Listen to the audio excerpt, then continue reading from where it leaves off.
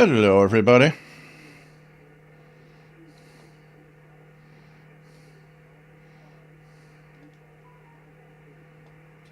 Hope everybody's all right.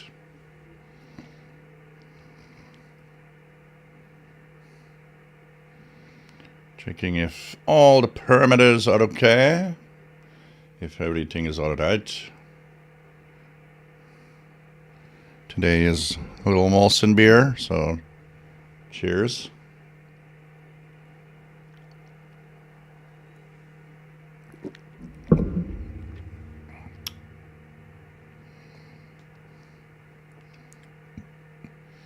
Things seem to be going okay, so we are going to start this thing.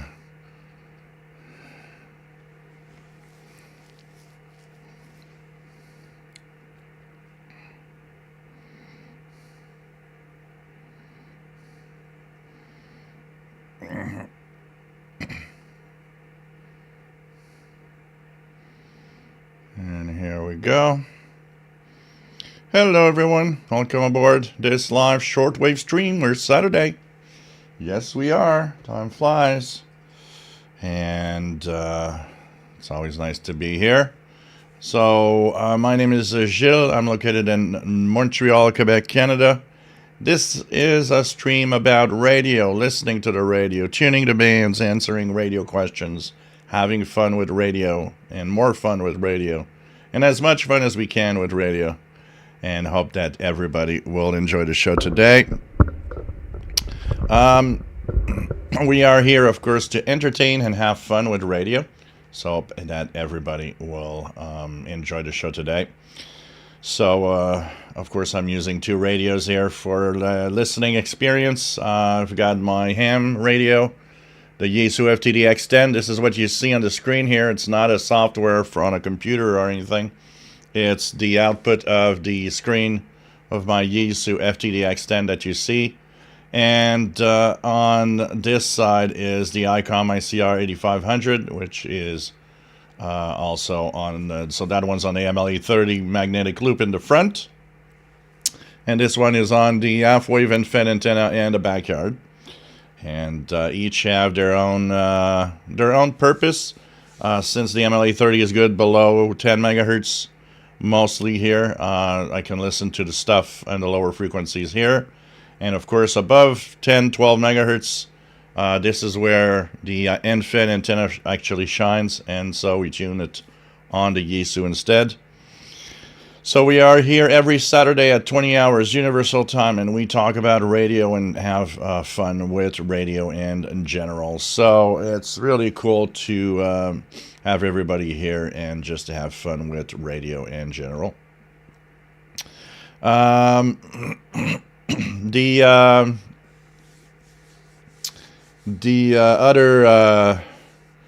The other thing that you can do is join the chat room, which is a fantastic little place with amazing people. And this is a place where people have fun. We talk about the fact that we have a hobby that's usually pretty much solitary. We are alone in our little man cave, and now is the occasion to share with others. A big majority of the people that are here are actually silent. When you look at all the views and everything, and you notice that only a certain amount of people, really small amount of people, actually interact. Most people just, stay away, and it's okay. I mean, everybody is in their own little way of being, and whether you want to be silent and just watch, share with others, pretty there's place for everyone here. Once the show is over, we move on where? To the Facebook group, which has the same name as the channel here, official SWL channel. We are at more than 4,000 members on the Facebook group, and lots of interaction of people, sharing what they're listening to and their new toys, when they get new radios and so on. So it's also a great place to be and share what you are doing on the radio. So it's really cool, and it's fun to be here. We had a record-breaking show last week. I don't think we're going to do that today, but what was almost 7 hours, or it's 6 hours and 50 some minutes. So almost 7 hours, and it was pretty incredible.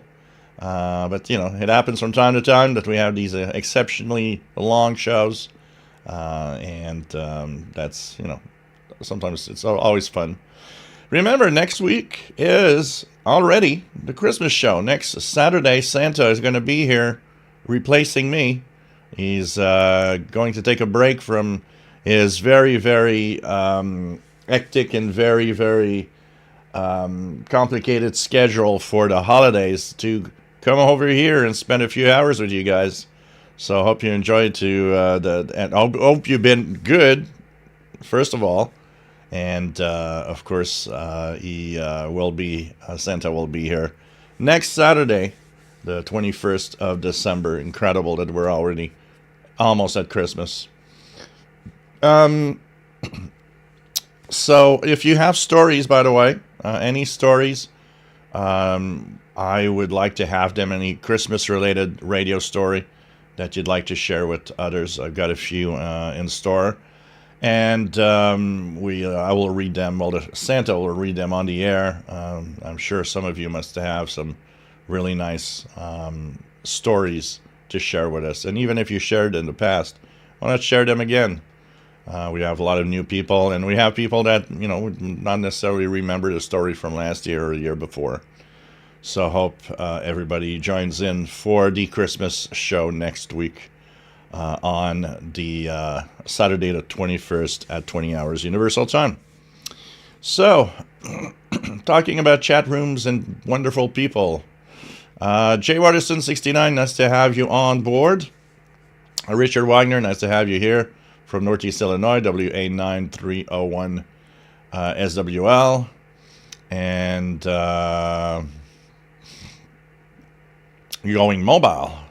Master Players Radio and Television, nice to have you here. WA5107 SWL in Morgan City, Louisiana. Cattle and Al, nice to have you here from Romania. James Farley from Old Bridge, New Jersey. KD2GUZ. RJDA Dakota, nice to have you here from Winsville, Missouri. And it's a rainy Saturday afternoon over there. WA0113 SWL. Here it's sunny and it's cold. -8 right now. Going down to about -12 tonight, so in Celsius. So this is the coldest we've had now for now. We had some rain this week, a lot of rain, but there's still some snow on the ground. So there was enough to at least stay there. So at least it's going to be. Hopefully, we're going to have a white Christmas. Hopefully, you never know. So yeah, we had a lot of rain, and now it's cold, and it's going to be cold for a few days before it gets back up to above freezing, actually, this week. Daryl B, nice to have you on board, and loves the fact that it starts at noon on the West Coast. Pretty good. TVDXer, bonjour, ça va bien, j'espère que tu vas bien. Nice to have you here, TVDXer. Dwayne from Tennessee, nice to have you here. Andy New, nice to have you on board from Bristol and the UK.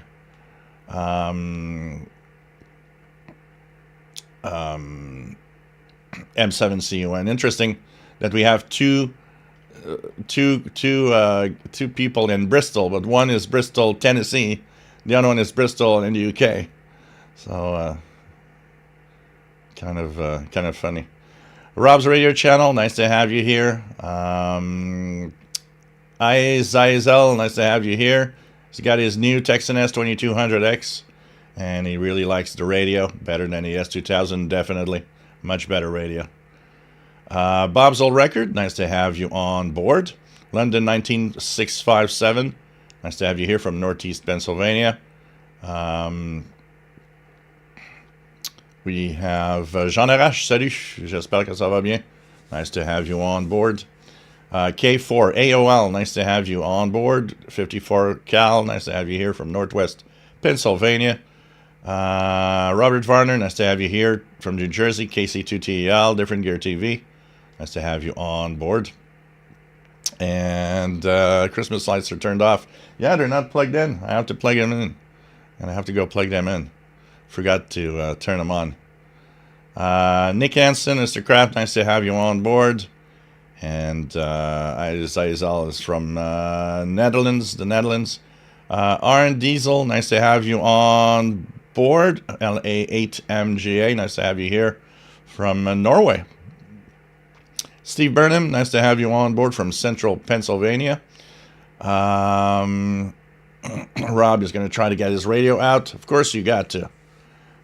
Nick Hansen is from England. DX Swinger, nice to have you on board from a cold southeast Pennsylvania. Brad Shaver, nice to have you here from North Illinois. PD1 PME, amateur radio, nice to have you on board, Paul. PD1 PME, nice to have you here. From the Netherlands, Jonathan, nice to have you on board. In advance, Merry Christmas and greetings from the Philippines. Nice to have you here, Jonathan, from all the way to the Philippines. Jerry Hart, nice to have you here from Niagara Falls, New York. Torben Iverson, nice to have you on board from Norway. Mike B. in Beefield, Colorado, nice to have you here. Mr. Heartbreaker, nice to have you on board. Don't break too many hearts. Ricky, nice to have you on board. J'espère que ça va bien. From Calgary, Alberta. 4 degrees Celsius. It's warmer than here. Nice to have all of you here, as usual. We have so in the Netherlands, 449 euros for the S2200X. So yeah, I got it for free, and because I got it for free, I had to buy one because it's my fault. Brian Penny, nice to have you on board from Cape Cod. Major stretches to Mr. Paul. Yes. He just asked me to go on to bed and sleep just as the show started, and he's been very cuddly in the last week, and been trying to. He's been kind of sleeping always very close to me, but he doesn't seem sick or anything. I think it's just maybe it's cold winter. He wants to get warm, so he's like he wants to cuddle more. Which is always fun anyways. Jeff King, nice to have you here from Jacksonville, Florida. What else do we have? Yes, it is amazing that Santa's going to be here. I got to tell you, he's I must be a pretty good guy because, taking time off at this time of the year to join for a show is something. John Beckham, nice to have you here from Northeast Florida. The Moose, 1829, nice to have you here. Joseph, nice to have you on board San Francisco Bay, California. Tuning is Texan PL 680. And might play with some antenna setups. Cool. Rob's radio channel is on the naughty list. Aha. So that means you won't have any radios this Christmas. Let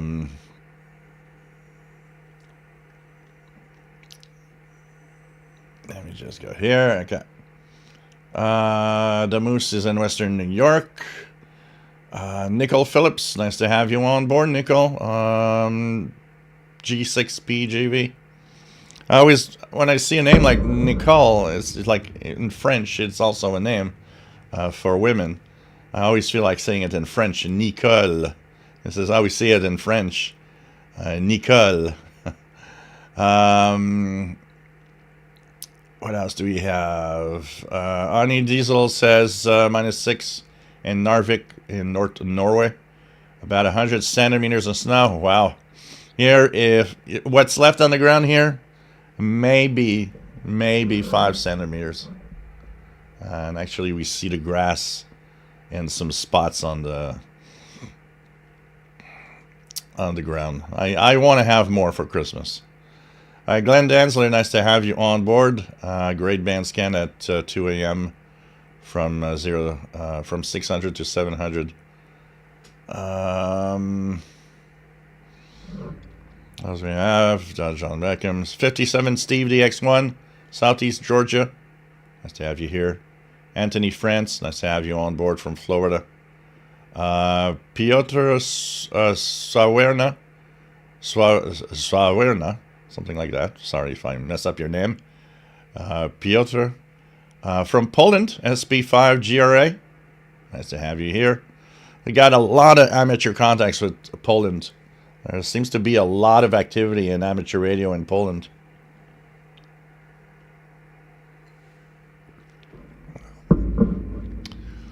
I can transmit on 80. It's mostly 80. 40 doesn't do it. It's mostly 80. I can transmit on 80 and light up the tree. Definitely. Everybody's like, well, you got a lot of RF there. It's like, I know. It's, the end-fan antenna that I have is meant for 40 and up. So it technically isn't very good for 80. So that's why I got some RF feedback. And I'm actually almost lucky that my transceiver still wants to, the antenna tuner still wants to tune it. Honestly. So, Penny C, nice to have you here. Daniela, salut.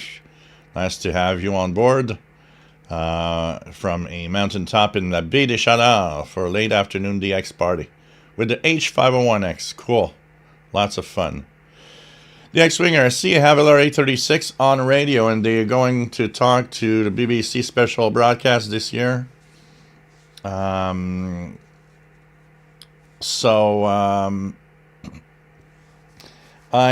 tuned the LR 836 frequency 15476 because I saw a post in Spanish that seems to say that within the next days, possibly, we might have a reactivation. So I thought I'd try it just to see if I hear anything by chance.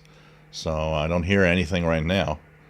But I thought it might be a good idea to check it out just in case. One thing for sure is I can't wait for them to have that new transmitter and get back on the air with their 10 kilowatts. I mean, this is going to be cool to have that broadcast come back. Bob, nice to have you on board from San Diego into DET. Tinu S, nice to have you here from Switzerland. And I do miss Swiss Radio International. SWL Signals 23, nice to have you here from Florida. Brad Shaver, we can all do without Arctic weather. Well, I like that, personally. So I'm one of those guys that like snow and don't really mind the cold, but I know I'm probably apart from a lot of people. I got a couple of friends of mine that are leaving this weekend to go to Mexico for 10 days. So, Michael Andrew says, Chicago, Mike says, hi. Nice to have you here. What else do we have? Checkpoint Charlie, nice to have you here from the UK. Michael, nice to have you here from the drone capital, New Jersey, USA. I've been reading a lot about that. Lots of stuff happening, apparently. I would not like to have drones passing overhead and not really knowing what they are for. And you know what? Drones are particularly a new kind of problem because this summer I went out with some friends to a restaurant, and we were on outside terrace in the back of the restaurant. And it was a beautiful, beautiful place, but I found it quite annoying that while I'm actually enjoying, a good meal with friends, that there were drones passing overhead at that place. And I found it kind of annoying. I was like, wow, this is, I don't know. If I had a drone, I would not have it go over places like that.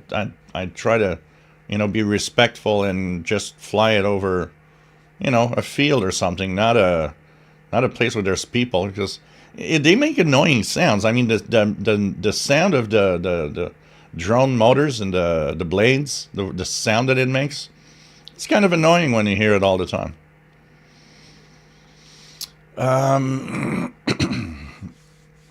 James Johnson, nice to have you on board from Jax, Florida. I use a 8-band end-fed a long wire, and as an inverted V, and I can get dang near everything. So cool. when I added the, if you guys remember my little experiment, I added a second wire to it, and it made like a V shape. I could actually key 160 meters on the Yisu, and even made quite a few contacts on 160 when it was working. So it's kind of cool.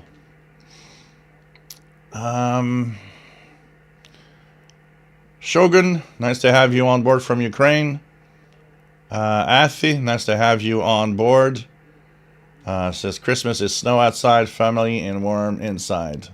Yeah. Juice Van Dalen, nice to have you on board from the Netherlands. Skylar Phoenix, nice to have you here from Colorado. Imagine drones the size of a car. That's kind of an annoying. That must be even more annoying. It's pretty crazy. And you never know what they do with these things too. So it's like it's kind of, I don't know. It's kind of something that I would not like to have flying overhead here.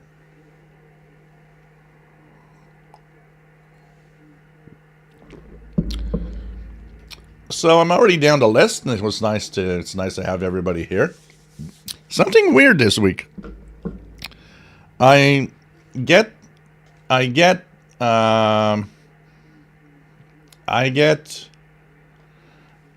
message, a text message, while I'm out this week visiting a friend in a hospital. It says there's a package for me, and I'm not expecting anything. So, get back home because I'm kind of curious. What could I have waiting for me? And without any, I mean, they didn't tell me anything. They sent me, XH Data sent me a second D221 in green. And I was like, okay, I got two now. They sent me a second one. So it's kind of, okay. Well, I guess I'll give it to maybe somebody at Christmas that might enjoy having a little portable radio. But I was surprised. I was like, whoa, why did you send me a second one? It's funny. So anyways, great little radio with the NOAA weather. The NOAA weather band is extremely sensitive. It's very surprising. And it's cool to see that also the 7 channels of the NOAA weather are very well separated. You know what channel you're tuned to when you listen to it. So it's really, really cool. Really cool little radio. For those, if you have, I think this would be a great stocking stuffer. If you have, you want a little gift that's inexpensive to give friends and family. You know what? Everybody should have one of those in their home in case of emergency. Gives you access to AM, FM radio, shortwave, and the NOAA weather channels. I think this should be in every single home. It could be very useful, and especially in places where the weather could go really bad with, like tornadoes, hurricanes, and even here. I mean, we've had ice storms. We had so much bad weather over time. I think everybody should have one of those, definitely, in their home. What else? Hoo wee wee. Talk about pirate radio. Transmit or receive. Pirate radio. So, what do you want me to talk about pirate radio? So, for those that don't know what pirate radios are, pirate radio is something that is on shortwave and on many bands. In the U.S., you guys have FM pirates. A pirate radio station is simply somebody operating illegally on the bands and doing like a radio station, if you want. There's a lot on shortwave, actually, and even usually Saturday night, like tonight, there should be a lot. There's a great website for that, by the way, that is HF Underground, where you have info about all the pirates that are on the air. If I look here, for example, there's one unID'd that was a little earlier at 18 UT on 6880 in AM mode. So They usually use, a lot of people are asking, what do they use to transmit, for example, and most of them use modified amateur radio equipment to transmit. Rotten Animal, nice to have you here from Toronto. Roger C, nice to have you on board from Ireland, but here in Connecticut. So nice to have you on board. Scudder Phoenix, how about using drones to hoist an MLA-30 higher? And yeah, I don't know. Are drones noisy on shortwave? That's the question would be that is, does the drone make a lot of RFI, of radio frequency interference when it's running? Because they could be noisy. John Beckham, perhaps XH Data watched your video and liked what they saw. After all, you have done a very nice job of promoting the XH Data D221. Yeah, well, I think for the price, it's worth promoting because, like I said, it's a good little radio to have in emergencies, and I think this is for the price a decent package. I didn't talk about the other thing that they have, the transceiver, but this is worth it. I guess you probably said maybe we'll send him another one and he can give it as a gift to somebody, probably. James Johnson, out of all the new radios in the stack, I still keep my Grundig FR200 shortwave radio right next to me and have it tethered to a long wire outside. Always like backup with batteries for emergencies. Yep. Skipwave DX, nice to have you on board. Rich in the chilly Catskill Mountains of New York. Bob's Old Record, I'm sure that the pirate stations are run by licensed dam operators. Definitely there are some. That's for sure. There are some. It's something that a lot of this over years you notice that there's a lot of hams that do illegal stuff also. An example is here. There's we talked about CB radio, and let's try it out here. Let's go to out of band calling frequency. If you go on 27555, there's somebody in Spanish right now, is a calling frequency. This is like the out-of-band CBR calling frequency. And what happens is that people usually will meet up will call for another station on 27555, and then will tell, okay, now I'm moving to this frequency, so the people can follow. If you want to contact that station, you just follow to the other frequency. So, and most of course, some people do use modified CB radio, but most part is some ham gear that's probably, like as the Mars mode done in them. Most transceivers, even the Yaesu that I'm using here, there is a Mars mod. What's that? Well, if you've looked at the shortwave bands, you will sometimes hear stations just above or below the standard frequencies of amateur radio, the standard bands, and they are military, and they do nets of all sorts, and these are MARS, a military auxiliary radio system, and it's an amateur radio-ish side to the U.S. Air Force and military. Here in Canada, we have an equivalent of that, which is CFARS, which is the Canadian Forces Auxiliary Radio System. And so most ham gear have that mod possibility. If you're in the armed forces, you can modify your radio to join the Mars nets. So, of course, a lot of people do the Mars, the Mars modification for other purposes. And some of them is making pirate radio activity. Some is using their gear to go to the out-of-band CB frequencies and to the calling frequency. So there's a bunch of hams that I hear that are close here in the southern Quebec that have a regular chit-chat every night on 80 meters, sometimes on 160 also. And of course, over time you listen, you recognize the voices. And one day, I'm on 27555, and I immediately recognize the voice of one of the guys that hangs out on 80, that calls CQ on 27555 out of band. So, it's technically illegal. You're not supposed to be there. But that just tells you that, there's a lot of hams that do these little out of band things, and, and like we said, a lot of the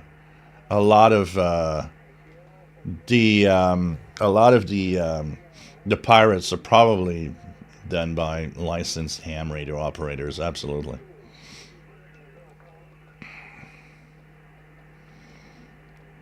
Daniel Marc Leblanc, nice to have you on board from New Brunswick, Canada. Hook 911, nice to have you here. Marc Baillargeon, nice to have you on board from NDG.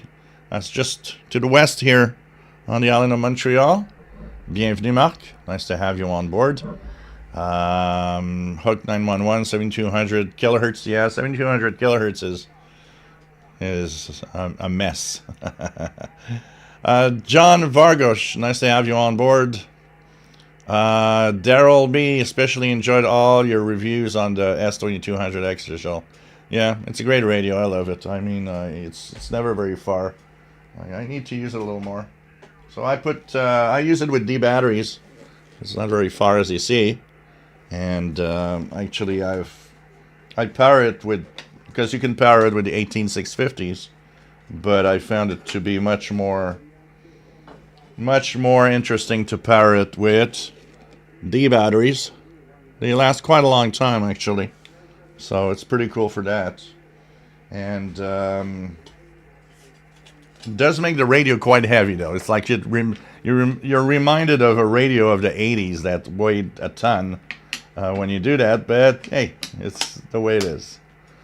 So it's pretty cool to have that radio handy here.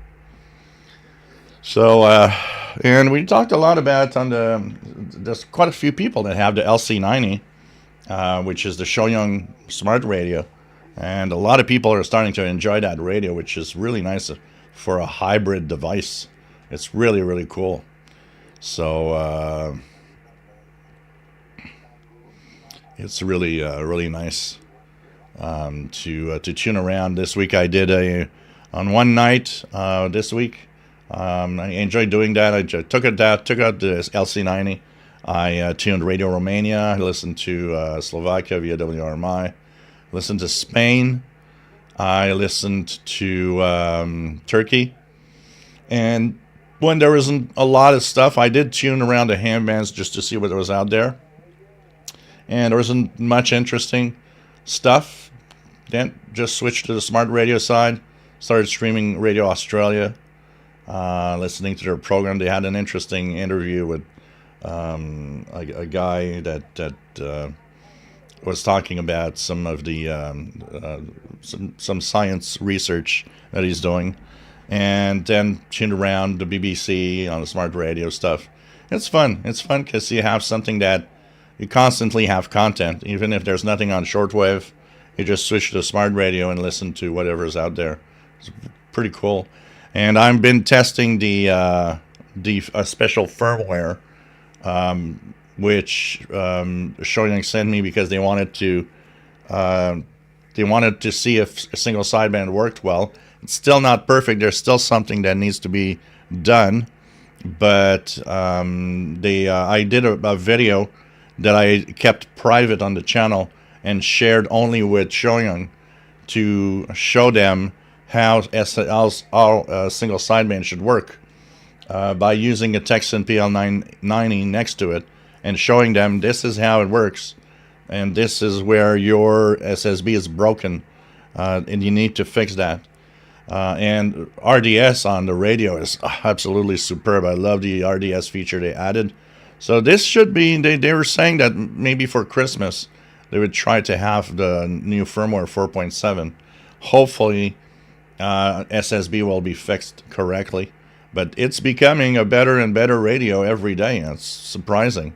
And really, really love it. You know, I think they appreciate the honesty that at my first review was kind of a little negative. My first review was like, you know, this thing isn't great on shortwave. Too much noise and too much problems. But as time went by, every time there's a new firmware, I kind of reassess the radio. I redo a new review to take into account the things they fixed, the things that are better. And I think they appreciate that. And they are working on the LC100. And so that's going to be kind of interesting.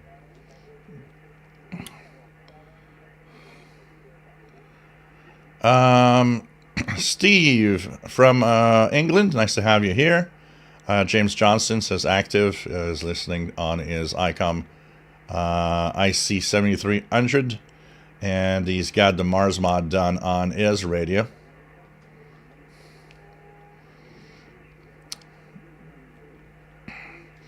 John Mickham, you got your ears on, good buddy. Oh man, what's your 20? Yeah, those CB radio days. Well, I do have my, you guys might not see it really, it's just the corner here. The 980 SSB, 980 SSB from Burkett. And it's kind of fun. There's a bunch of guys on Channel 20 on Friday nights. That's a lot of fun to listen to. So this is really cool. And now it's we had our first snow removal. And here what's cool in the snow removal is that a lot of the trucks use CB radio. Because the way it works is that the city trucks have their own communication system. But the trucks that the snow blower will send the snow in are private companies. And these private companies, in their trucks, they all have a CB radio. So when the snow removal crew is going, I enjoy having the CB radio tuning and scanning the different channels, because you hear them and you know where they are. You can follow them. If I know here snow removal is going to happen, you know, today or tomorrow, I can follow, and it's like, oh, they're approaching. They're not that far away, and often the trucks communicate with each other because they want to know where the snowblower is, so they want to position themselves, and it's kind of cool. I find it fun to be able to hear that on the CB radio. It creates more activity. It's really kind of cool. WF7i Homebrew, nice to have you here, Bert, from Virginia. Athy says, how do you deal with cold weather in Quebec? We're used to it. We're used to it. We have our... You should see it here. It's incredible. When people that live in warm countries, or even not that far off, people that live in some of the U.S. states where it does get cold and sometimes you have snow, aren't as equipped as we are. You know, I say it all the time when I see Europe, and I see like France, or you know, that gets some snow and everybody's stuck with, you know, 1 inch of snow is enough to stop a whole city. Here we get snowstorms that give us a foot of snow in a day, and I mean nothing stops. Everything continues. So it could be minus 20. We could have a foot of snow in a day. And we've got all of these, we've got like tons of equipment. We have these trucks that just remove the snow. Here when there's a snowstorm, usually 2 to 3 days after the snowstorm, the street is clean of snow. They've removed all the snow. And, you know, we're used to it. It's, you know, because it's like that, we have that all the time. we've got the equipment for, and we have a budget. It's like, I think the city spends something like $35 million a year in snow removal. And we've got thousands of trucks that go through the streets to remove that snow.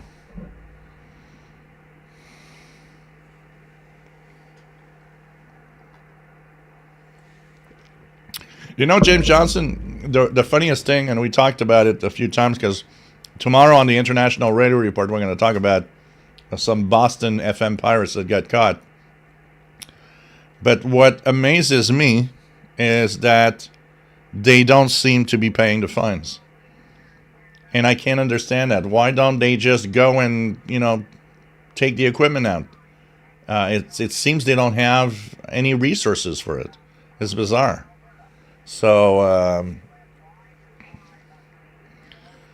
there's a guy just calling now, 555. That's changing his frequency, and he says that he's in Alberta. 27555. So, anyways, they don't seem to be paying the fines, which is kind of dumb. It's like, I don't understand why you don't go after them. The pirates on shortwave aren't really getting caught anymore. These are the ones that today they're kind of uninteresting, I guess. The FM ones is because they interfere with real broadcasts. And sometimes when their equipment's no good, they can even have spurious signals in the air band, which is really not a good idea. So that's why they go after the FM ones. But in shortwave, I haven't heard a shortwave pirate being caught and fined in years. I remember Monitoring Times used to have a page where every month they'd be talking about the different pirates on HF that were caught and that had fines. Different Gear TV, a lot of 10-meter radios are very popular with CBers. A simple mod in the menu makes it cover 11 meters. One of the things I was curious about, and I was talking with Sheldon, I've noticed South America seems to be extremely, they seem to really, really like being on 10 meters all the time. And I was wondering if one of the reasons would be that maybe they have some modified CB equipment that covers 10 meters. TFP, Taloha Fishing, Paddling, and Outdoors. Nice to have you here. K5 ASL from South Mississippi. Nice to have you on board. James Johnson, I got a Striker 955 HP, second gen with 11 meters mod. It's a very capable radio. Skylar Phoenix, my MLA-30 arrived today. Need to use it indoors, but no instructions. Going to place it in the window. Well, I need to be able to swivel it. You're not necessarily for shortwave. Remember that it's a directional antenna, but for shortwave, the directional pattern isn't that important. What you will want to do is position it for the lowest noise possible, and just leave it like that. That usually is more what you'll want to do for shortwave. If you do medium wave, if you're capable of course, turning the antenna, that would be good, because on medium wave it's very directional. RJ-DA Dakota, LC90 is a very curious receiver. I wouldn't mind having one of those. Yeah, it's very unique in what it is. I mean, it's the first hybrid, smart / standard radio. It's kind of cool. It's also very cool that it can update the firmware through Wi-Fi. James Johnson, my unit in 980 SSB was my gateway radio. And what I need to look at on the 980 here is if there's a way to calibrate the frequency in it. So, oh, it's even more than that now. Yeah, I'm having probably some. I'm having probably numbers from the past here at 32 million. So 197 million now. Dang. This is crazy. 197 million. This is crazy, but hey, you should see how effective snow removal here is. It's incredible. David P. Miller, nice to have you here from Cherry Hill, New Jersey. WWV20 coming in well on PL660, indoor long wire. No other WWV can be heard at 2030 UTC. James Farley, do you think would be possible to add an external BFO placed near the DX 286 to receive upper and lower sideband? Yeah, I don't know if anyone sells one. I think MFJ used to have one, which was a external BFO that would create the tone for the carrier for SSB capability, and that definitely would work on that radio.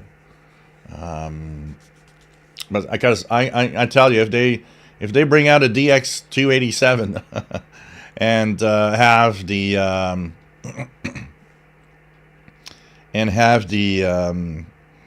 single sideband in it, man, that would be a killer radio. Definitely one of the best out there. Torben Iverson, like here in Norway, we have the right equipment to get roads clean, so 1-2 meters snow does not stop us either. Yeah, I guess everywhere that we know we can get a lot of snow. We need that equipment, so everything continues working. Robin Spalding, nice to have you here from Berkeley, California, and 6RLS. Bob's Old Records. I'm all for defending FCC and CRTC. Yeah, I don't know. It's like I always say. It's funny because HF pirates are pretty good at managing their own. They're careful at choosing a frequency where there's nothing. They're careful not interfering with anybody else or any utility. It's kind of interesting to see that in the chaos of what pirate radio could be, there's actually order and rules that they follow. So honestly, HF pirates, who cares? It adds stuff that we can listen to. Personally, it's cool. It's like I don't care. I don't care. It's illegal. It's like, come on. How many of us listen to pirates and enjoy listening to them? Kamikaze 76, nice to have you on board from West Michigan. But where needs to be better order, and that's where it has, is the FM pirates. Because it's true that FM pirates sometimes interfere with other FM stations that are licensed. It's also true that there have been cases where the transmitter was bad or not installed correctly, and it would create, a spurious signal in the VHF airband, and that could be very dangerous if you interfere with planes. So for that, there needs to be, some enforcement for sure. The Invisible Man. Texan PL600 second-hand, 70 euros, or a PL660 new, 144 euro for first-time user. What do you think is the best? I would go for the 660 brand new. Because the 600 is not a bad radio, but it has some issues. Their audio is kind of scratchy and a little rough. There's quite a few things that you're better off with a 660 or a 680 than a 600, personally. RJ Dakota, I really like trying to find pirate broadcasters across the band. So, so as Ricky said, so the 2024 budget for removing snow in Montreal is now $197 million. That's a lot of money. Andy New says, will the proposed LC100 have improved specs? This is what we hope for. The LC100, I'm pretty sure, will be a good radio because the engineer and the guys at Shoyoung want to have things that are great in performance and beautiful. And I think they're taking notes on the LC90, and that they will use all the knowledge that they've got from the LC90 fixes to make the LC100 better. They have told me that when the LC100 is getting close to being released, I will get one in advance because they'll want me to test it and tell them what's wrong with it before they actually release it to the world. So I would guess the LC100 might be pretty good. It'll be interesting to see. They did ask a lot of questions. For example, I did see that they asked if single sideband was important. How important is that in a radio for the users and not? So I think they were like testing the ground of what are the features we're going to have in the LC100 that are important to users. So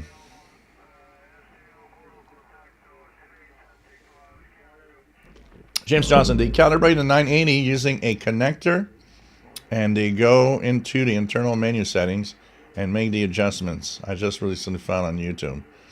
Okay, I'll need to check that out because mine is off by, I don't know, 20, 25 hertz. It's not a lot, but it's enough that when you speak, your voice sounds weird because you're not on the frequency. And so I would like to have that fixed. And I don't know, can I according to the video you've seen, James, can I do it myself? RJ Dakota, I've never seen a radio that can update its firmware using Wi-Fi. My Vizio TV uses Wi-Fi to update itself. Yeah, it was one of the first. The second one now that I have that does that is the SDR Play network receiver that I've used quite a lot this week, actually. I've had a lot of fun. So what I did, and that is cool, is that in my VHF, UHF wideband antennas in the backyard. And the problem is I don't have, a very long wire to bring all the antenna up to here in my shack, which is in the front. So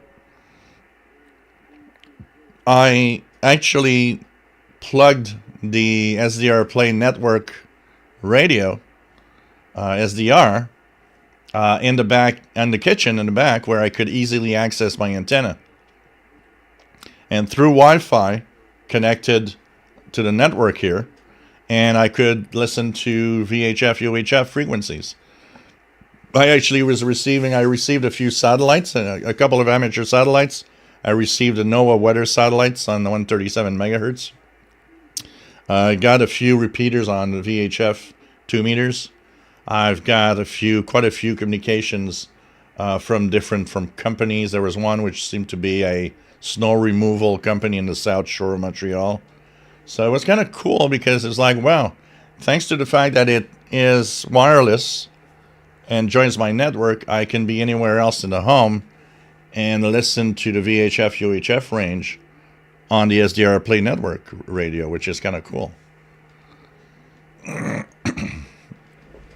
Doing pirate that just play music are kind of boring, especially on SSB. AM is better for music, but I would hear content. I agree that one of the things I miss is the pirates back in the day of like in the 80s, 90s that had content. They would create shows. Today, a lot of the pirates are mostly music only. I gotta say that what you're saying is on single sideband. If they are on frequency and you've got a good radio, it's not too bad. But if you're using a BFO where you have to fine tune, dang, is it hard to get the correct pitch on music in the single sideband. And yeah, AM is better. When there's music, a lot of music, AM is cool for that. But yeah, still, it's kind of, there are some that are kind of cool. Like there's the Wolverine radio usually has a theme. So he plays music, but the songs that have chosen are all it's all the same. There's a theme in it. You got to find what the theme is. And at the end, when he ends his transmission, he is always going to send a slow scan TV picture, which actually explains what theme was the show. It's kind of cool, you know. But definitely, it's kind of cool to have a show that has something, the content in it, more than just music. Dan V, nice to have you on board, and lots of signals on 10-meter SSB contest. Yeah, it's the 10-meter SSB contest, that's true. Nice to have you here from Ohio. Joseph, radio pirates can be the highest art because of what you said, order out of chaos. It's kind of amazing. So, yeah.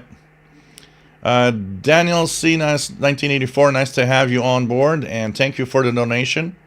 And you're watching from Argentina. This is so cool. Risto Forsberg, nice to have you on board from Stockholm.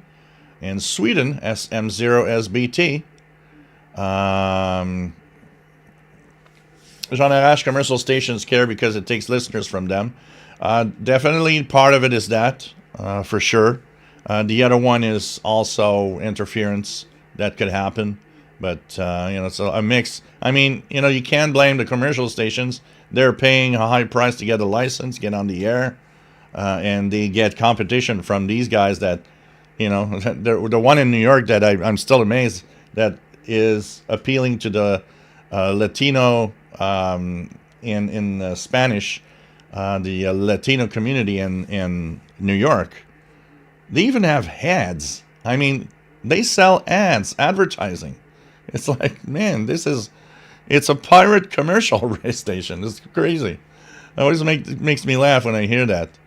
Talking of donations, by the way, if you like what you hear, what you see, and what we do here, we're here every week. Santa's going to be here next week. I post videos through the week on the channel with all sorts of hopefully interesting content. If you like what I do, how about a little donation, a little something? It helps me out a lot.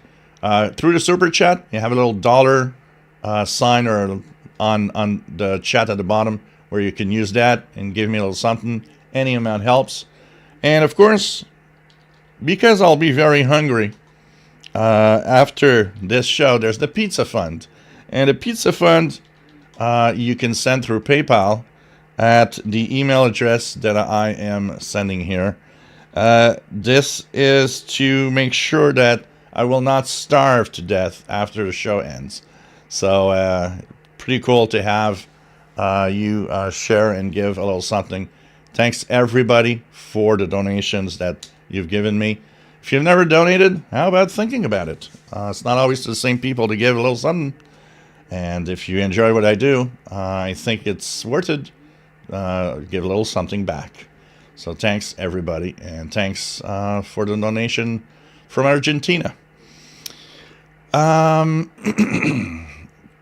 Dwayne, back in the early 90s, 7415 was a hot frequency for pirates. Yeah, 7415 was the frequency. And finally they moved away and went just below the 40-meter band. And they've pretty much now, most pirates will be from, 6850 to 7,000 kilohertz, somewhere in there. And, there are some, and especially in the winter time when the maximum usable frequency is low. For example, right now, there's a pirate that is on 4185 upper sideband. Let's try it out.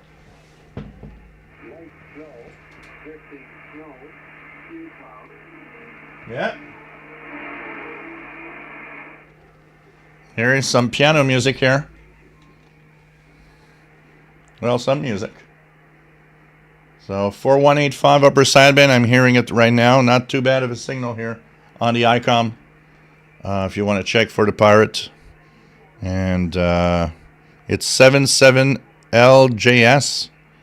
or LIS, something like that. Kind of interesting. LJS 4185. So the lower part of 4 or 5 megahertz, sometimes in the winter time, gives us also pirates.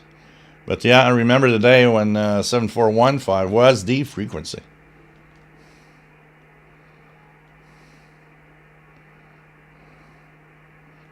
So what else do we have? RJ Dakota, sometimes pirate actually relay each other's broadcasts. Last Halloween I heard a relay of one pirate on 3 frequencies. Yep. And I suspect that a handful of pirates are relaying a lot of other broadcaster pirates shows that maybe they don't have transmitters or something. So okay, you guys, I'm just gonna move this here for a second and go and plug in the Christmas lights. It seems that you guys want the Christmas lights, even if it's only a little bit.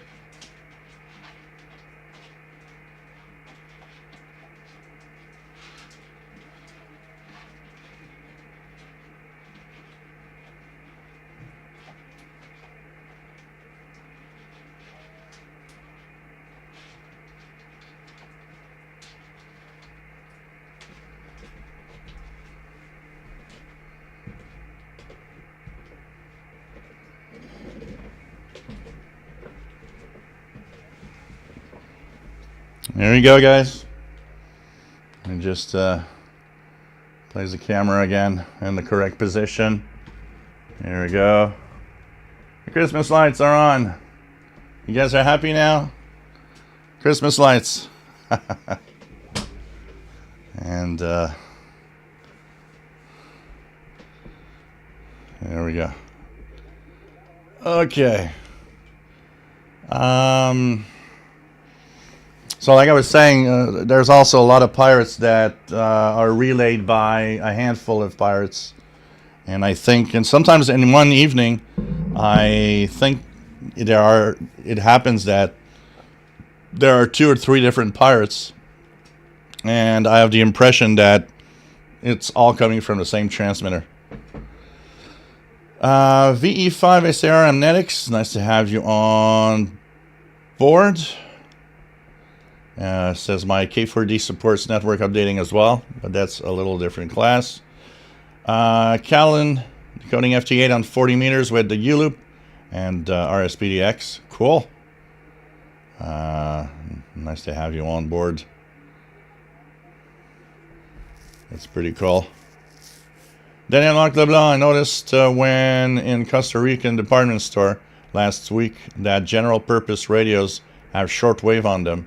I was at their version of the dollar store and was surprised to see FM, AM, and on them. Okay, and what, shortwave? Okay, kind of cool. James, it's a matter of ordering the connector that interfaces with the software is available too. Okay, I'll check that out, James. So now the Christmas bulbs are on. Ricardo, nice to have you here from Portugal. And of course, we all like likes. Callan says 120 likes missing. RJ Dakota, AM better for music. Yeah, absolutely.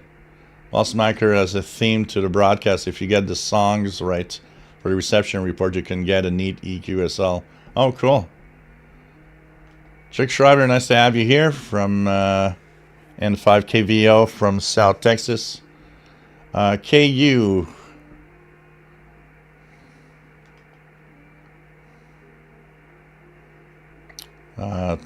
Thank you for bringing us all together again, Jill. Hope you're doing well and taking care. Nice to have you here, Kevin, in Detroit. Yeah, it's, it's kind of cool. PVM, what's your favorite broadcast band station? I like most of them. I can't say I have a favorite. I think we talked about it quite a few weeks ago. And what I would say is if I like pretty much every radio station, and it depends on the programming and stuff. One of the shows that I love that's on Radio Romania International is when they have the history show, and they talk about the communist past of Romania. I find it super interesting. So I just opened a beer here. So cheers, everybody! Another Molson beer. It's a dry ice.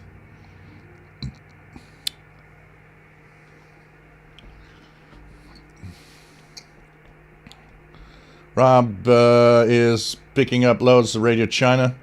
Yeah, you guys in Europe hear it more than here. Joseph, thank you so much for the donation. Much appreciated. 4185 USB here in California, nothing. We'll play in 10 and see what. Yeah, 4185, and you are in early afternoon, so probably not making it to the West Coast on that low frequency. Uwu Wiwi says, any pirates at the upper or lower end of the AM band? Forgive me if you mentioned it already. Yeah, there are pirates on the top where it's the expanded AM band. I know that there are quite a few pirates there, especially in the United States. Quite a few of you might be hearing some of those. There are. So, I actually need to put, where did I put them? They're over there. I need to put more Christmas lights. I'm going to try to have them up. I got 100 bulbs there, 100 lights there, just waiting to be plugged in somewhere and work. I would need, it'd be probably good to have more of these Christmas lights here. So yeah, there are some pirates on the top part of the AM band.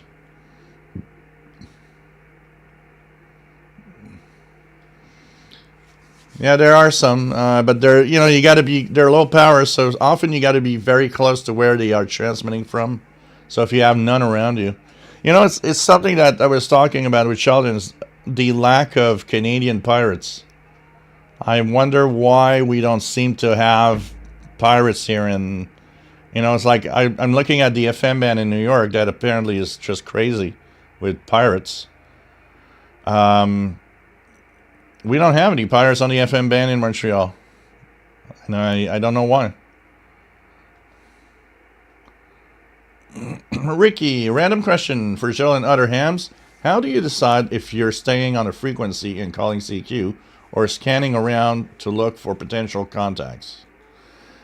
So my way of doing it is, if I want to try to call CQ, I'll check for a band that I know is open, that has activity, and then I'll just choose whatever frequency.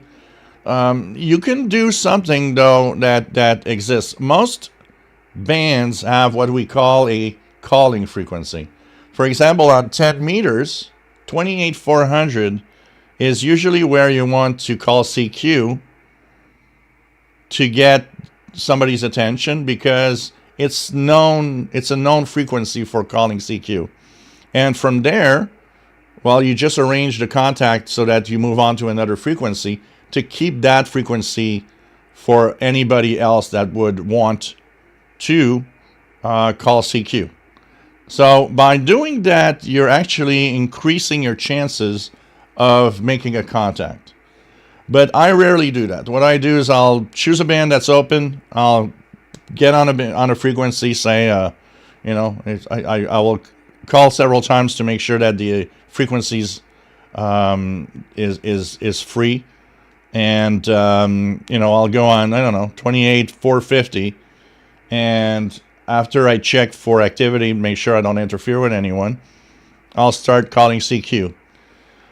But mostly my way of doing it, which is my preferred way, is I'll go through the bands, and when I hear somebody making contacts, I'll stay there and make a contact with that station. And that's probably what I do the most. But calling CQ is interesting because you can call CQ on a frequency 1 or 2 times and get somebody, or sometimes you'll call CQ and it could take 20 minutes of calling CQ before somebody answers back. You know, it's like the chance. You got to have that. I'll have that. You know, that chance of finding you. So, but that's mostly the way I do it. Is I either my first choice will be to scan the bands to see if there's any stations calling CQ or that is making contacts. And from time to time, I don't do it too often, but from time to time, just sit down and call CQ on a frequency and hope for the best.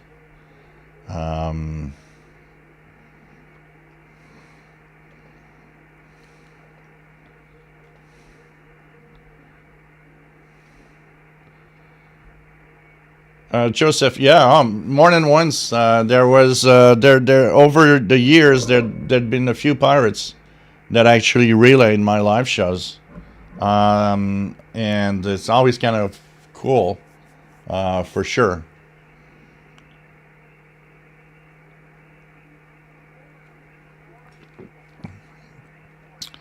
KW161, ho ho ho! Greetings from a much cooler Tucson, Arizona. Gurf. No sign of anything on 4185 in Colorado, but yeah, that same thing, a little early. Alan Howell, nice to have you here from West Quebec. Dave Vosh, nice to have you on board.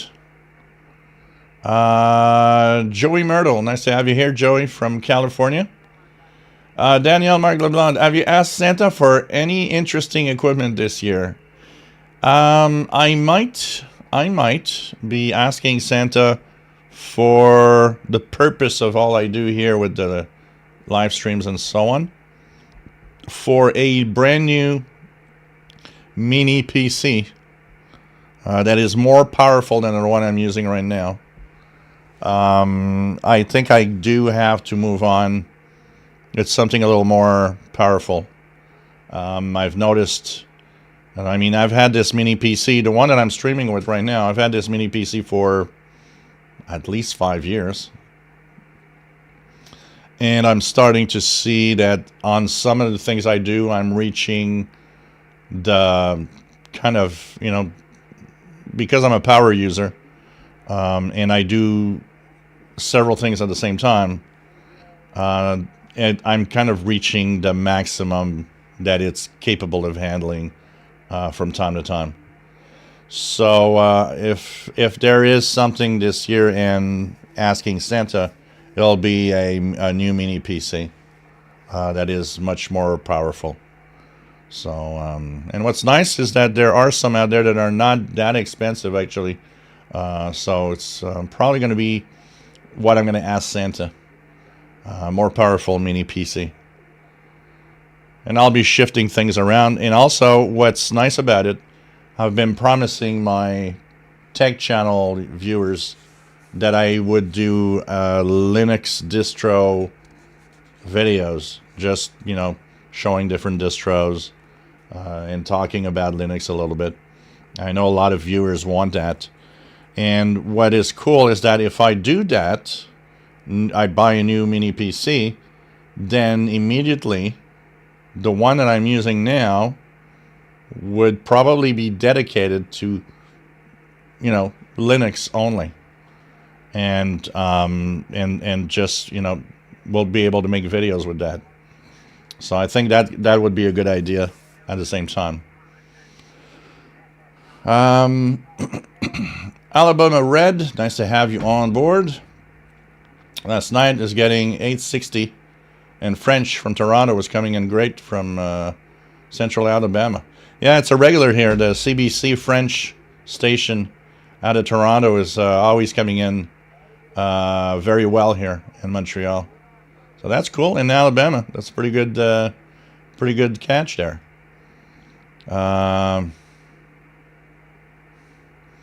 Rob's Radio Channel. Well, you know what? The cool thing with this is no, because these are incandescent bulbs, so they're not they don't create any noise in my radios, unlike some LEDs.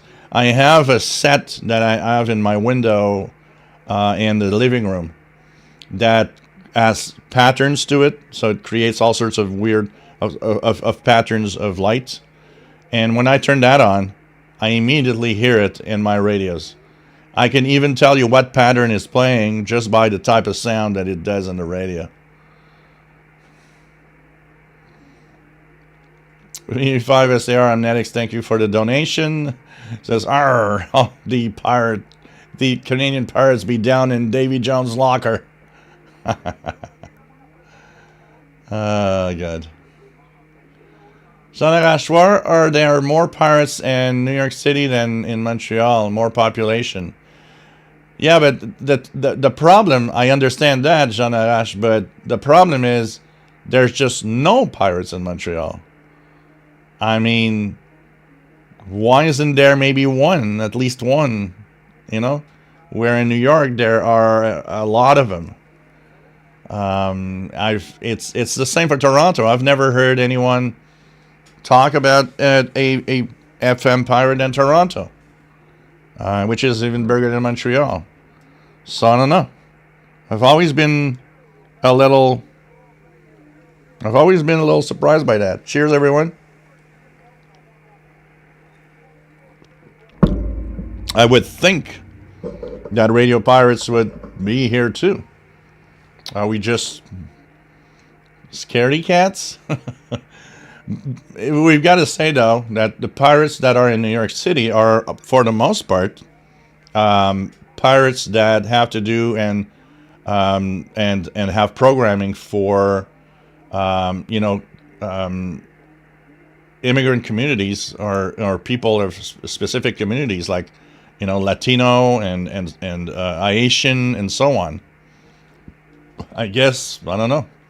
Nobody here does that.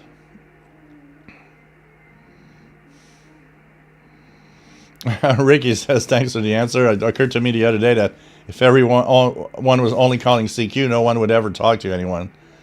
Yeah. Well, that's the thing is, I think it's we all do a mix of that. Some people never call CQ.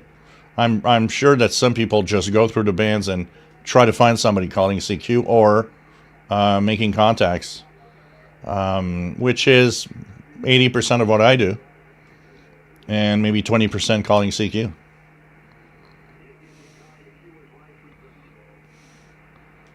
And of course, there's all sorts of other things, like a Bert is talking to FT8, our friend WF7I Homebrew. The majority of contacts on amateur radio these days are FT8.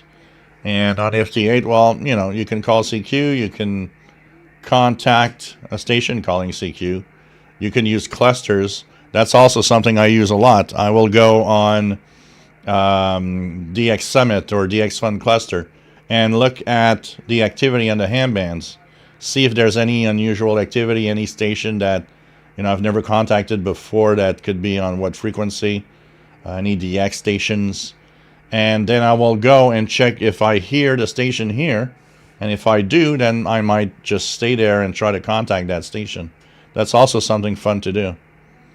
So often that's what's going to happen. I'll be looking at, for example, if I look now, just out of curiosity, let's say I go to, I'll go to dxfuncluster.com. I'll choose 20 meter band.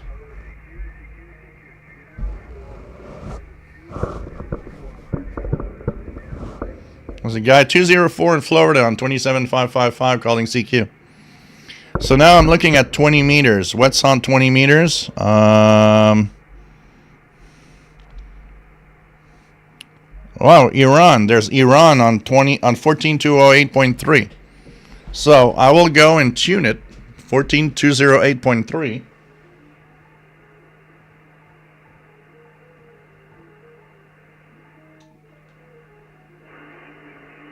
And I'm going to listen to see if I hear Iran. And if E would be there and be strong, then I would I would go and start trying to make a contact with that station. What is there? What are these single letter stations? K2P. Oh, the 12 Days of Christmas. K2P. 11 Pipers Piping. Oh yeah, I remember from last year. Let's try 14253. I'm gonna go 14253 and get one of the 12 Days of Christmas station maybe.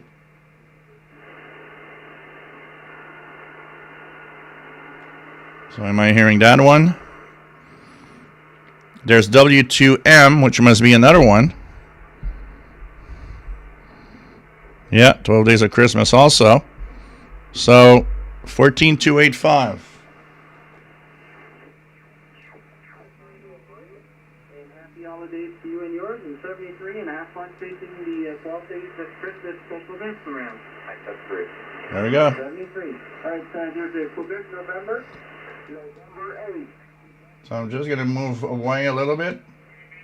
I'm going to tune so that I'm optimized for the frequency.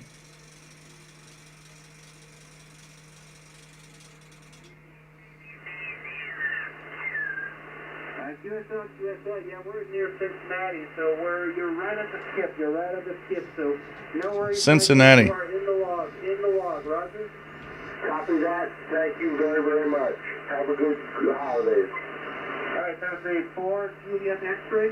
Roger, Kilo Charlie 4, November is Juliet X-ray. So we're going to try for W2M near Cincinnati. 59, Ohio. Roger, 597 in Tennessee. And scratch that radio alpha. You're not about to go off by here, okay? I love this, the banter. All right, thank you very much. Hey, you guys have fun, and 73, happy holidays. Here's it, with me to my Portable Lake. Victor Echo 2 Zulu Zulu India. Charlie, Norway. Victor Echo 2 Zulu Zulu India. Uniform Papa.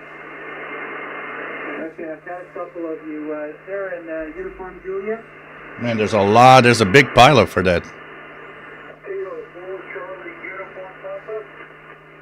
Okay, the Uniform Papa, I had you at the bottom of the list, but let's go with you. Ending Uniform Papa. Well, I was doing a list. So I'm going to have to listen if you heard Victor Echo 2 Zulu Zulu India. So 12 Days of Christmas, if you guys want to... I believe they have a very nice certificate if you get all the 12 Days of Christmas stations. Happy holidays to you and yours, and 73. Here in Alpha, Bravo, Kilo. 51, Alpha, Bravo. So Jim Gordon, nice to have you here from Scotland. Nice to have you on board. And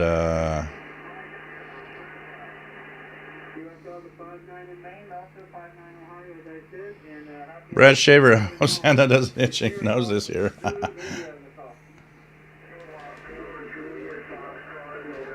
Victor Echo 2 Zulu Zulu India. Okay, that's Victor Echo 2 Zulu Zulu India. You're 59, 69 Ohio. You're 59 into Montreal, Quebec. Ok, Jeff, c'est 59 en Ohio. Et puis, merci beaucoup. À quelle région de Montréal? Dans le quartier Rosemont. Ok, parfait. Moi, je suis natif du sud-ouest de la ville de Valleyfield. Roger? Roger, Roger. Alors, de joyeuses fêtes et merci pour le contact. Et joyeuses fêtes, merci pour le contact et à la prochaine. Was there another Zulu India to call? There we go. And you spoke to me in French. Wow. So I need to take note of that. So I'm going to put it in my log, QRZ. So 59. And he's W2M. W2M. A guy from Valleyfield, just south of Montreal. W2M. And now 23. So I'm adding him to the log here, 20 meters. And SSB. We've got 5 nines from both sides. And I've got 100 watts. And the frequency is 14285. 285. And I save record and ease in my log. There you go. That's how it's done. So you got an example here of how I do it, Ricky. Sheila Lessard, bienvenue. Nice to have you here. Dave Vosh, thank you so much for the donation. Much appreciated. What else do we have? James Johnson, I tend to use old business PCs with upgrades. And getting a PC and cabinet is crazy cheap. Here we go. So here you go, guys. I just made a live contact.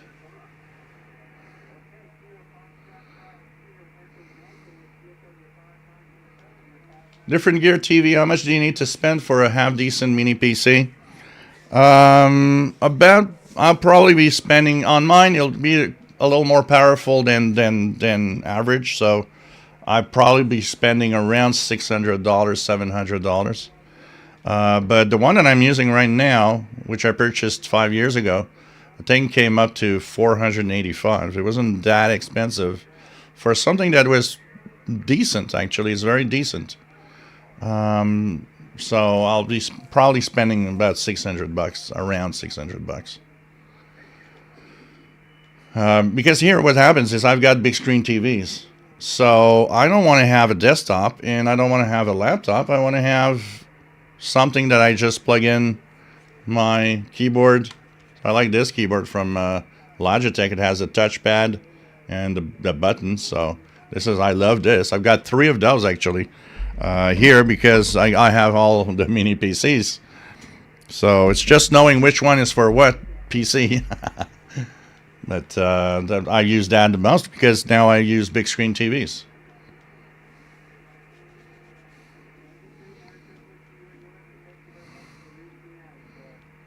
John Beckham, would you say that early morning Far East shortwave listening broadcasts that I receive in Northeast Florida are coming over the North Pole?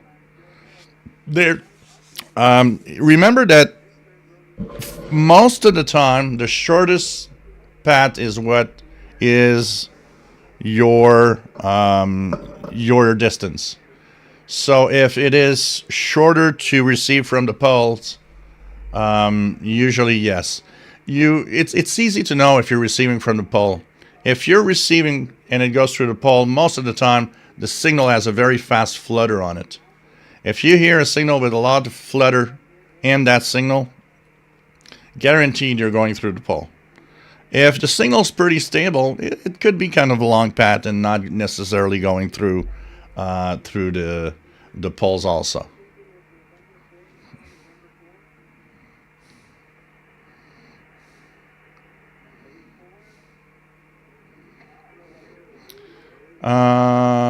V5 SAR Magnetics. If you're looking for a spiffy mini PC for a video, Our Star is bringing out their Gem 12 Pro Max with top-notch mini PC series specs. Okay. Ricky's running Ubuntu on a small partition. My 11-year-old laptop makes the computer feels so much faster for everyday use. Yeah, it's a great Linux distros are a great way to continue using old PCs. No, Skylar Phoenix.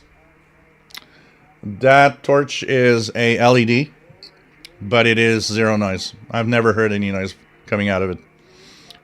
Same for, I've got two other in the back here. Because it's very bright, we don't see much. But if you look here, you could see, whoops, not here. If you look, I'm going to move here. You see here, it's kind of red, orange red. There's 2 bulbs in the back. There's another one here. That's where it's red also. And these are Philips LED bulbs that you can use, connect to Wi-Fi and change their colors. They are also extremely quiet.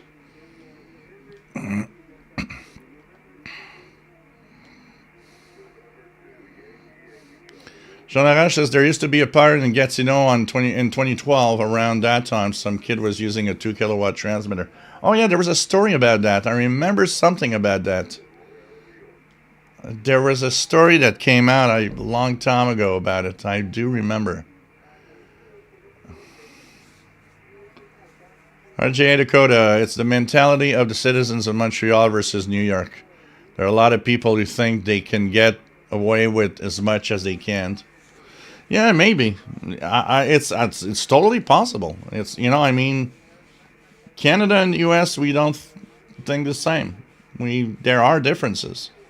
And yeah, it is a possibility. Absolutely, RJ Dakota. Alan Howell would like to know what PC config you settle on and where. I mostly look at basic specs of, you know, having a CPU that's not too old. So, you know, having a more modern CPU. The one that I'm using right now is a 9th generation Intel. I'll be looking at something that, you know, will be much like 11 or 12th. I never buy the latest generations. One, because they're too expensive for, you know, I'll buy something like 1 or 2 generations before. I'll just make sure that it has the things I need in it, enough RAM, enough, you know, a powerful enough CPU, and, you know, if when you don't spend too much, like $600, you're stuck with the standard, you know, GPU, the graphics processor, which I don't care because I'm not gaming on it. I got a gaming PC for that. But you know, of course, if it has a NVIDIA GPU or something that's more powerful for graphics, I'll jump on that also. But you know, it's. I look at the basic specs of what I want and what I like, and then I will buy it with, of course, the price point. David in Barcelona, Spain. ¿Cómo está, mi amigo? EA3IEK. SWL. E4998. E4. EA4998 URE. Nice to have you on board. And says, last year's installed an 80-meter half-wave in-fed antenna on my QTH. Was towards the end of the low band season, so couldn't test it properly. Last night, I finally did with some FT8 QSOs. Cool. Oh, you know what, David? I am amazed sometimes at like 05 UT, 04 UT to see how many Europeans are on the bands, and like, wow, these people don't sleep. Europe does not sleep. Gerst says in a Japanese transistor radio, Alan Sherman's 12 Days of Christmas from the 60s. Youngsters wouldn't remember it. Where we go. So Big Pilot on 14285. Yes.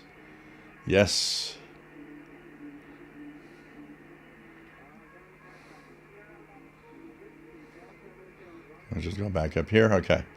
Dan V. Blogger Die. Nice to have you on board. Cool to have you here. Run Seal. Nice to have you on board. Yeah, definitely, Ricky. He actually surprised me.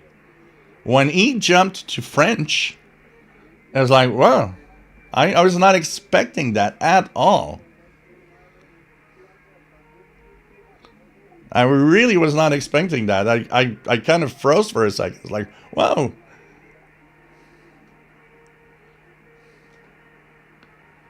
Sweatcats. Yeah, MFJ's closing. Definitely a Sweatcats. Athy, get a Mac Mini. Nope. I had a MacBook Pro once in my life. And no offense to anyone that loves Mac. Never again.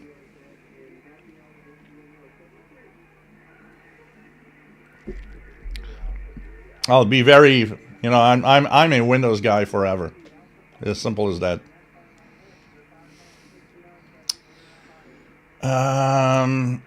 James Johnson got a Sync keyboard. Found them years ago. They are awesome. Yeah, they're great. Absolutely. I like the fact that I don't need a mouse. And not everybody likes trackpads. I know a lot of people are annoyed, but I'm so used to it that I actually have no problem with it. And so I love this for the fact that I don't have to have 3 different mice around for my computers. I do it all in one. So there's 3 of them here on the desk.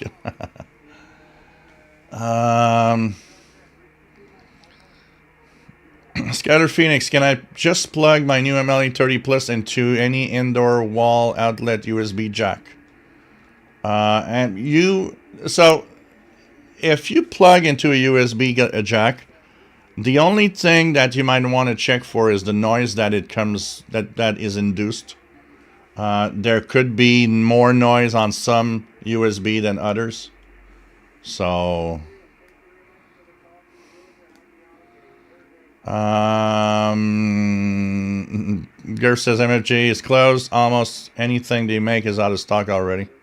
Yeah, that's what I should do. KW61, put color tabs on my keyboards.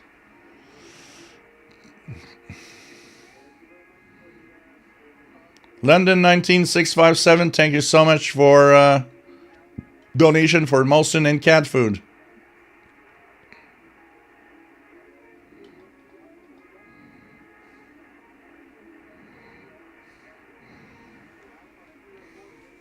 Bipolar, yeah. Dave Vosh, time to move from upstairs interactive to garage watch only spots. So, WF of 7i Homebrew says 14285 guy not coming in, super great in Virginia. Not sure if it's just prop or he's aiming a little off for me. Yeah, it could be propagation related also. But here is pretty good. London 19657. My PC has been running for about 15 years non-stop. PVM, did you review you did a review of XH data E100? How can I find it on the web? Oh, you mean the transceiver? I did not review it because it's an illegal device to buy without a license and to own because of the way it is. But if you absolutely want to buy it, go to the XH Data website. Go directly to XH Data website. They're selling it for $30 right now. John H, nice to have you on board. Having a 16-year-old Scotch. I'm a little tired today because I went overboard with alcohol last night. I had a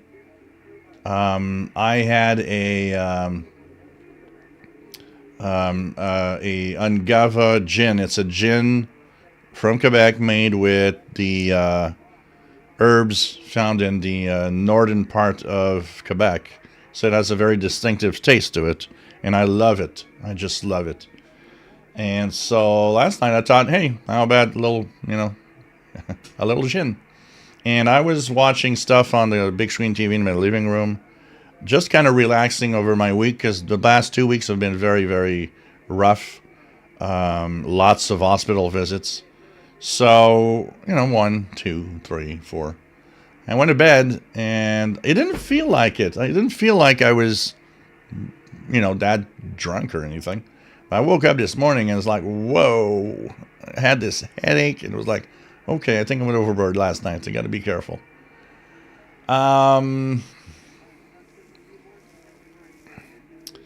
So, what else do we have? Take care, Ricky. Always nice to have you on board.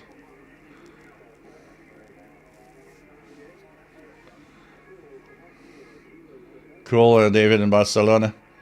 Dave Bellil. MFJ's gone, yep. Still doing repairs. I just had 2 auto tuners repaired. Danny Shortwave Radio DX, nice to have you on board. From Yonkers, New York. Daryl B, I use a small 10,000 milliamp power bank for the MLA30, no noise. Yeah, you just got to be careful. It's funny because my MLA30 is plugged in I had an old iPhone 5 that I still have here on the desk that doesn't do anything.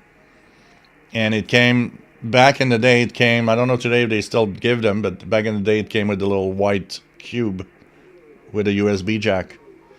And I used that Apple power supply on my MLA30. Works great. Jackie Levac, nice to have you on board, Jackie.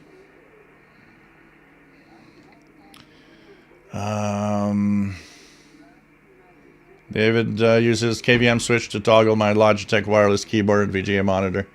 Yeah, but the problem here, I can't use a switch because sometimes I'm using all of the PCs at the same time.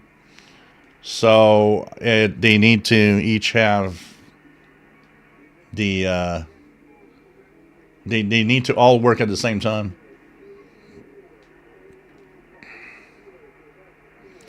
Danny Shortwave, I rarely call out CQ since I have SDR transceiver and I can easily find signals to make contacts. Jason Sitar, nice to have you on board. Gert just spends 4 months in the hospital. Yeah, that's sad. I'm taking care of somebody that is... things went bad 2 weeks ago. And now he's in the hospital. It's not going that well, and it's complicated. So it's like, but it's constant hospital visit, bringing clothes, doing stuff. It's very tiresome. I gotta say, I'm not having the best time right now for this holiday season. I can tell you that.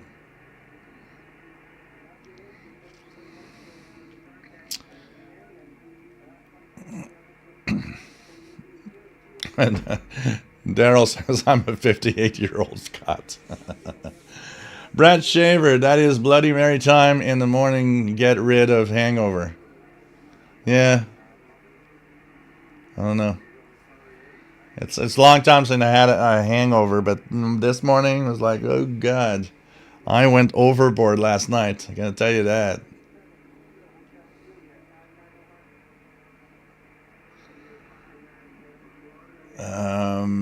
What else do we have? Blogger Dice says I have a radio silent battery backup to power the MLA30. Yeah.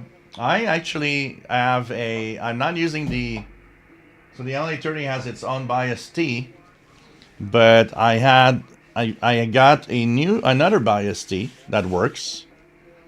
It has an internal battery in it. So I find it cool because in a power outage, I can actually still use my MLA30 because of that. But I do have this. This has been a long time. I do have this really nice power bank here. This I've used in the last three or 4 years as a solar panel to charge in full sunlight. Been working very well. The problem with this is that the MLA30 doesn't actually take enough power. So the power bank thinks that there's nothing plugged in. So this is how little electricity drain of the MLA30. It's very small. Sorry, guys. So let's continue here. Yeah, some of them, Daryl, are crazy noisy. You got to be careful when you plug in the MLE30. You got to try a few different ones. Handy News says, after your adventures with Shoyang and Kodosang, I'm surprised that Ratty didn't send you the 919 for review. Well, you know what? I have sent a email, and they agreed. They were telling me, yeah, we'd be interested, but they went to see my channel. And you know what? I think they don't want to because maybe the fact that I'm very fair, they're afraid I could talk bad about it. So they never came back. They eventually kind of stopped talking. So I was like, okay, look, it's your problem. If you don't want me to review your radios, no, it's your problem.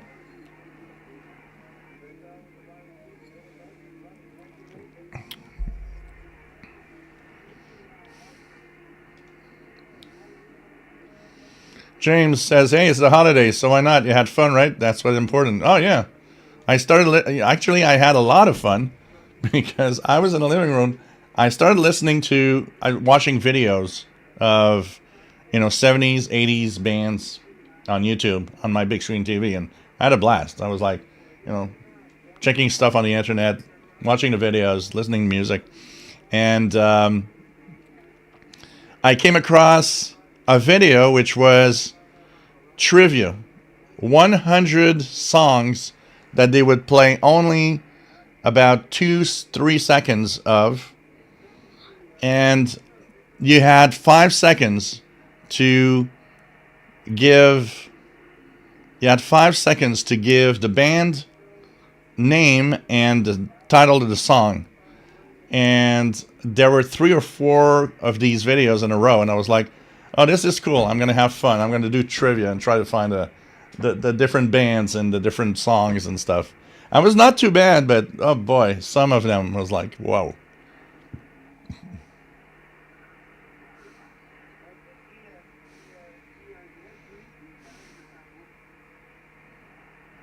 René Charbonnier, nice to have you on board from the Netherlands. Mike WX50, nice to have you here from Northwest Arkansas. Steve Burnham, on Monday the 9th, I was waiting for my landlord to come by, so I was listening to 10 meter band and heard a couple of hams talking with CW. I saw also another making contacts on different frequency. Cool. Page crashed. PVM, at least Canada, civilized country, has socialized mission, yeah. I can't complain, honestly.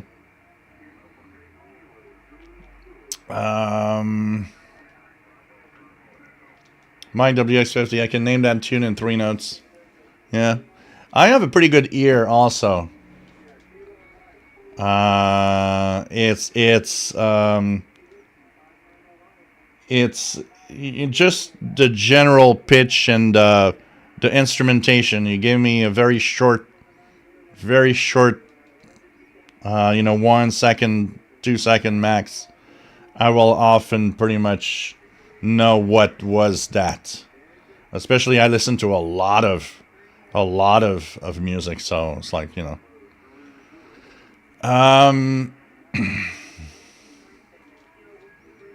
well, that's the thing. It's the company didn't want to send me anything. I'm actually going to send requests to ICOM and to Yesu to see if there's anything they would gladly want to share with me, and the amateur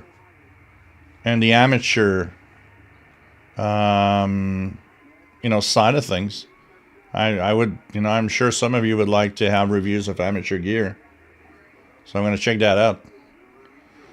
Count Fee, can you please explain why the XH Data E100 is illegal in some areas? It's actually illegal everywhere, not even some areas. It is illegal because of the way that it's designed.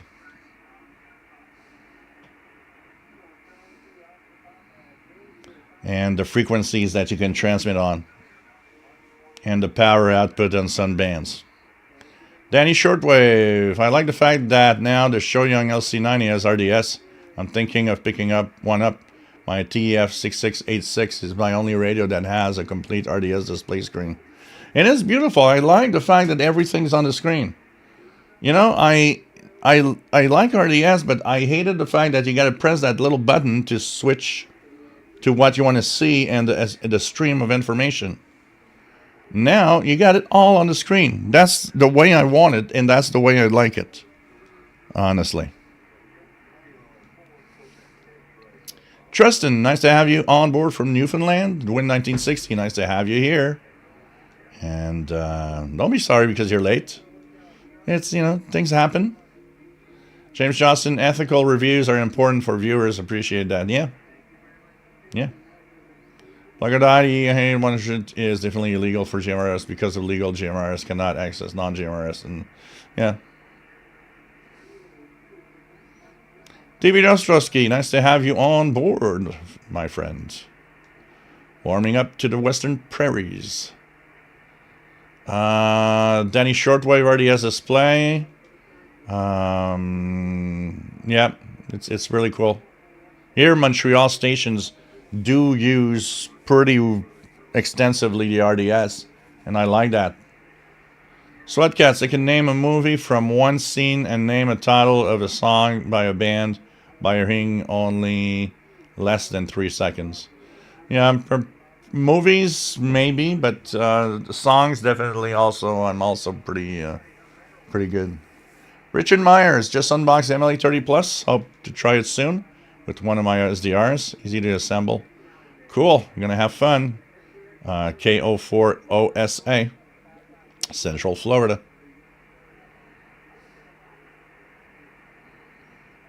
Oh yeah, the X-Stage Data does, the 808 does have RDS, but it's what we're talking here is the fact that because on the D808 it's the same as most RDS capable radios.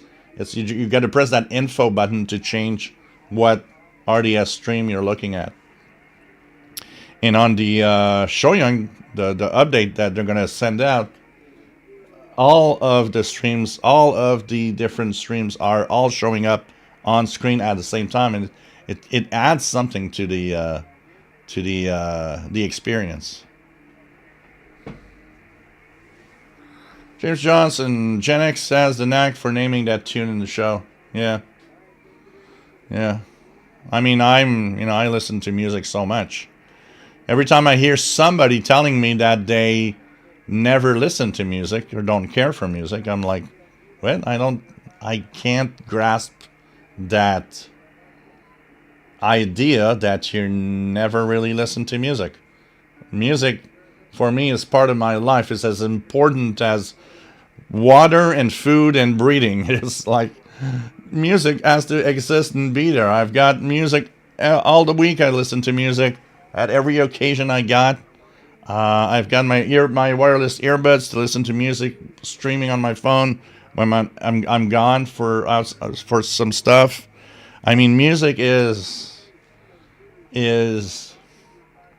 super important. We were talking about a friend of mine. We were talking about Christmas music, and I was telling my friend. I said it's funny because Christmas music can be other than whatever we're listening to as the regular Christmas songs. And he said, well, what do you mean? And I said, I've got given as a gift so many albums at Christmas that these albums, it's funny, but because I got them as a gift for Christmas, have become Christmas albums. Because they remind me of that time. So it's like, Synchronicity from the Police, Ghost in the Machine from the Police, a couple of Duran Duran albums. There's Nothing Like the Sun from Sting. There's Men at Work, Business as Usual. For me, they're all Christmas albums because they were all given to me as gifts for Christmas. They have the Christmas feel attached to the album themselves.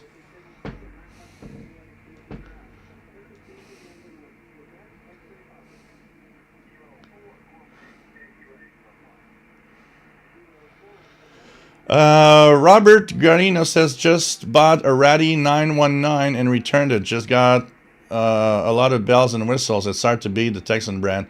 I think what happens is that the Ratty, I've heard a lot of people complaining of stuff on that radio. And I think they looked at my reviews and they said, oh, no, we're not going to send him that. He's going to complain about stuff on that radio and we're not going to sell any. And I don't care. I will not change who I am, and I will not change my reviews because, you don't want me to talk about a crappy radio. Just give me a good radio to review. I will tell every radio company out there, you want to have a good review? Well, send me your best radio. Don't send me a crappy one. That's all. Because I'm sorry, it's not because you give it to me that I'm gonna, change the review. If it's crappy, it's crappy, and if you never send me a radio again, so be it.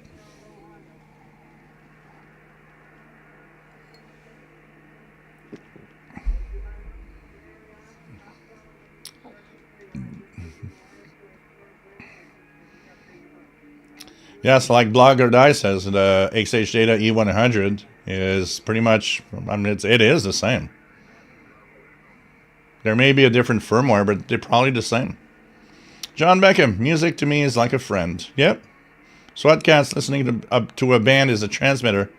The fans are the receiver. Yeah, absolutely. TV Ostrowski, music is one of the best parts of the human experience. Yes. Pete, N1VAK, finally able to make it to the live show. Yes.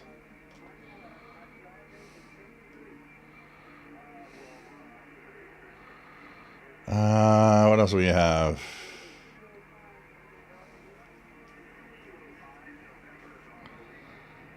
Different Gear TV. The problem is, XH Data sent me tons of emails. Because they did see that I never talked about it, really. And I will not. And they, like always we're pushing we've got FCC approval. And I went to the FCC database to verify, and yeah. But it made me realize who the hell is idiot at the FCC that has approved that. You surely didn't know much about radio and what this thing does.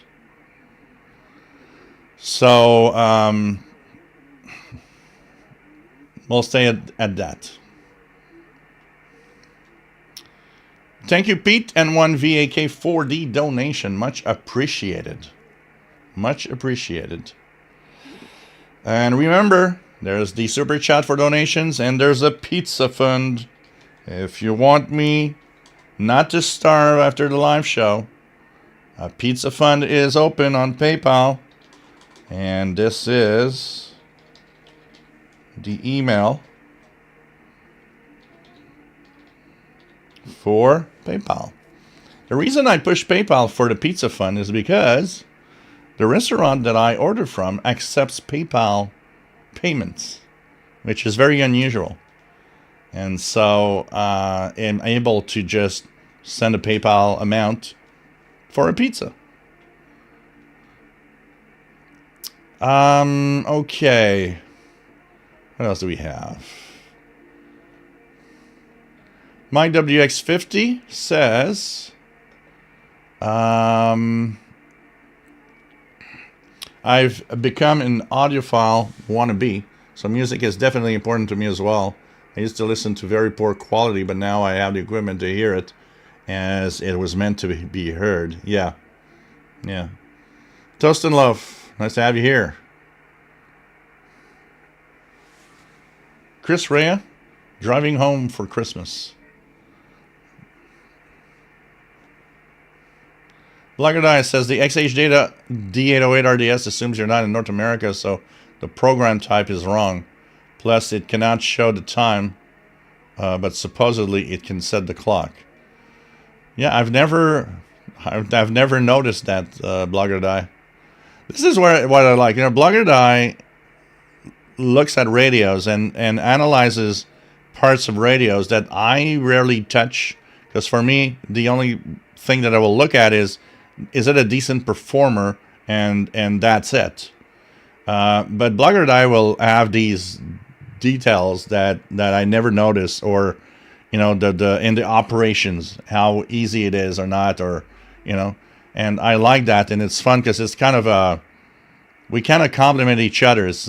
I have my take on my way, but you have your take of other things and features within the radio. I find it really cool. Mr. Squirrel, nice to have you here from upstate New York, freezing. Bob's Old Records collects bad Christmas records. I'd like to hear some of that. Andy knew I'm 70 and music has been my life, playing guitar with various bands and now mellowed a little and loving classical music. Tivo Ostrowski, Tom Waits is the epitome of Christmas and a gutter. Love Tom Waits as an artist. Yeah, Tom Waits.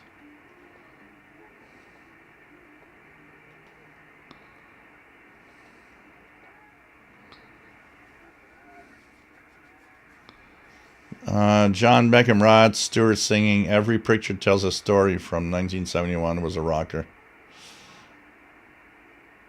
Yep.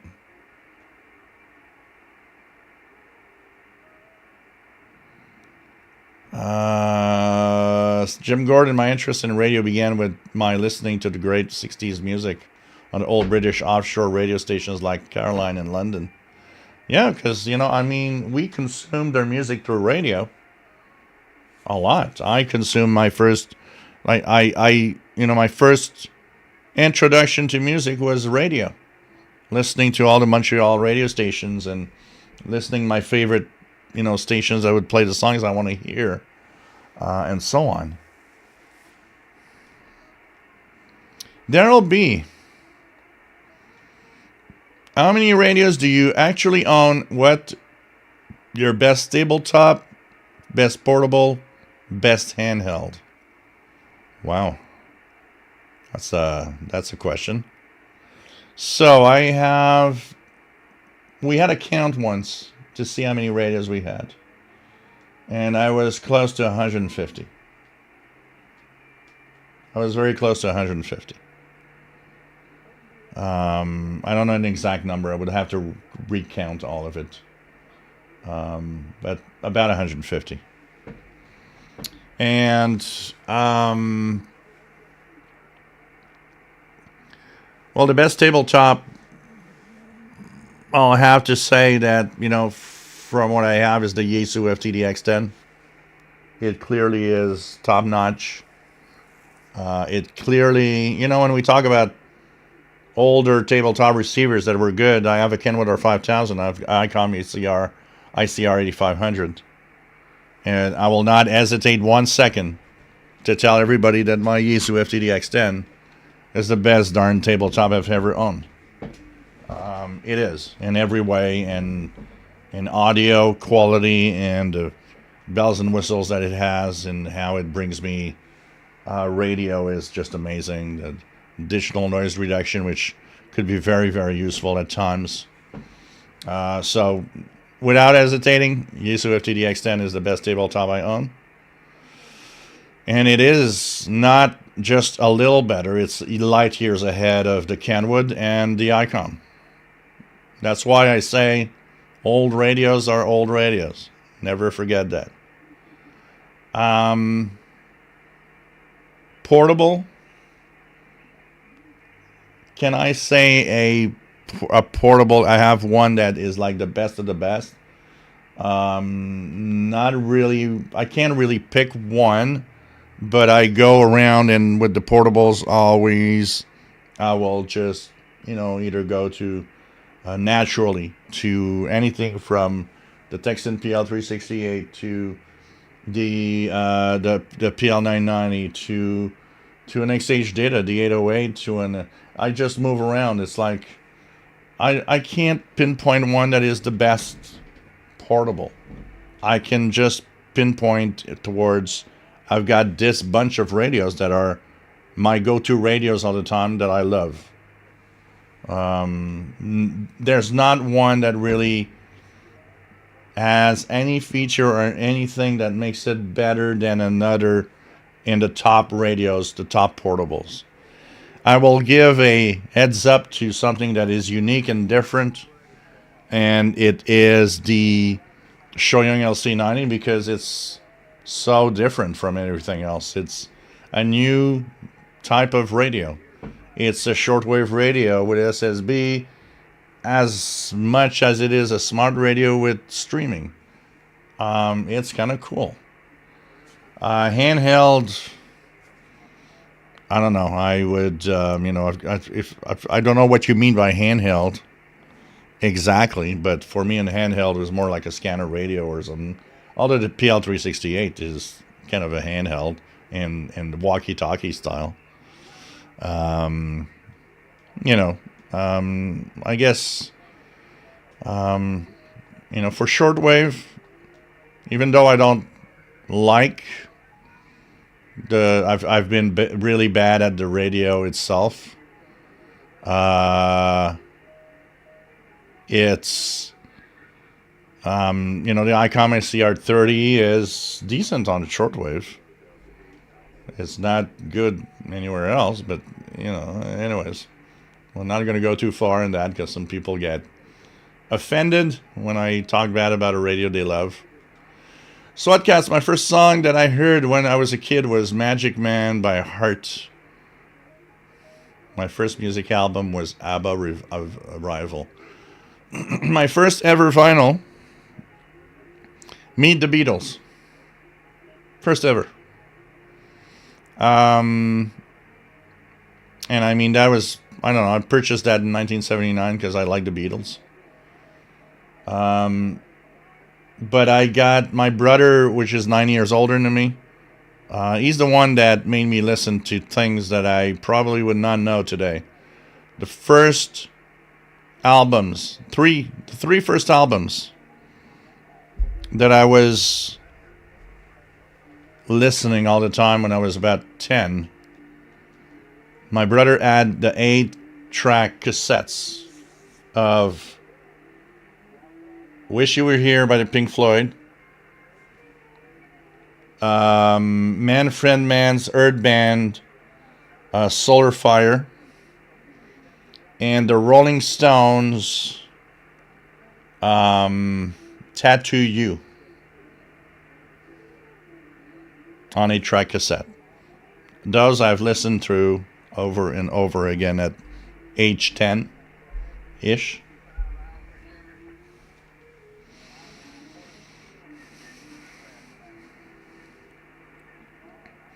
The funniest moment in buying music, I purchased, and I still have it here, I purchased Olivia Newton-John's Physical.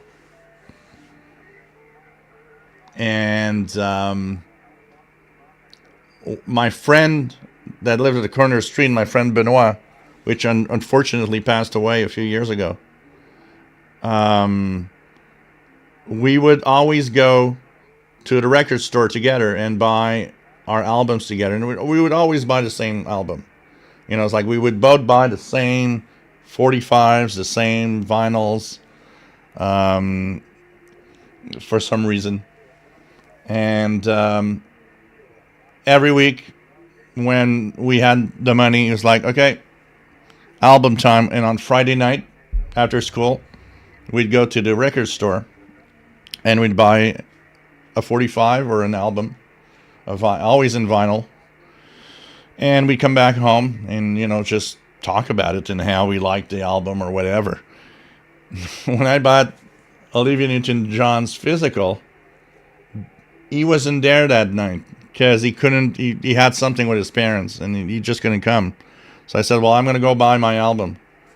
I had the album where she is very sexy, sitting in kind of a pond or a river, a small river. And so when he saw it, boys will be boys, especially at 12 or 13 years of age when the hormones are kicking in. He just flipped when he saw the sexy, Olivia Newton-John in the stream of water. And he's like, oh my God, I'm going to go get the album. Comes back, super frustrated. And I'm like, why? What happens? Well, you got the sexy album. It was a limited edition. I have the boring album, which has no picture of her on the front. And I was like laughing my head off.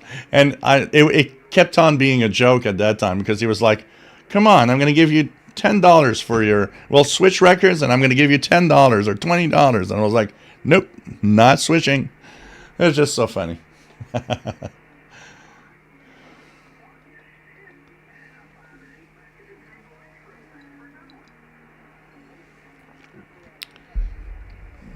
Yeah, it's instant, and also Danny Shortwave. Super Chat takes 30% cut, where PayPal, it's takes a very small amount compared to YouTube. Sweat cuts. Yeah, we're gonna have a new FCC guy. What's his name? Trying to remember his name, but yeah. Well, you know what? TB Ostrowski. In the United States, there are a lot of agencies, including the FCC, where the mandate of whoever is there changes with the new government. So we're going from a Democrat government to a Republican government. So the FCC is going to be appointing a Republican guy that will be at the head of the FCC. Is the way it works.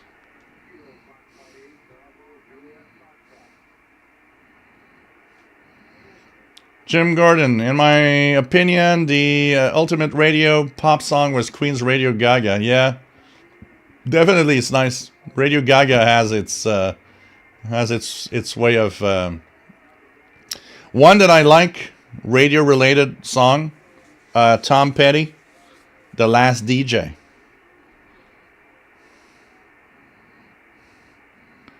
David, I also want to be I also want to be audiophile in my case, especially enjoy analog sources like records and cassette tapes, even if keeping the decks operational is challenging due to the lack of spares. Yeah, definitely.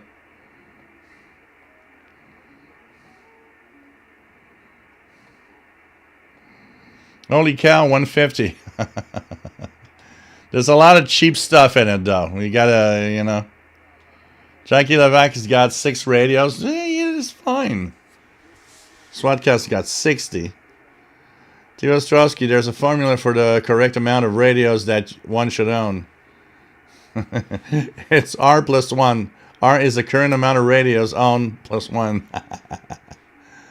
Jackie Levac, I don't have tons of room here so now. If I have a dedicated room, I think I'd have more than 6. My WX50 got 2 desktop radios, a Kenwood R1000, Panasonic RF4900, and semi-desktop portable Grundig Satellite 800. Yeah. Black and Ice says the XH data FCC ID is the same as the Baofeng. So, yeah. Hey, I'm limited here, but hey, you know what? Jackie Levac, my first vinyl was Ghost in the Machine, The Police. Wow. This is one of my first... It was my first gift of a Christmas album. Of an album for Christmas. Way back. My brother was always asking me, and I kind of didn't... Sometimes you don't realize. I didn't kind of realize. So my brother comes up and, like, for weeks, it's like, oh, do you like, any artists or any albums and I just was like, well, The Police. I like The Police. And at Christmas, Ghost in the Machine popped up. SWL Signals 23 says lots of traffic on 11175 from U.S. Air Force. Cool.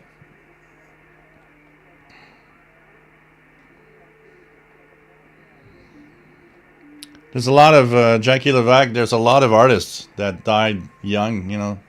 I can imagine things that we can think of. What if John Lennon was not killed in 1980? What other songs would we have gotten from him? There's so much stuff. TV Ostrowski, I think my first album was from KTEL. Can't recall what it was, but KTEL had aggressive advertising. Oh, KTEL was everywhere.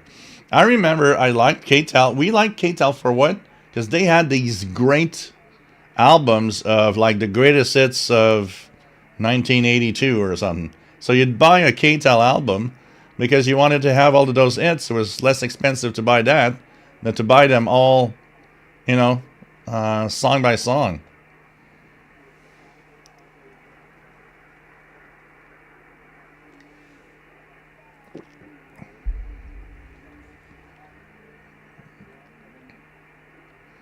Just KW 1161. My first 45 was Buck Owens, and another by Loretta Lynn. Mike B. My first introduction to radio was when my grandfather made a crystal radio, hooked a wire in a copper pipe in the basement. I thought he was a wizard or something. Yeah. Like I grew up on KAAY in Little Rock, Arkansas.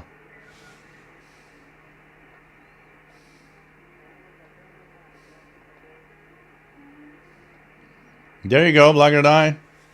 If you know how many radios you don't have enough radios. Bob's Old Records says, I collect old records and listen to shortwave. My two hobbies since childhood. Cool. Swatcats, one of my all-time favorite singer-songwriter, who is also a storyteller, was and will be Gordon Lightfoot. Talking of Gordon Lightfoot, he I'm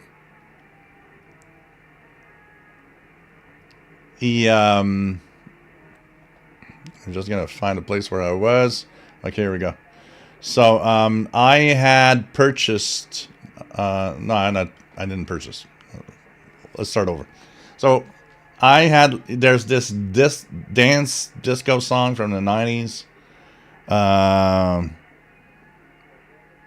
that was very popular, and it was playing in the bars everywhere, and when there was and so it was, if you could read my mind now, da da da da da da da.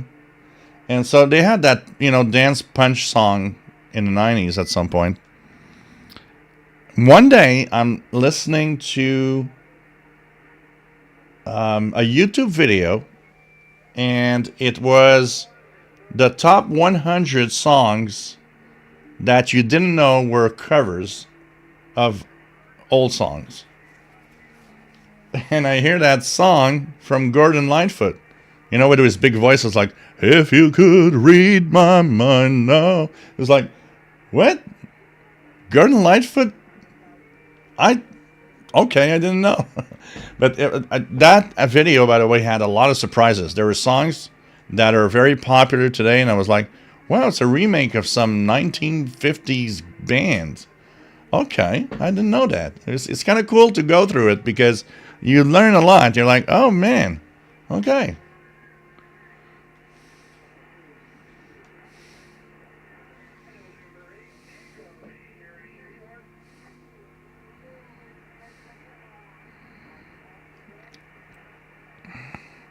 Puzzle Records, I'm 60 years old now, and my interests are the same. Yeah, pretty much mine have stayed the same over the years, too. Pretty much. Pretty much.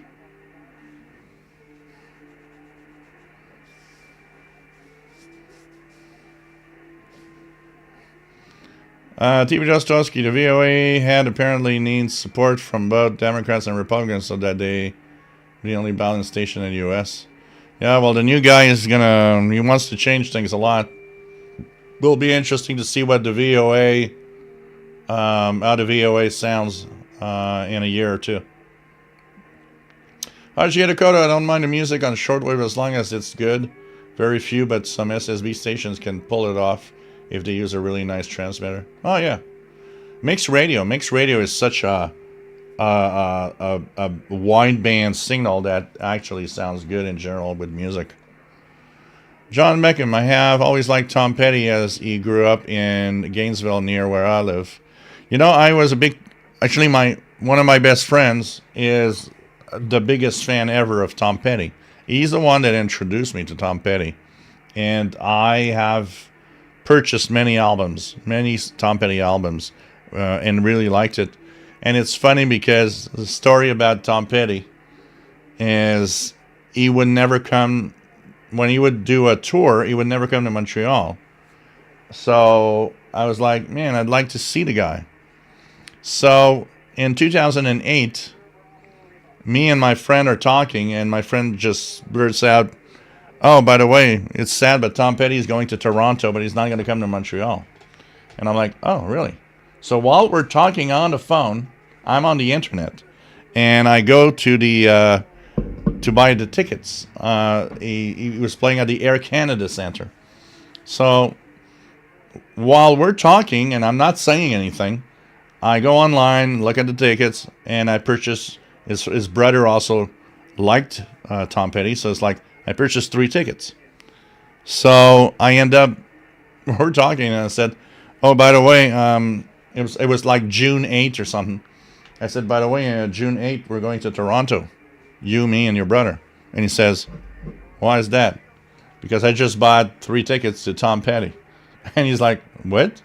"Yeah, you got no choice. I don't care if you work or not. You're gonna have to take the day off." So we ended up going to Toronto because, like, well, tickets are bought. Can't do anything about it anymore. We got to go to Toronto. So we ended up in Toronto for the Tom Petty concert. And it's cool because both him and his brother had a choice for vacation. So they actually took their summer vacation, 1 week of summer vacation that week. So we ended up going to Toronto. I ended up going up the CN Tower, which I had never seen. And we actually, they looked at me, when we were in Toronto, they looked at me and said, "So what do you do now? We go back to Montreal or..." And I said, "How about we go to Niagara Falls? I mean, we're halfway there now." And they looked at me and said, "Okay, Niagara Falls." And we ended up having like 4 days, 5 days of really cool time, and going to see the concert of Tom Petty, going to Niagara Falls, coming back to Montreal. We were so freaking tired because it was like we were like in party mode for 4 days. It was crazy. And when I came back, everybody said, "You look tired." I said, "Yeah, I don't. We haven't slept much. We've drank a lot. We drank a lot. We had fun, and now my body is just telling me, you know what, go to sleep." But boy, it was so cool.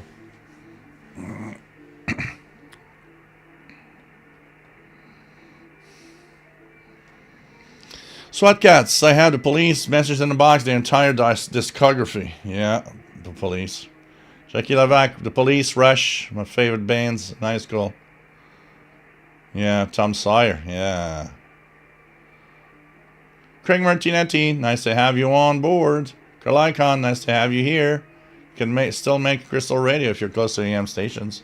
Yeah, you can, absolutely. Here in Montreal, it would work great. We would have several stations to listen to, actually, with a Crystal Radio. Maybe I should check that. It could be a fun, not just a fun weekend project, but a fun video. You know, make your own little Crystal Radio.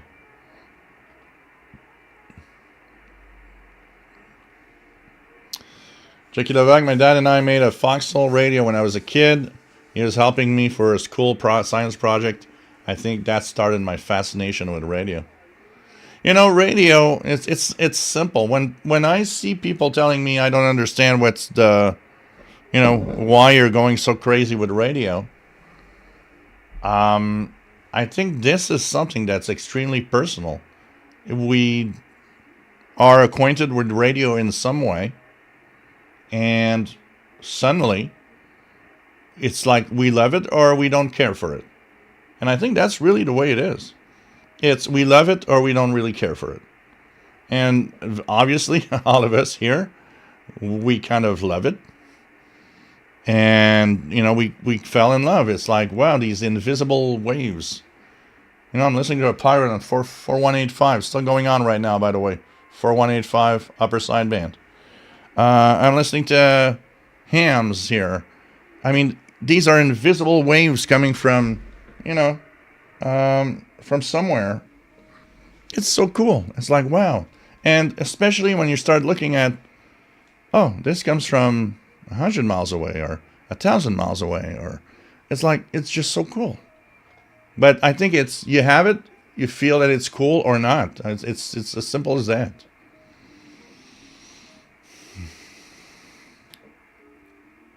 Ajay Dakota, I used to always stay up late and listen to Mexican radio borders blasters.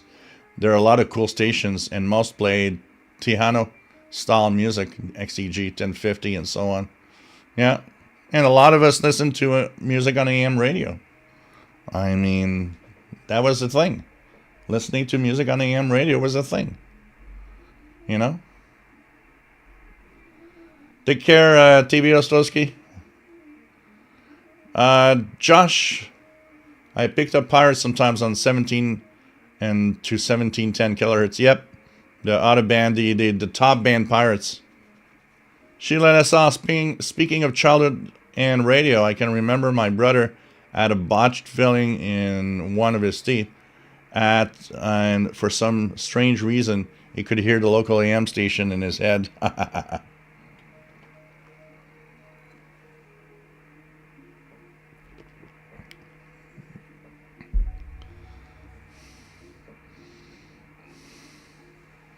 KW. Oh man, I'm just gonna go down here. Okay, just gonna go down. We're gonna, because I saw something in the chat room, but I just don't want to not miss anybody. Bob's Old Records, Alberta Bound was my favorite Gordon Lightfoot song. Different Gear TV yet, Tom Jones? Yeah. We were talking about it. Was last week? But I was so surprised to see that Engelbert Humperdinck is still touring. Like, what? He's coming to Montreal? Isn't that guy dead? It's like, there's all these names, and you're like, well, they're not dead yet. Okay.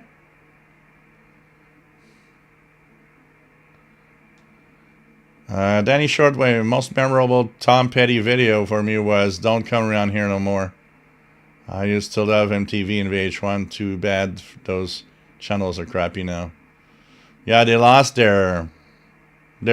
what they had, which was making it interesting, the video generation. But I guess they lost the competition to YouTube, where you can listen to whatever video you want now. Yeah, Don't Come Around Here No More. Yeah, that's a good one. That's a good one. Absolutely.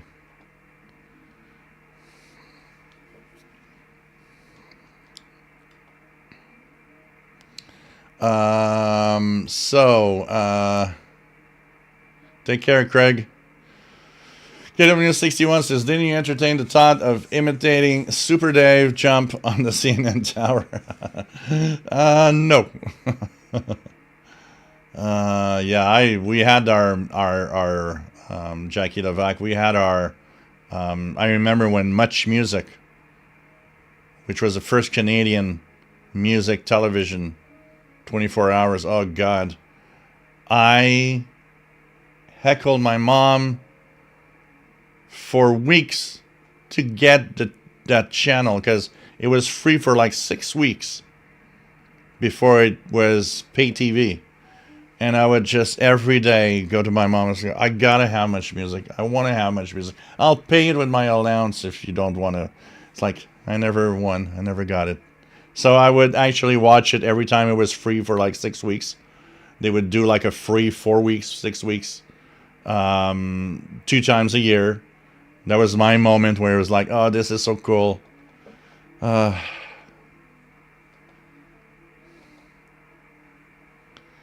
Levac, I've tried to keep my musical taste up to date. My current favorite local radio station is a college radio station that plays about everything imaginable. Yeah. What helped me a lot in keeping up with music personally is the karaoke. Because I go to this karaoke bar that's not far from here. And there's a lot, the audience there is quite young. It's like the average age is probably, 30-ish, 28. So, of course, they sing the new stuff. This is what kept me up to date with all the artists, because I hear all the songs from there. So, I'm not too bad with the new stuff, because in my knowledge, because, and some of it is good, but,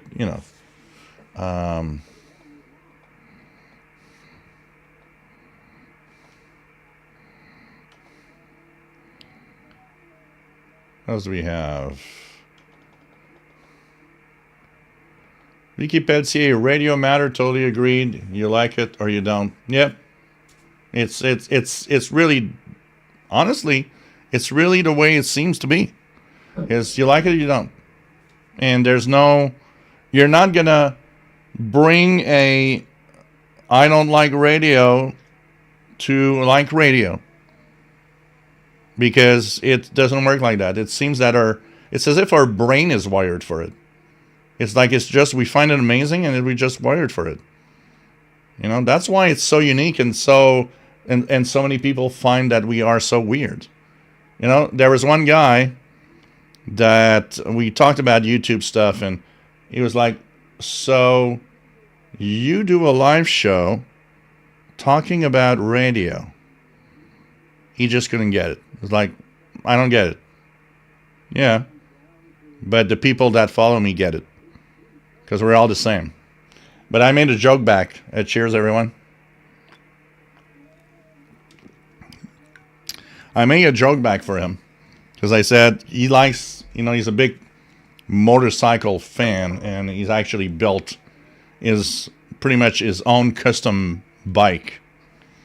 So I said, well, you know, there's weird people out there. If you think I'm weird with a live show talking about radio, there's weird people having live shows talking about motorcycle. Think about that. And he started laughing and I said, yeah, that's, you know, we have our own little thing and that's the way it is.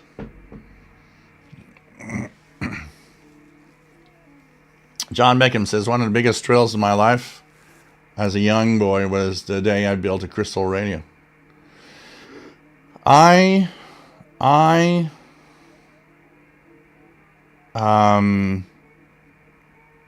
got a kit, an electronic kit that popped up somewhere. I think it was my brother's, and it was just there in a box. And I remember opening the box, and I was probably 10 or 11. And there's the book was showing how to, you know, put wires to do things. And I remember the first thing that I was like, I think I left it on for like 2 weeks. You know, when you're 10 years old. I mean, everything, for some reason, everything fascinates you. It's like the world is brand new to you. And it was a flashing, I remember the light bulb in the kit was red, was painted red. And it was a flashing circuit.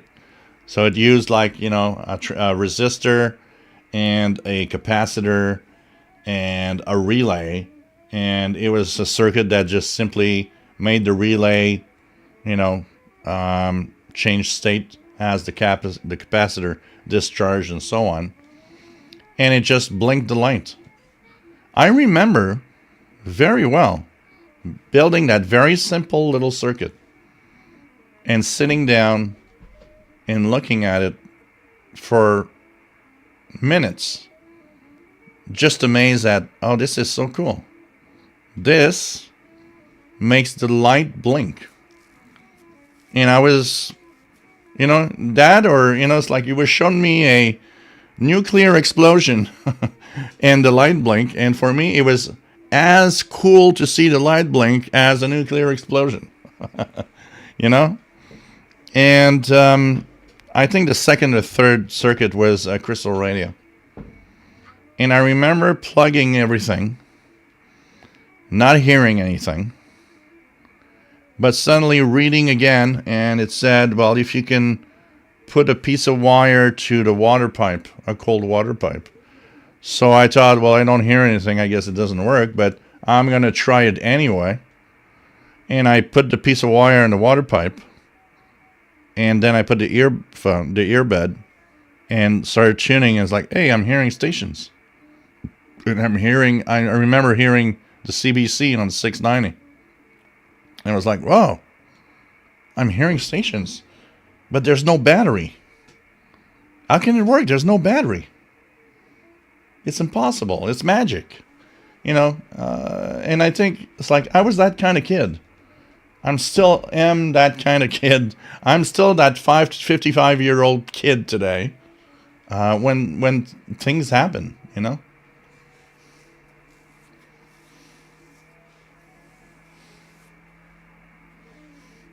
RJ Dakota had a very specific favorite radio station, XFM, or local independent stations, comes to mind. John Beckham, the wreck of the Edmund Fitzgerald. SWAT cats don't come around here no more. Yeah, the Alice in Wonderland, it kind of had that storytelling to it. Absolutely.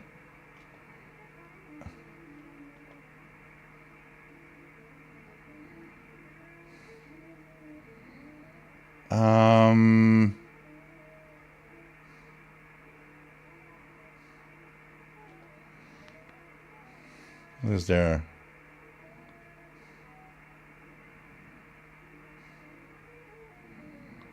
Yeah. I was so surprised when I learned that cable has FM radio channels to it. I still remember. It was like, what?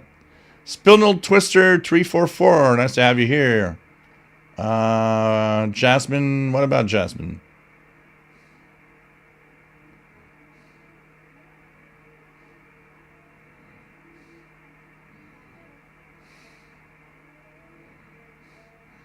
RJ Dakota, I built my first crystal radio and didn't have much space for an antenna, so I used a chain link fence. Oh, that worked. That worked.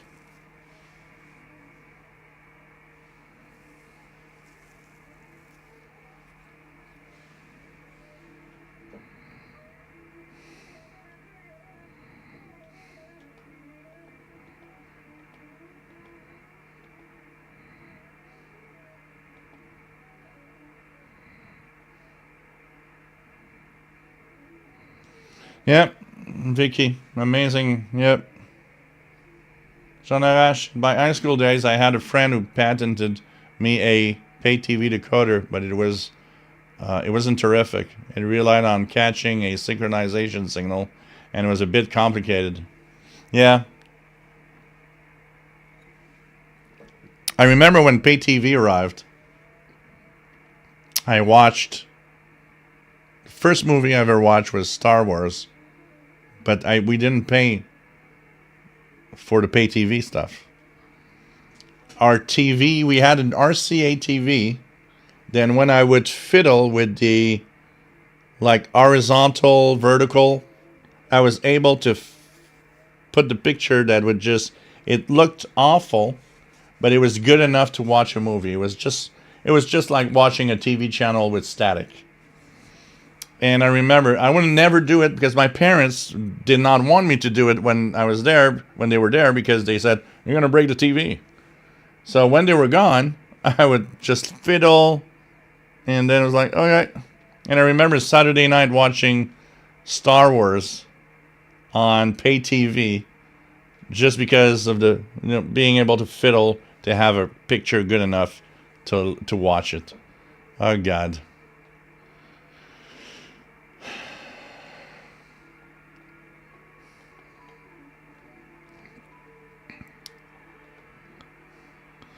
Jackie Novak says, I think a lot of people who don't get our hobby don't understand that radio is even still a thing, and that it is as broad as it is. A relative of mine didn't know ham radio was still around. Well, you know what? I just look around me. When I got my ham license, okay, it was simple, not very far. My own brother was like,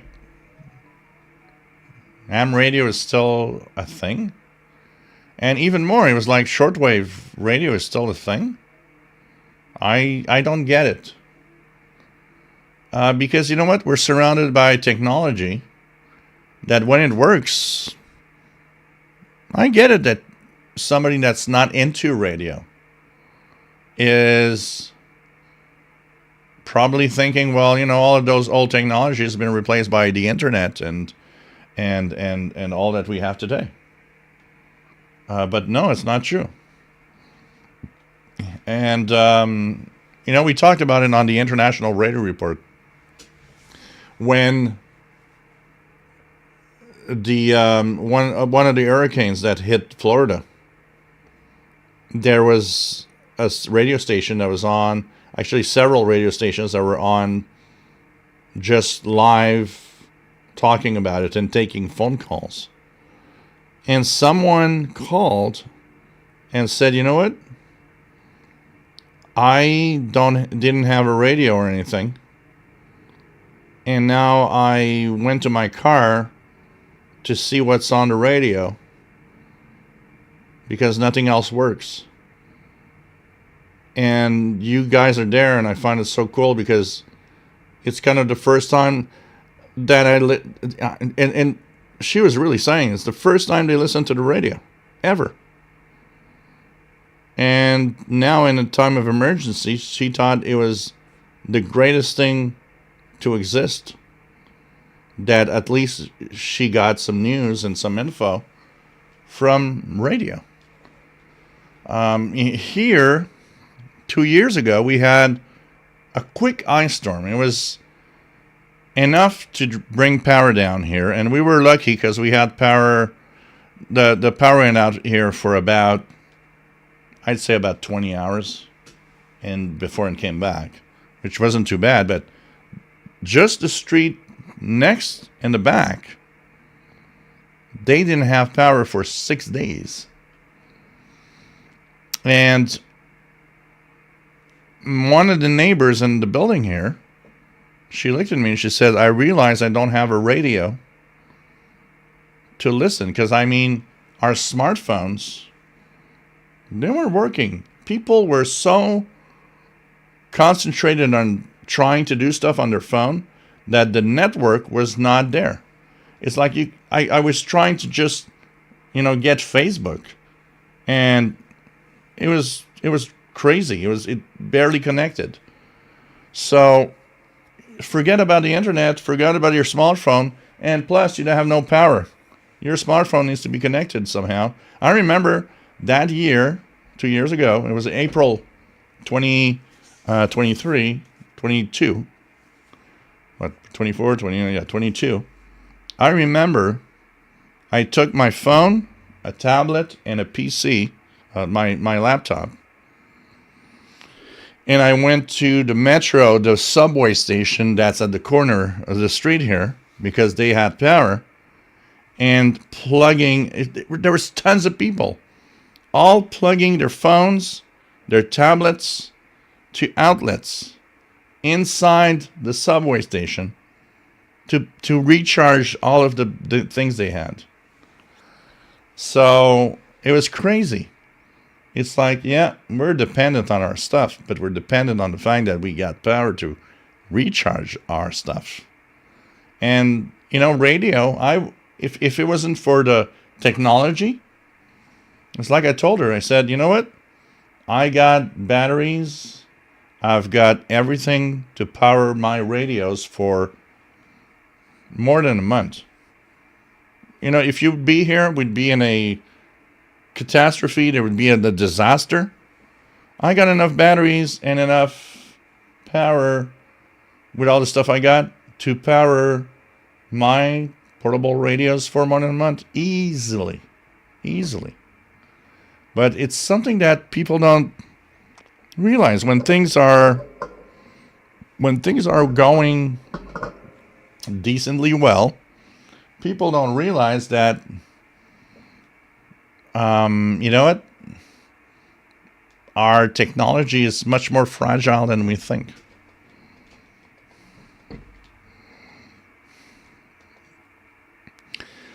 Spindle Twister and James Johnson. Yeah, I remember I had the 150 to 1 kit that had little solar panels. And I remember building that AM radio that was powered by the sun. It was so cool. I was amazed. I was amazed. KW 1161, no nuclear science kit for you. That was amazing.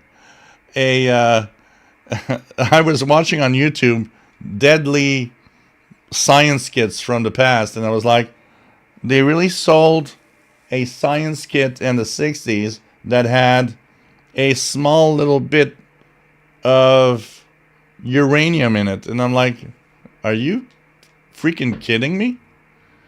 Oh, God. Oh, God.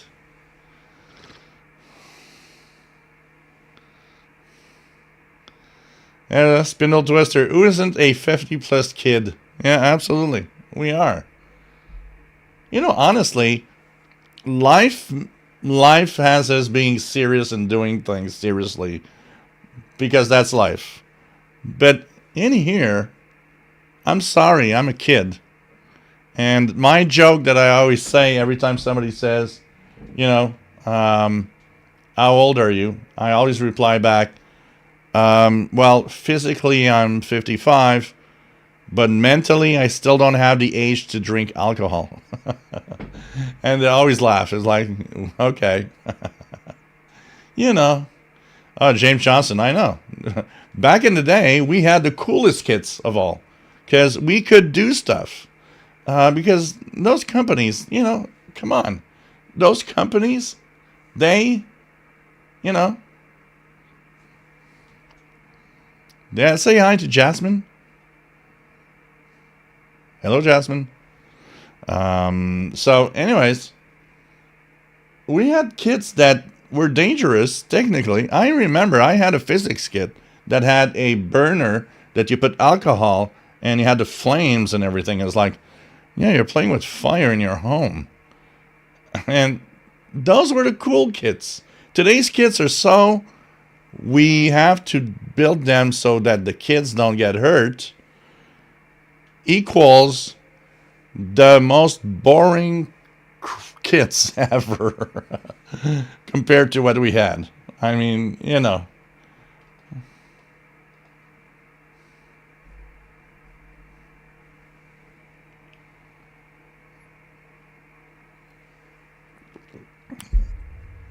You know, John Beckham, I still remember.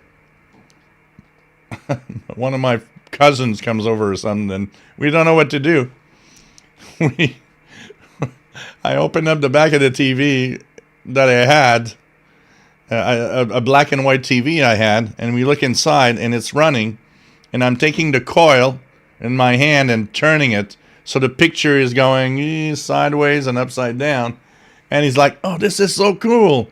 Yeah, imagine. I was 15 or 14. I had my hand in the back of that TV, which has like super high voltage.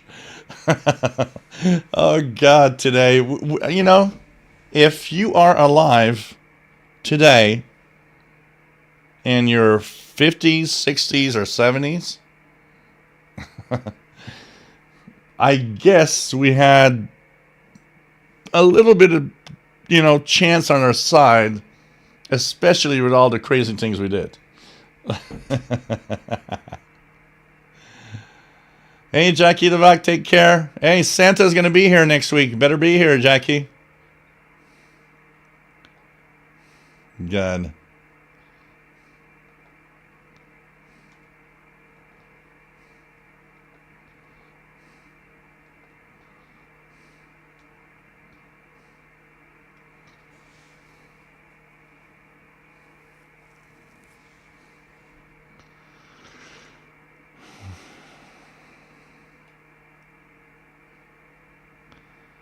Jay Dakota used to pick up a station on Channel 3 from Arizona and it was in North St. Louis County, Missouri at the time.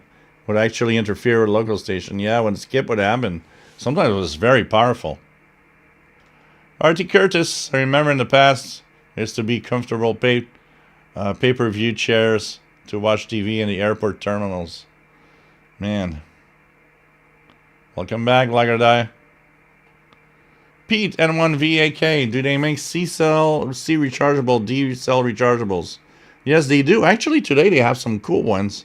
If you're looking for rechargeable D-cells, on Amazon, they have D-cells that actually recharge and have a USB plug on them. So when you want to charge them, you just plug them in the USB, with a USB cable. And it's kind of cool.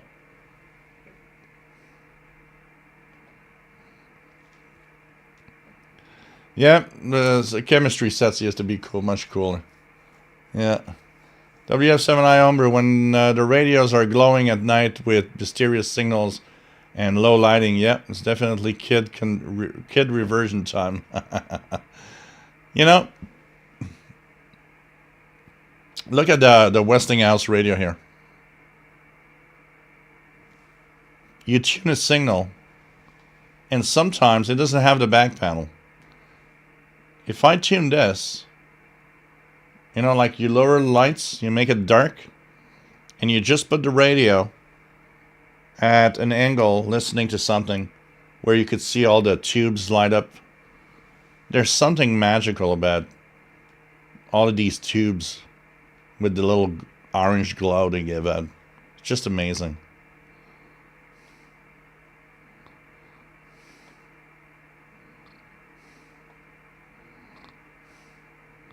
Yeah, Danny Shortwave, we had all of those back in the day. I mean, it was like, wow.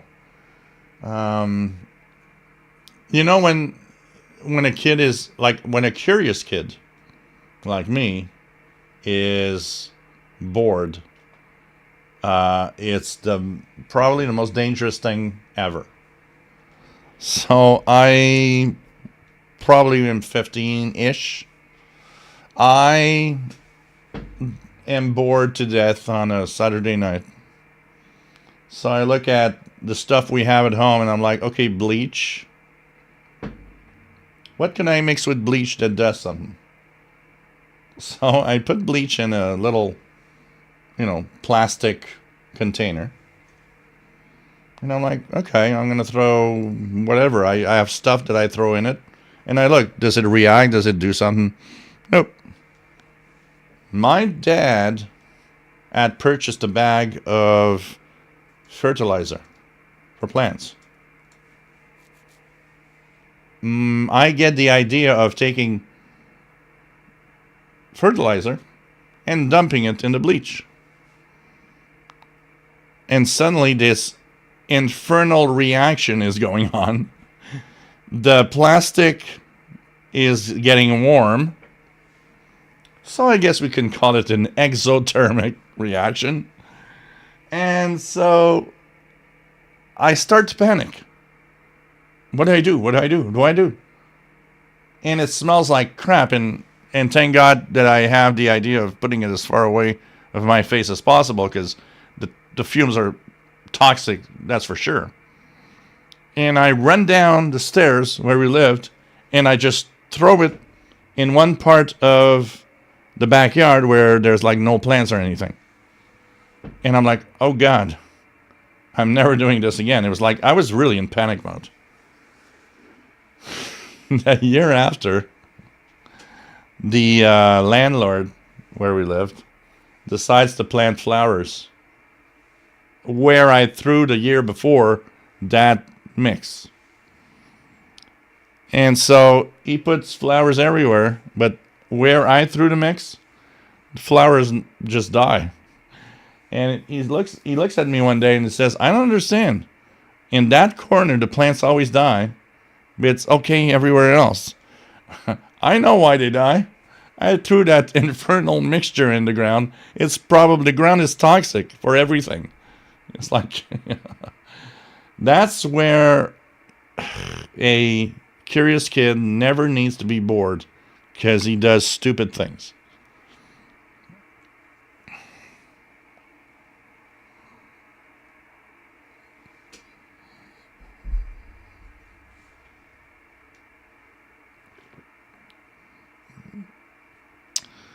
Blacker than I have a QSL card older than you. Oh, I'm not surprised. You're probably not the only one that has a QSL card older than me.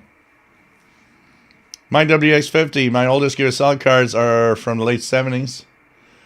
Bonus, I'm always happy that I have a big charger in my camper van. As long as I can start it, I'm okay. Glenn Dansler, M70, had a physics kit with radium. Yeah.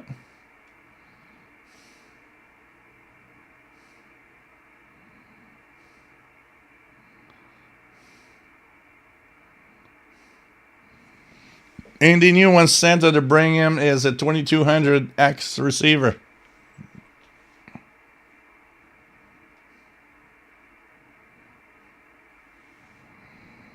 Bob's on record. I had a science kid that had a vial of cyanide. Oh, God.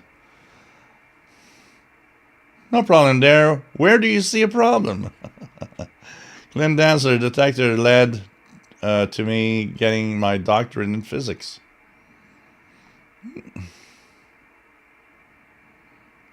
Mike B, radio is like math and science together. Yeah? Yeah. Yeah, definitely. KW61, if you're over a certain age and you can remember no child seats drinking from a water hose. Look. I remember the good old days of my dad driving like a crazy maniac on the highway, drinking alcohol because there's no rules and laws against it, and wearing any seatbelts. I'm here. I guess part of it is luck. You guys are gonna find it a little peculiar, but you know, when you're a kid, I was about to say dumb, but it's not dumb. You know, I mean, you guys are probably gonna understand the context. When you're a kid, when I was 8 or 9 years old, you know, my dad would drive like a crazy maniac. And there's no other way to say it. And it would scare me like hell. I was in the back seat of the car, and I was almost hoping that, you know, I'd be alive when we get to wherever we're going. And after the time, he was drunk. So I built this little thing in my head that when I would see the moon, I liked astronomy. And so if that was happening and the moon was up, I would tell myself, well, the moon is protecting me. Nothing's going to happen. I'm safe. The moon is there. And I guess that was my way of trying to deal with something I have zero control over. And so when that would happen, I would in the back seat and I would see the moon. It was kind of a relaxing thing, because in my head and my little kid head, it was like, well, the moon's there to protect me, so nothing bad can happen tonight. And you know, I found it, you know, today I find it so dumb, but that's the way we all grew up with weird things in our lives. That was one of them. And you know, sometimes I think about it today, and you know what? Still today at 55, like last night, I was looking at what is probably close to the full moon, and I was like, oh, the moon's there. I guess nothing can happen to me tonight. I still have that little something in my head that's like, oh, the moon's there. It's protecting me.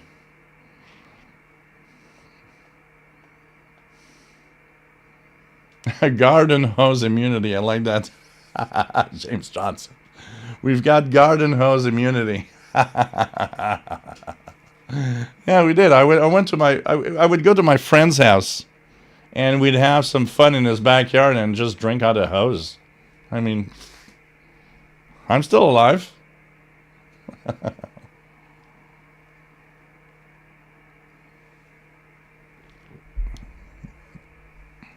Justin, a walk down memory lane is fun. When our stream is over, I'll be listening to 90s dance music.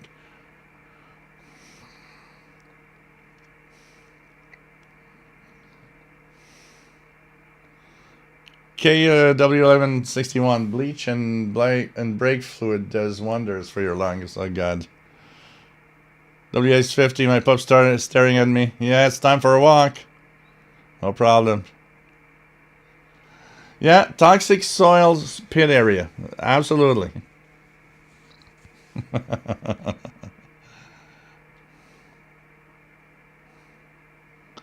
I'd be curious today to see if anything grows up right now, or if they ever plant any new stuff there. Because, I mean, oh God, it was like,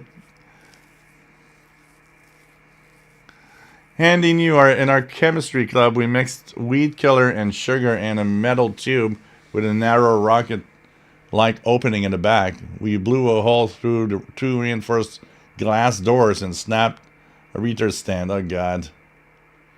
Oh God.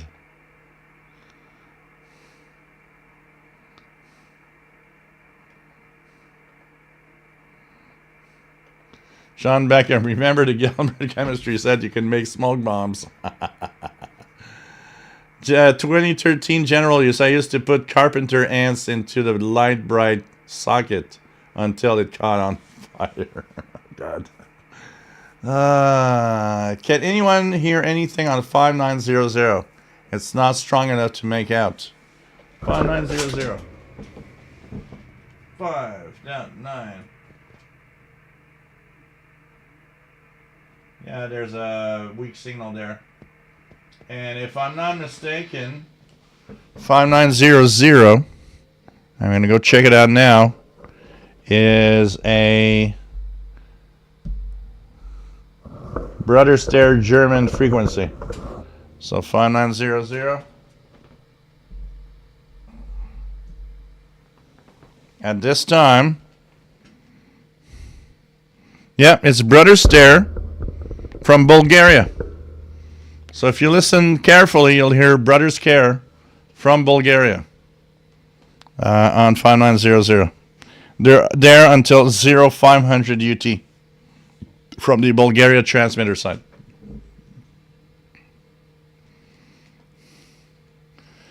Jean Arash says, I remember as a kid, my uncle putting me on his knees at the wheel of his car. Just try that today and see how the cops react. Yeah. Yeah, but that was a thing back then. That was a thing. I'll tell you that. That was a thing.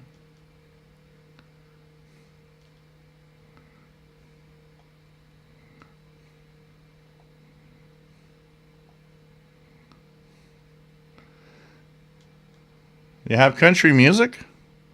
Because his Brother Stare. If anything else here, wait a minute. They're just going to check. Okay. There is a Radio Casa from Brazil, which I've never heard. I'm hearing a carrier, but there's too much noise here. I can't make it. Sheila Lissa, my dad used to drive so fast the poor car would pass everything but a gas station. Brad Shaver, yeah, we lived through it. Steve, 57 Steve, Gilles, does the Tixon 990X suffer from the same wobble and instability issue as the 501? Yeah, they are pretty much the same. That's why when people tell me, well, should I buy one of those? I always say, well, go into the 2200X instead. It still has an instability, but the 2200X is much better, and you'll be okay. But yeah, both suffer from the same thing. According to Anna from Nonco, apparently has something to do with the DSP chip.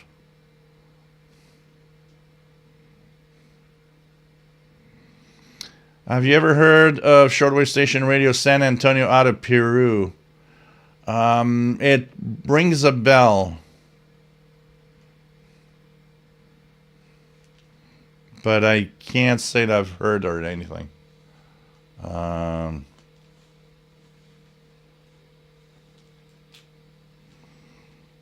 Because what I usually hear on 5900 Different Gear TV, when the signal is good enough, it's clearly Brother Stare from Bulgaria. I have many times heard well,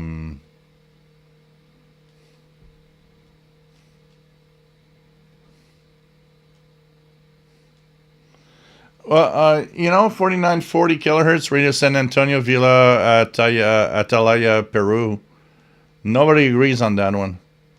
Because a lot of people seem to say that it might be on the border of Colombia, Venezuela.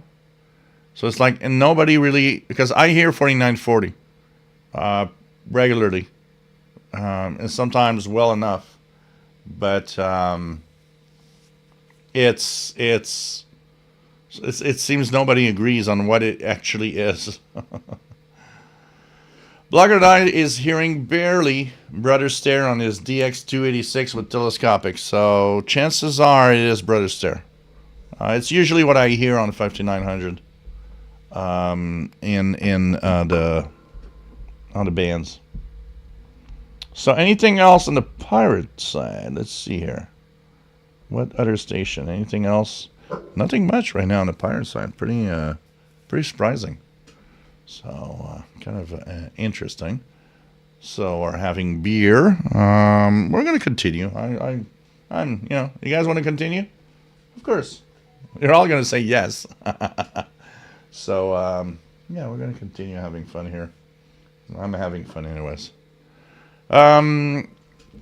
So of course, there's a lot of stuff happening. We're going to Christmas into radio, and the shortest day of the year is coming up in a week, and that makes very long nights. And I think we understand one thing, is that there's a lot of the maximum usable frequency is really, really low lately, and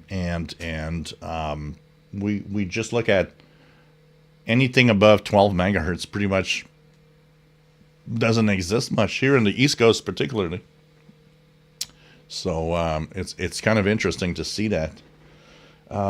It's curious to see also that Radio Exterior de España isn't.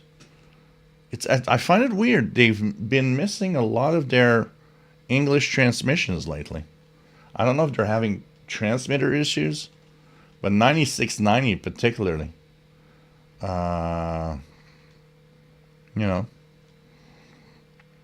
Joseph, does anyone find NOAA weather radio soothing?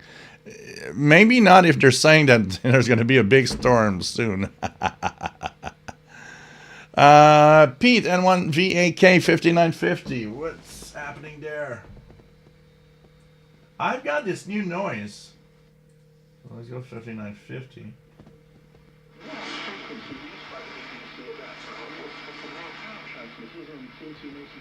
Oh, that's good.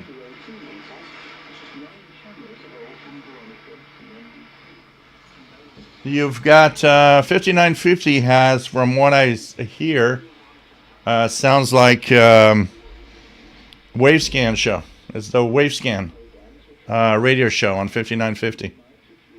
So yeah, it sounds like Wavescan 5950. Pretty good signal here. I've got this weird new noise. So it's apparent here. It's like a rough noise that's in the band.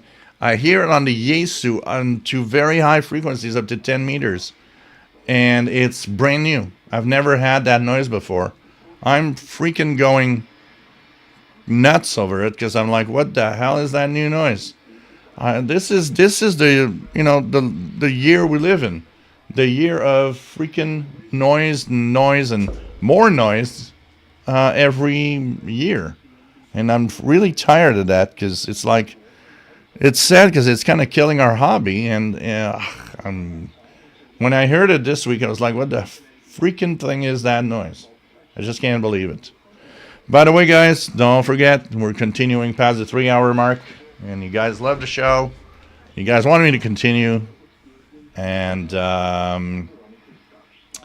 we've got a super chat where you can give me a little something.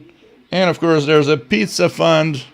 If you want me to not die of starvation, there's the pizza fund through PayPal, which is great because I can just order pizza directly with my PayPal account, and it's kind of cool.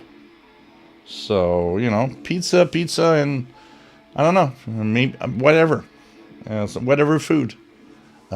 Just Send your donations here if you like what I do. And remember, I'm here every week. So, no, it's not. It's not Wavescan. Is it Wavescan? Anyway,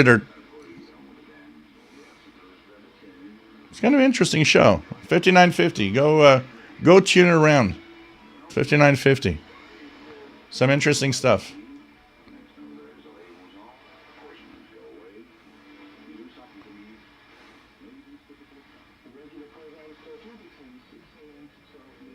Yeah, I think it's Wavescan talking about some other station right now. Andy News says 5900 also good on the quarter-cent 286. James Johnson, that's just alien RF. It's okay. Drone RF, Danny Shortwave says. David Snyder, nice to have you here, says 5950. Very strong. And the Texan PL 880 in Staten Island. Cool.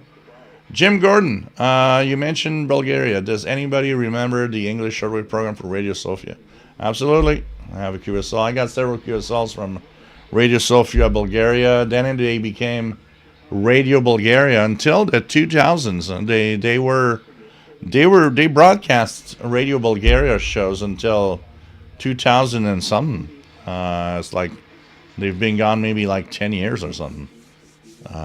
They still have, by the way, if you go to Radio Bulgaria, they still have a daily 1-hour show on the internet, a podcast you can download and listen to. So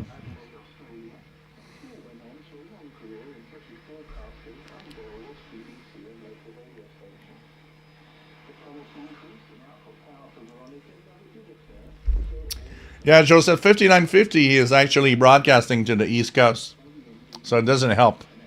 It doesn't help. Alice Moon, nice to have you here from Moscow City, Russia. Welcome aboard.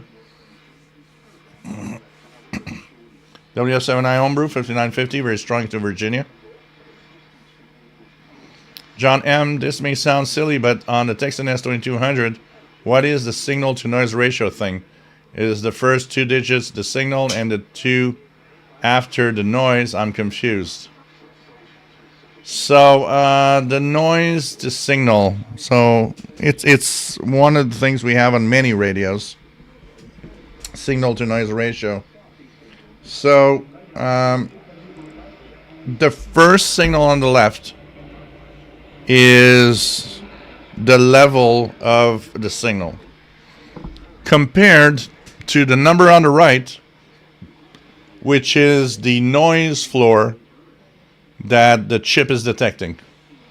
So what you kind of usually want is that the left number be much higher than the right number, because it means that the signal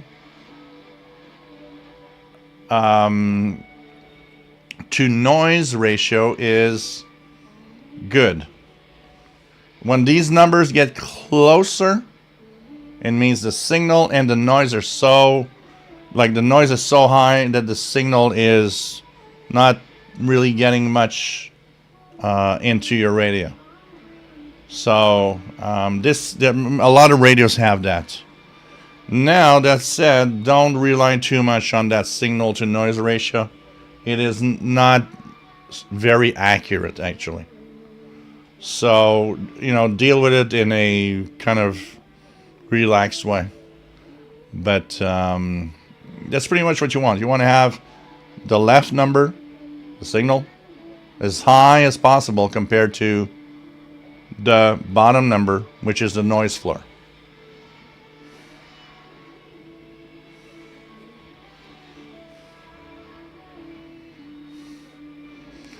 Yeah, that's different, Mike WX50. The signal to noise ratio on Kiwi SDRs are important because there's a lot of Kiwi SDRs that are really bad.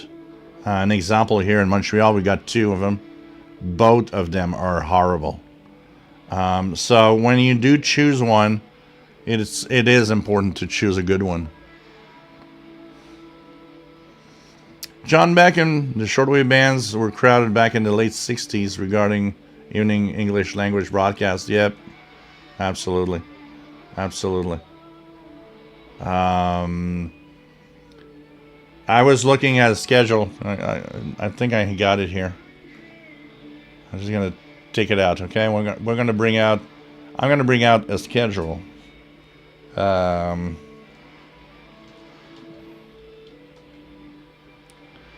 1980. Let me just check if I got...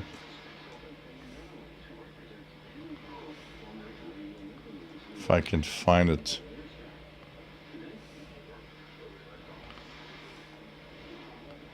I've had a shortwave schedule from 1981 here somewhere. Okay. Here you go, okay? In 1981, at 0 hours Universal Time, you could listen to BBC World Service 5975. There was a English language from Spanish Foreign Radio, which is Radio Exterior España today, on 9630. You had Radio Peking. You had Radio Japan, NHK. You had Radio Berlin International on several frequencies. Radio Moscow on several frequencies. You had Radio HCJB on 9745 and 15155. You had also Radio Bulgaria, Radio Bucharest, which is Radio Romania today. You had Radio Norway on Sundays. You had Radio Sweden. That's like, I just look at those and it's like, yeah, let's not continue. You're going to start crying.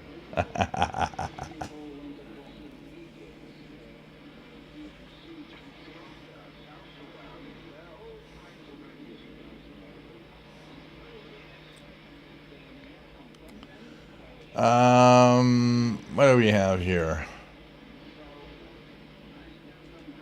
Ultra V says 5950, also in the UK, but hammered by Stanag on the lower side.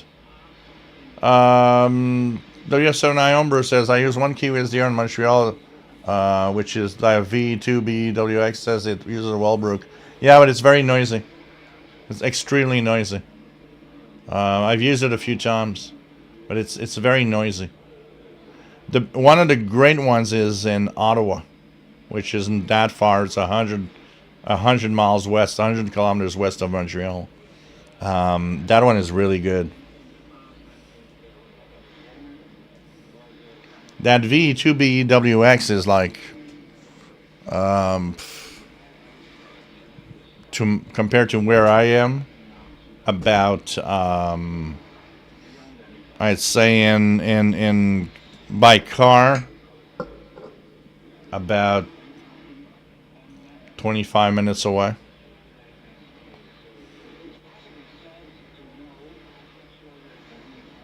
No, it's very noisy.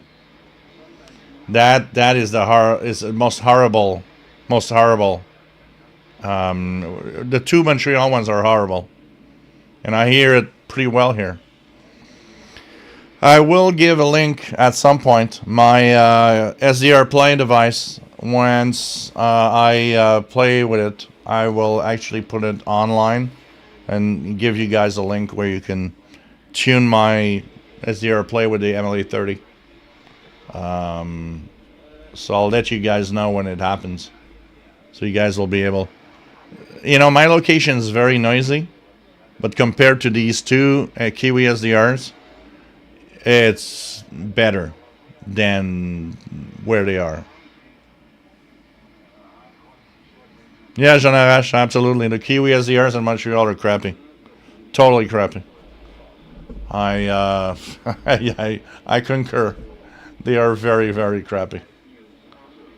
Alice Moon, is there any interference on the radio in Canada or the United States due to appearance of numerous drones? Well, not from drones, but there's a lot of noise, just natural noise from all the electronics around us.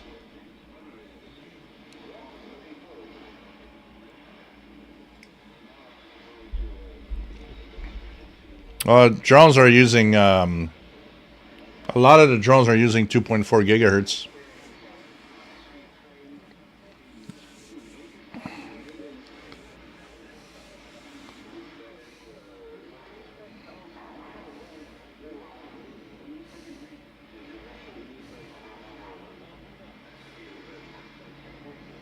It's just crazy. The Kiwi SDRs are not all equal. You got, when you find the good ones, you actually have to take note which ones you want to go to. Take care of taking that note of where you were listening from. Thank you, James Johnson, for the pizza. I will not starve tonight. Thanks to you guys. Thank you so much. And I should actually post a pizza picture on the Facebook group and everywhere that you guys are. I post it on a personal page usually, but you guys would love the pizza that I have. It's just an amazing pizza from there. So, it's kind of cool. So, it's okay. Anything left on the Pirates? Nothing much on the Pirates. What's on the bands? Let's check out the bands for a second here. I'm going to go and tune. What's 25? Let's check out the 25 meter band here. Let's see what happens.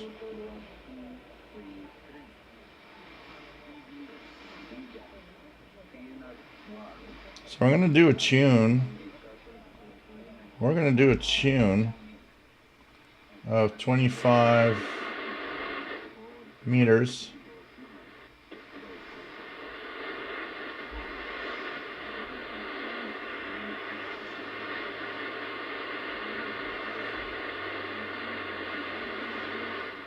So 11,500 and up. We're going to do a tune of the bands there and see what's there. James Johnson, pizza, the food of gods. There's a bit, one bit north of Saint Marcelin de Kildare. Yeah, that's a small city, so a small little town. It could be better. Mike WX50 says the Kiwi SDR in Vermont K1VL and Shrewsbury, Vermont. Cool music. 5960.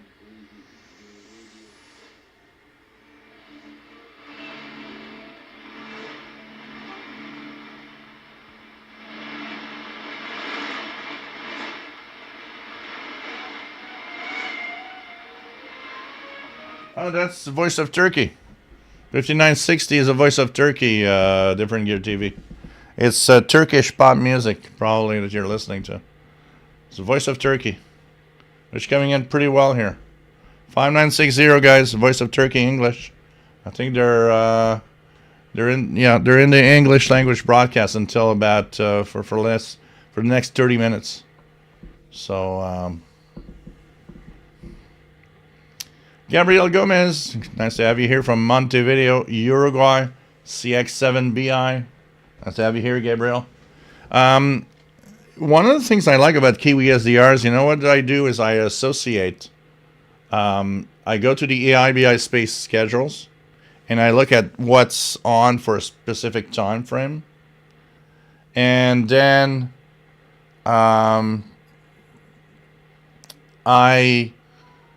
So once that happens, is that I will go and tune the Kiwi SDRs in the regions where I hear stuff, like Radio Pilipinas that I've been listening a few times. It's kind of cool because I use a Kiwi SDR in Tibet, and it comes in super well there. And I listen to the full 90 minutes. There's no time frame on the Tibet Kiwi SDR, so it's like there's no time limit. So you can listen to it and listen to Radio Pilipinas, which is kind of cool. And it's very unique, in English. So what I do is I often do that is I look at what are the transmissions right now and go to a Kiwi SDR that's in the vicinity of where it's transmitting and listen to their broadcasts. It's like, Bangladesh Batar. They used to be on the 22 meter band, and I could hear them here in Montreal when the propagation was good. And now they're only using 60 meters, or pretty much. So, yeah, Vicky Pelletier, merci beaucoup. So, what happens is that you tune some Kiwi SDR around where it is, and I think it's a fun way to contribute. What I do, so you guys see that here, that old style.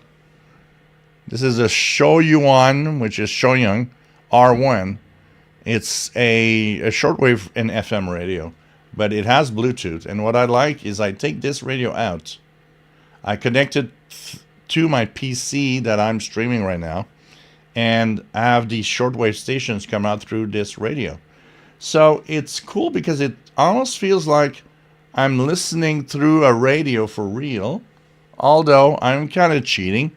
I'm using a Kiwi SDR, tuning one of those stations, and through Bluetooth on the PC, sending the audio to this radio here.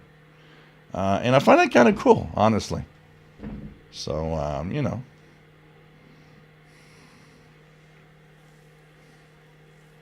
So David says, that'll be awesome to be able to receive signals from your QTH remotely. I'll definitely take good advantage of your SDR. Cool. When it's set up, I'll let you guys know.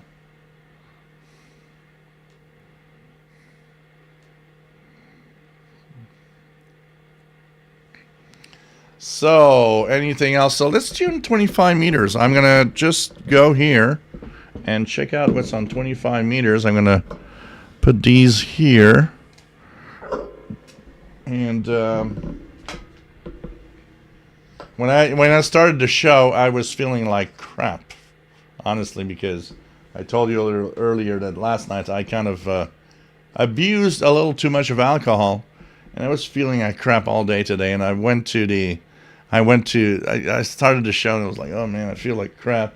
But of course, as they say, the beer that I'm drinking is actually it's actually making things better.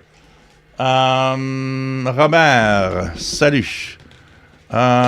Plus dipole mode and goes down to dipole mode. What to VLF mode? What's the?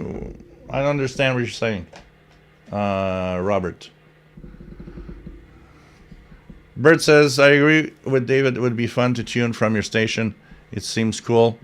I may want to buy one myself, and you could listen off my various antennas. I went to see the Kiwi SDRs because honestly, the Kiwi SDRs are fun because there's multiple users allowed, and I would love to have a Kiwi SDR, but it comes up to 600 Canadian dollars. I can't see myself spending $600 for a Kiwi SDR, unfortunately. Unless I do some kind of...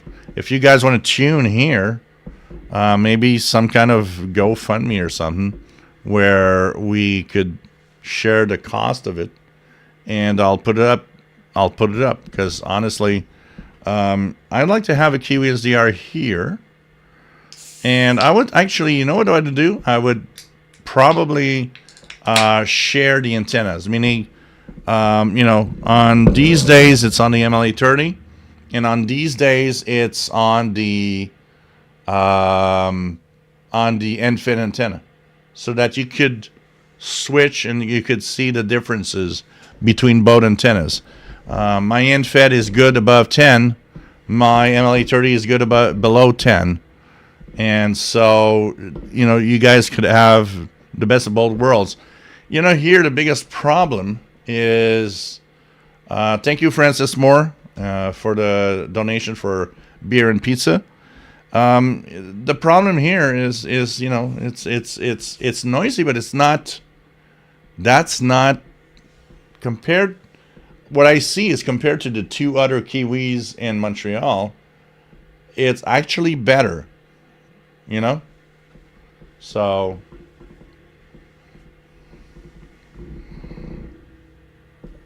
Well, it's audio, so if you have if I don't think it takes a lot of bandwidth, because it is you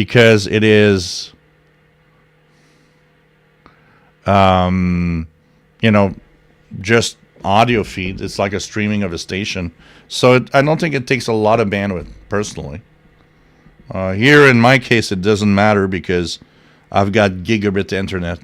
So, I could do, there have been days when, because I've got a couple of people connected to here. I got neighbors connected to my internet. And so I've seen days where I would stream to you guys, and there would be like one connection to Netflix, one connection to Prime Video and YouTube, and it's like there were tons of things going on, and you guys never seen a difference because here it's not a problem for that. And even with high speed but kind of relative low speed, high speed, if you know what I would mean, I don't think you would see a difference, honestly. So, Yeah, well, I don't have that problem here, Jean Arash. The biggest problem I have, so with my setup, like the MLA30, I don't have harmonics. I don't have any problem with that. I really have mostly noise problems from the neighbors. It's really that's really the biggest problem here. So.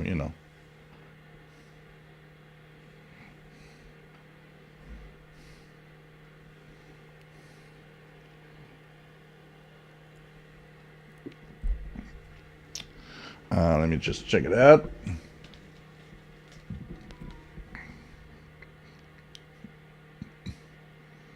If I see anything.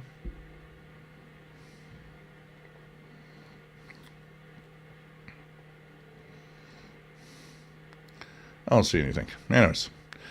Tom Petty was a Florida native. Oh, I didn't know that. Oh yeah, you can lower the noise floor by, but it's got a noise. It depends on how you can tackle things in different ways, for sure. Like somebody didn't understand. I made a video where my ICOM had the attenuation, because when your noise floor is S9, I take attenuation and put the noise floor as low as I can.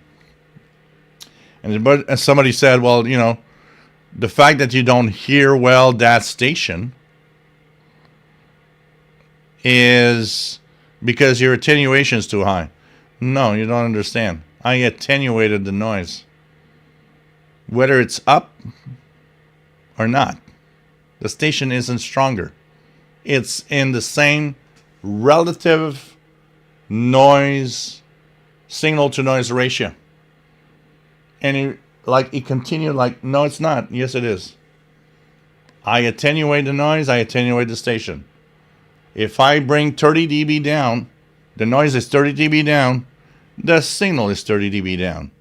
Noise floor, so signal to noise ratio, stays the freaking same. No, it's not. Okay, yeah. Go F yourself.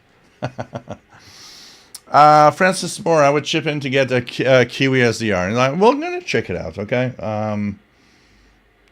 What I like about the Kiwi SDR is that it has multiple connections. The latest one, I think, is 8. That means you would be able, there would be a capacity of being up to 8 streaming from a Kiwi SDR, which isn't great. The SDR plane, it'll be only 1. And that's what I don't like. I'd like to have, a Kiwi SDR is cool for that, up to 8 connections. If more than one of you guys want to connect at the same time, it's fine. It's going to work, KW61, I stay off Apple Music because I need money for my radio hobby.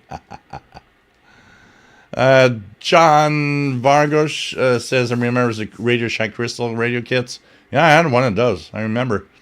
I got an electric shock because of that. You know why? Because when I wanted to test, once again, a kid that likes to experiment. I wanted to plug my antenna to the radio, to the lamp, the light that was at the top of the because I would go and take the water pipe from the bathroom, so I would plug the ground to the water pipe of the bathroom, but I wanted to plug the antenna to the light fixture in the bathroom, which was made of metal, and see if it helps. And of course, because they were plugged in wrong, when I did that, I got a 120 volt shock. One of the first shocks I ever had in my life, I guess. When the wiring in the house is wrong. We have here my next door neighbor. So here what happens is that I'm partly responsible for what's happening in the building. So people come to me when something's wrong. And if it's something important, then you go to the landlord. About 6 months ago, next door neighbor here knocks on the door. He says, I got electrocuted in the shower. And I'm like, what? So I take my multimeter and I go and measure from the shower head and the drain. My multimeter reads 85 volts. And I'm like, what? Something is wrong here.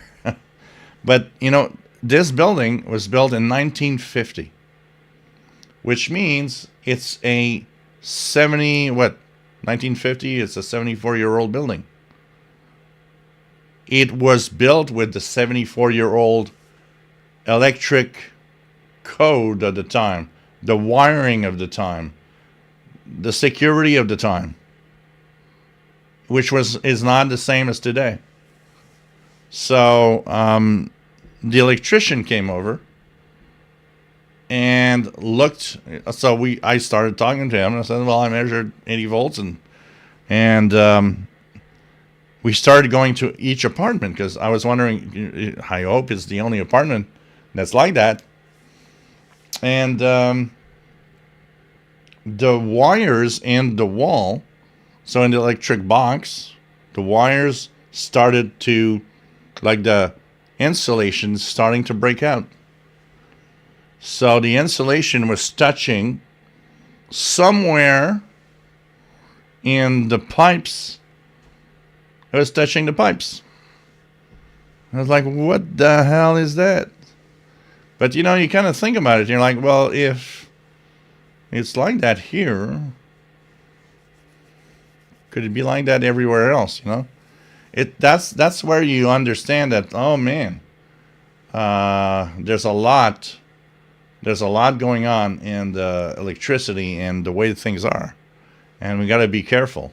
I mean, this house is 74 years old, and 74 years old is a darn amount of time. So and I don't know. I don't have the money, but the landlord here has actually told me several times. Maybe I could talk to him, or I don't know. Although my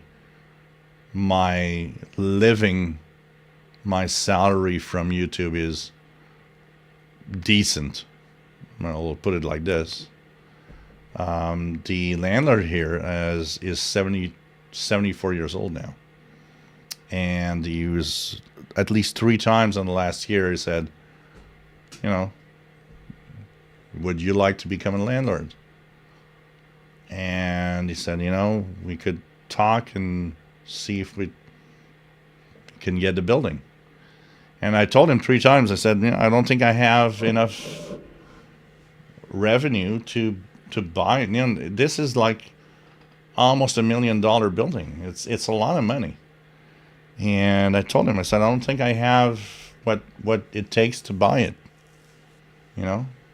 Maybe we should talk more. Maybe he's willing to help in some way. But the way that he brought it 3 times this year was like, if I had to sell it, I'd rather sell it to you that already takes care of all the stuff and knows everybody than to start, selling it to some nobody that you don't know what's going to happen next.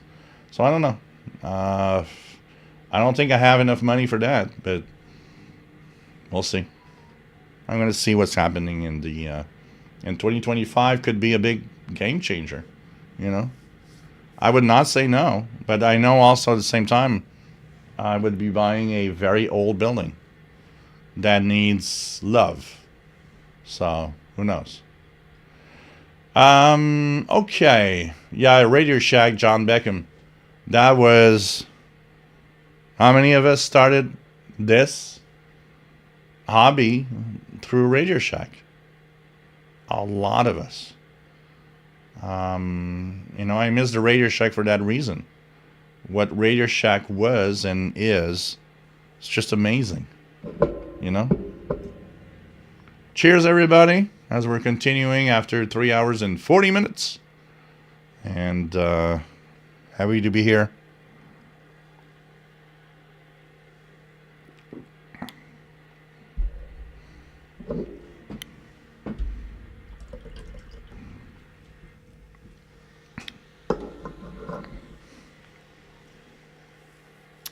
What's sad is if I had this salary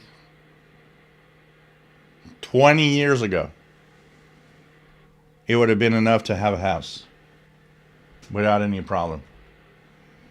But in 2024, everything went up so much.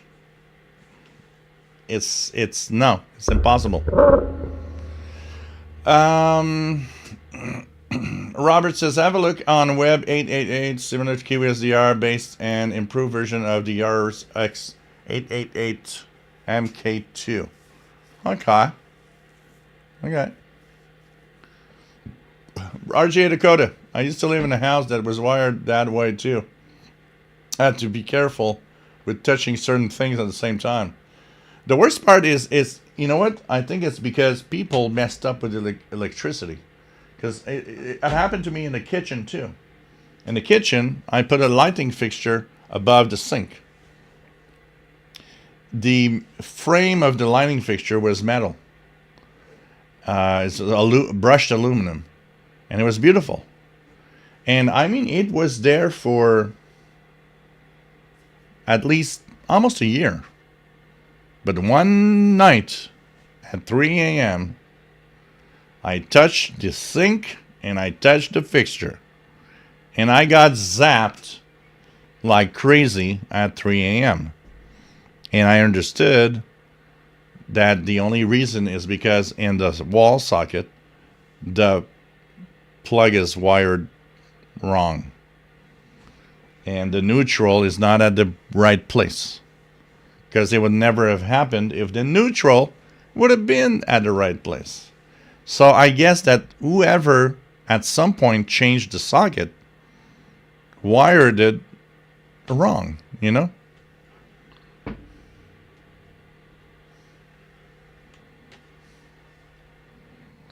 Francis Moore, everyone watching, keep chipped in. If any way is being chipped for a Kiwi SDR, my promise to you is that it's going to the Kiwi SDR only. And we'll have a Kiwi SDR set up. That's for sure. Pete, N1VAK, couldn't wait. Oh, man, I was the annoying kid. I was going to the Radio Shack stores like, where's the catalog? Where's the catalog? Oh, man. And I would drool over the catalog. There were, back when I was 14, 15 years old, the catalogs I would drool over was Radio Shack and the Sears catalog with all the Christmas gifts. The all the toys. So it was both of them together was my drooling. Oh man, my mom would buy it through the Sears catalog, and I was like looking at the toy store, the toys in that catalog. Oh God. You know what's bad in a capitalist environment? You're a kid, you see all of the stuff you drool over, but you know that we just don't have enough money to buy the majority of stuff. Oh God. I don't know, but earlier record talk, first 45, early Beatles from 1966. Oh man. Ah man. Just crazy. But Radio Shack, I think Radio Shack started a hobby for a lot of people. Sorry guys, I'm a little hungry. I'm just gonna have a few chips. Got a few Pringles here. So yeah, I mean Radio Shack was definitely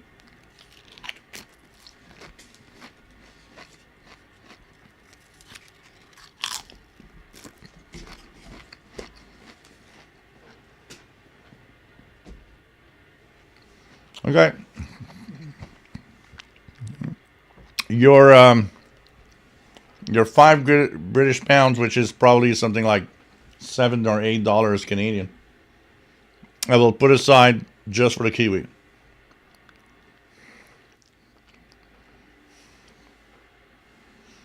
Rob's Radio Channel, what's your favorite shortwave radio station? You know, it's like I said, I don't have a favorite today.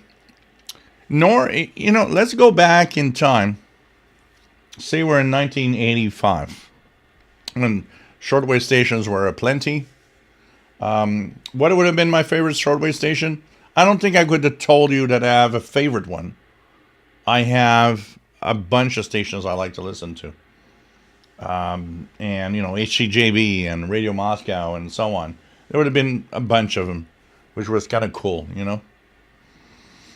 Andy New, let's all go back to Amerland, Eddystone, and Collins. Those were really today's. Dave Vosh won't be there next Saturday as I have performance with my modular synth in Virginia. Well, you know what? Have a great Christmas. But next week will be Santa will be here. Santa will be here. So cheers, everybody.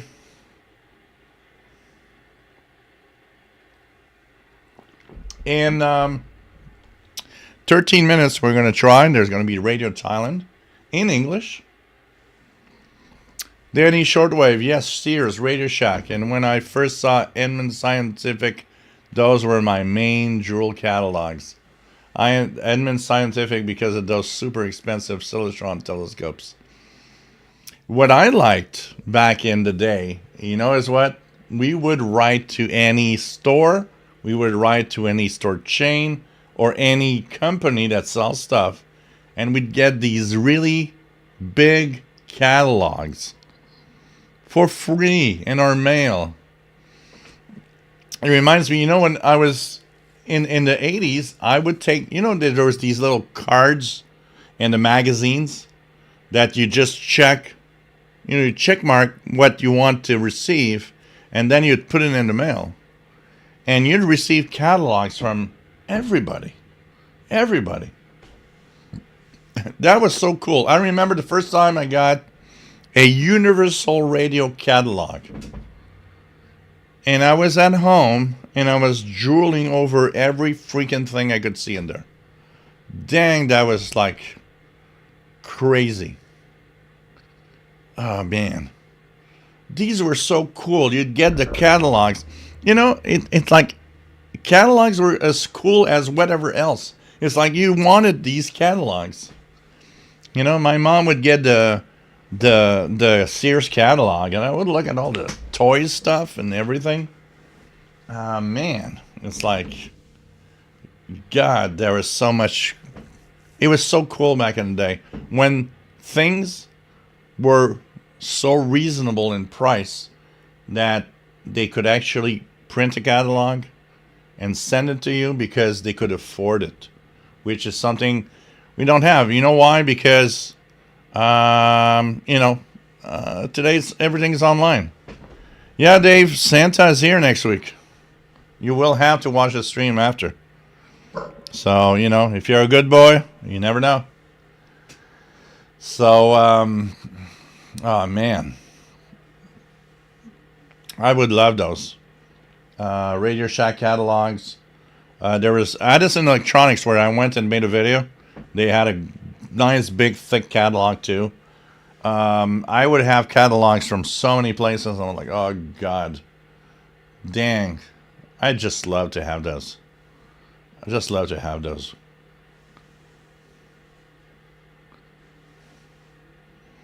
Rob's radio channel, I think we can... There's one thing we should do because, for example, right now, Radio Slovakia and Radio Romania are both asking listeners how they listen and what do they listen to. And you know what? We say it all the time. If you want a station to stay on the air, one of the biggest things is they need to know if you're still listening.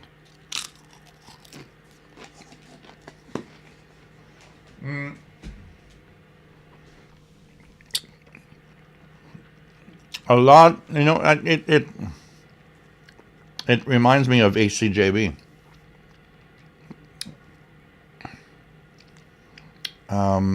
When they talked about HCJB on Wavescan, it was Alan Graham that talked about it. And we talked about the history why HCJB left. It was a sad story because they didn't have, at the end, they didn't have to move their transmitter sites. But beyond that, one of the things that made me realize, why HCJB was gone is for the money they had to spend, they looked at the amount of correspondence, amount of people writing in. And it was down, crazy downs, like people didn't listen anymore. Once again, when I hear people talking about the internet is the problem to shortwave, and I'm totally convinced it is not, because when you hear these testimonies of why we left, Alan Graham was talking about the fact that in the 90s, there was still no internet, really. Their mailbags were going down and down and down in the 10 years from the Cold War to the end of getting to the millennium. There wasn't as much mail. People weren't there. And this is where you understand that writing to your favorite station or to any station isn't just a must. It's if you truly believe in shortwave, it's an obligation. It's mandatory. You have to write at least once or twice a year to every station you listen to so that they know you are there. That could make a big difference.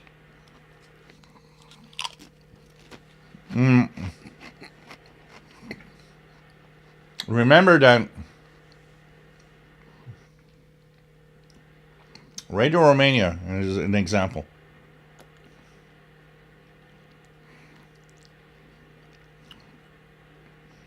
They have less transmitter sites right now. Why? Because the government isn't giving them the money required. And if they don't get correspondence, they don't get anyone to write, why should we keep up transmitter sites that cost a lot of money if nobody writes in and says hello.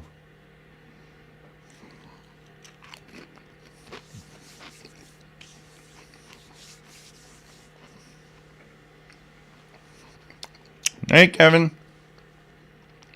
Take care. Enjoy the pain of the tattoo. Take care and happy holidays, man. Always a pleasure to have you here.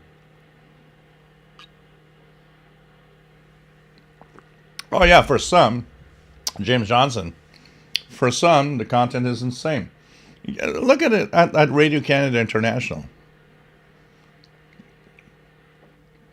Everybody misses Radio Canada International, but the last years on Shortwave, it was not the Radio Canada International from the glory days of Shortwave, where there was, dedicated Shortwave programming. And of course, that means a lot of people probably decided, you know what, I'm not there anymore. It's not the same thing,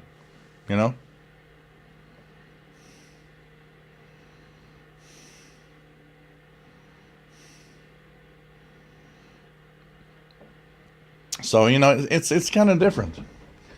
So, 4 minutes, and we're going to check Radio Thailand, and I need to go pee, guys.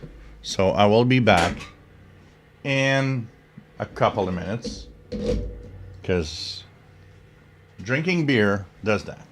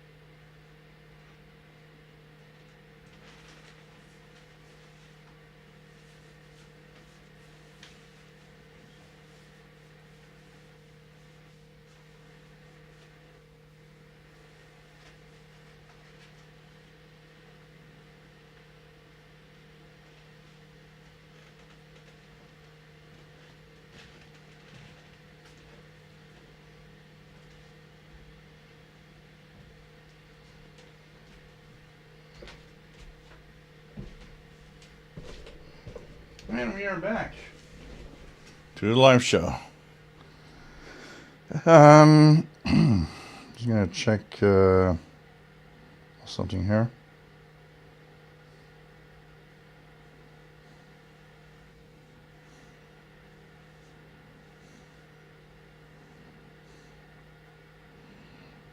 Oh, I got a update from SDR Play about an update that I have to do my device. Cool. This is going to be great. This is going to be great. Okay. It's going to be great. I'm going to check it out. I think they're following a lot of what I do and talk about, because they've been very proactive on all the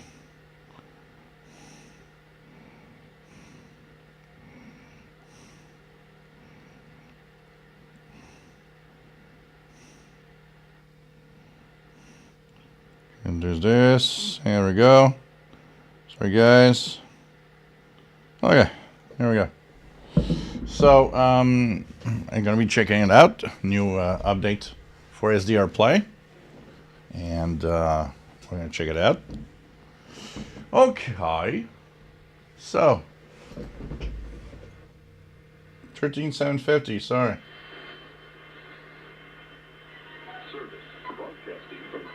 Yeah, coming in. Radio, online, and audio mobile. This is Radio Thailand, FM 88.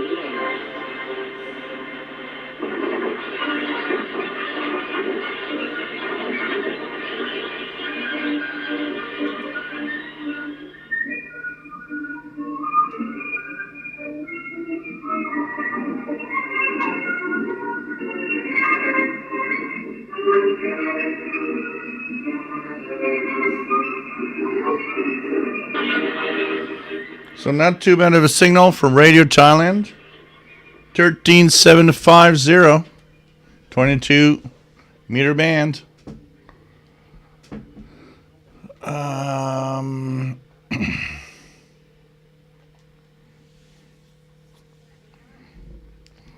continue. Rob's your channel says internet not reliable because we had a big storm about a week ago and no internet for a week. So that's where radio is important. James Dawson, we need more radio mystery theater and other creative shows. Yep. Take care, Bert. Always nice to have you here. Vintage oils. Well, here we don't have any drones, but yeah, I'm hearing that that's a problem in a lot of places. Sean Ash, RCI has Blue Sky Channel in French, English, and Spanish, where it posts news. Funny because there's also Radio Canada info channel, but never posts anything on it. Yeah. Yeah, they don't know. I mean, there is no metric to tell them how many people are listening to their broadcasts, you know. Letters are the metric. Letters are the metric.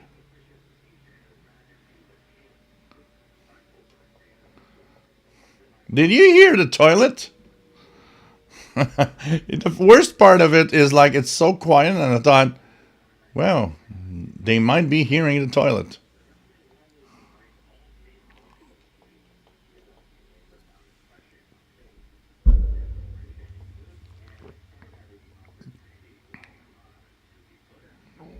Well, that's cool, James Johnson. A paid YouTube user, you are giving me a little part of that money in your subscription. It's fine. It's fine.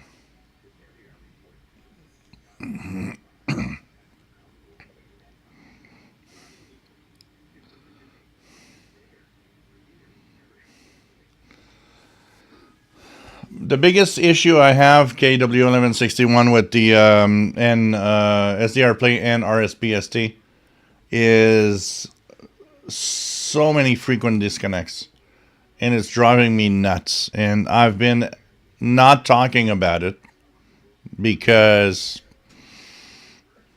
if I am, I'll be talking rather bad about it. So I'm keeping quiet.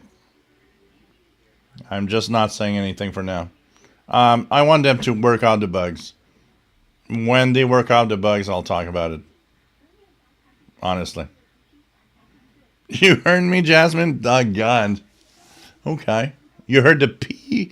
So did you hear the pee side or did you hear the toilet flush? If you heard both, I'm a little embarrassed. You know, I was in the bathroom, and the first thing I thought, Jasmine, is you should have put something like at a high volume so they don't hear the rest of the house. But yeah, that's life. Oh, my phone is ringing. It's my friend in the hospital. I'll call later because I can't right now. Okay. That's kind of embarrassing.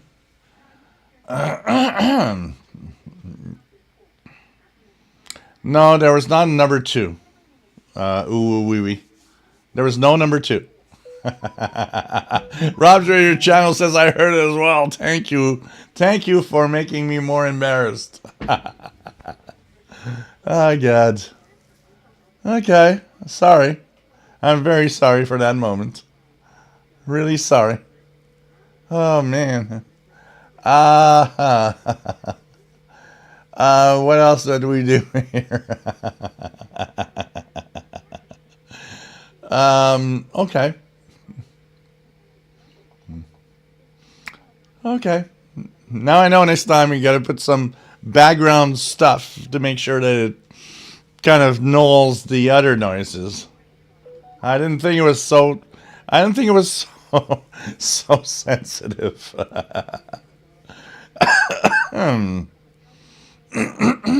Okay, so what's next? Different gear TV, interesting because I'm not getting 13750, but I had Radio Thailand real strong on 7475 earlier. Okay. Joseph getting 13750, Radio Thailand, hot ear, lots of noise though. Cool. Kevin 61, 13750 coming in Tucson, Arizona. Oh yeah, the Estes catalog, absolutely, Mike B. Absolutely. Francis Moore, have a QESD and SDR DX. Would you buy the new SDR Play standalone platform? Honestly, if I had to, because let's face it, the SDR Play device that I have here is as expensive as a Kiwi. If I had to dish out money, I'd buy a Kiwi. Honestly. From what I see right now, I'd buy a Kiwi SDR.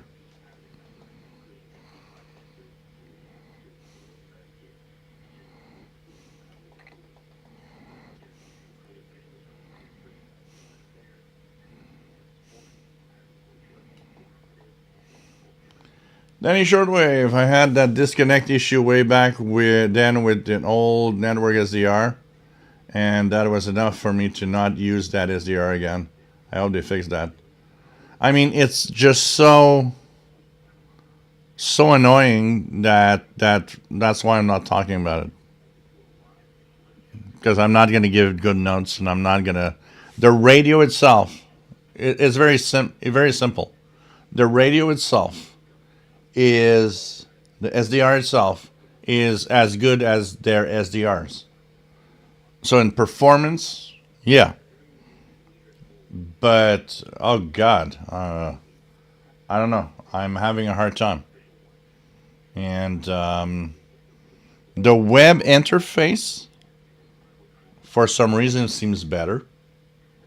But, man, it's kind of not what it should be. That's for sure.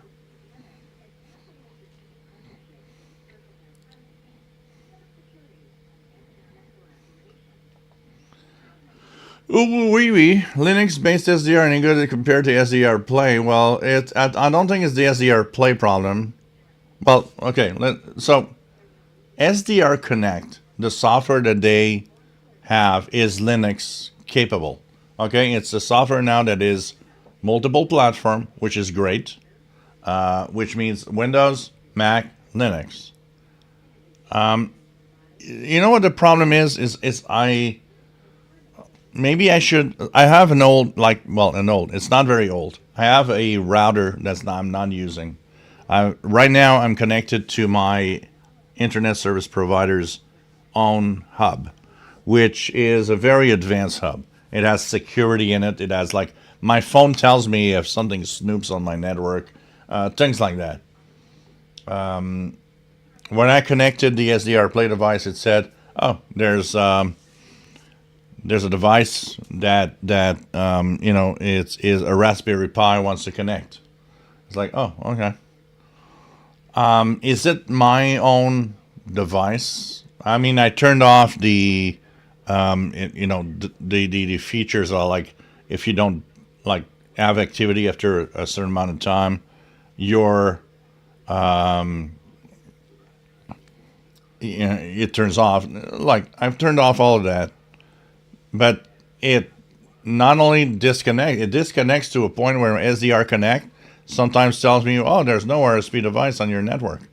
And I have to wait like a minute or two before it's like everything comes back.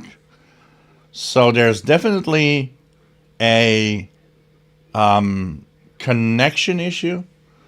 I've been wondering if I shouldn't plug my router, my Linksys router, back online and see if through that I have so many problems, because it's definitely a problem that is annoying enough that it would just prevent me from using this ever, honestly. So I'm trying to find out where's the problem. Can they fix it in firmware that the connectivity is like solid, rock solid? I think we need that. I can tell you that.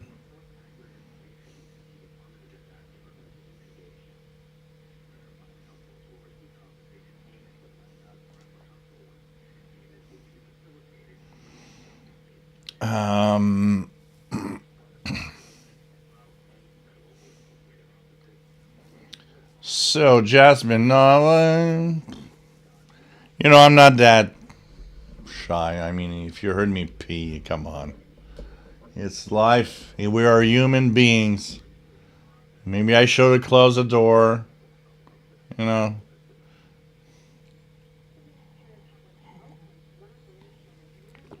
know the microphones are sensitive. But you know what? Because I put the volume level pretty high on this microphone. For that reason, to make sure that everybody hears correctly. Yeah, it does show how tuned my listeners are.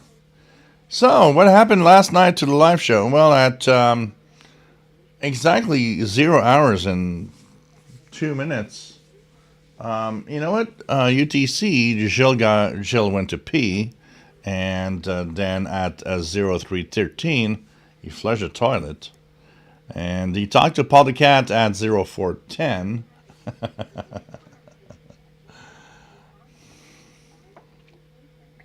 Oh, God.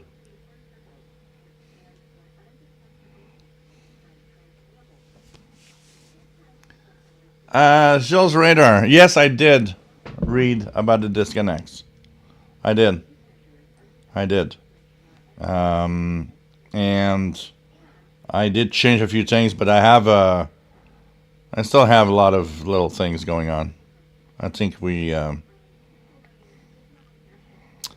going to check it out. We're going to check it out. Definitely.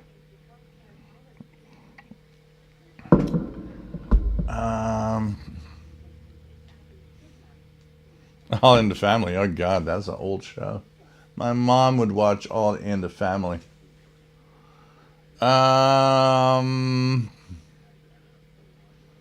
Take care, SWAT cats.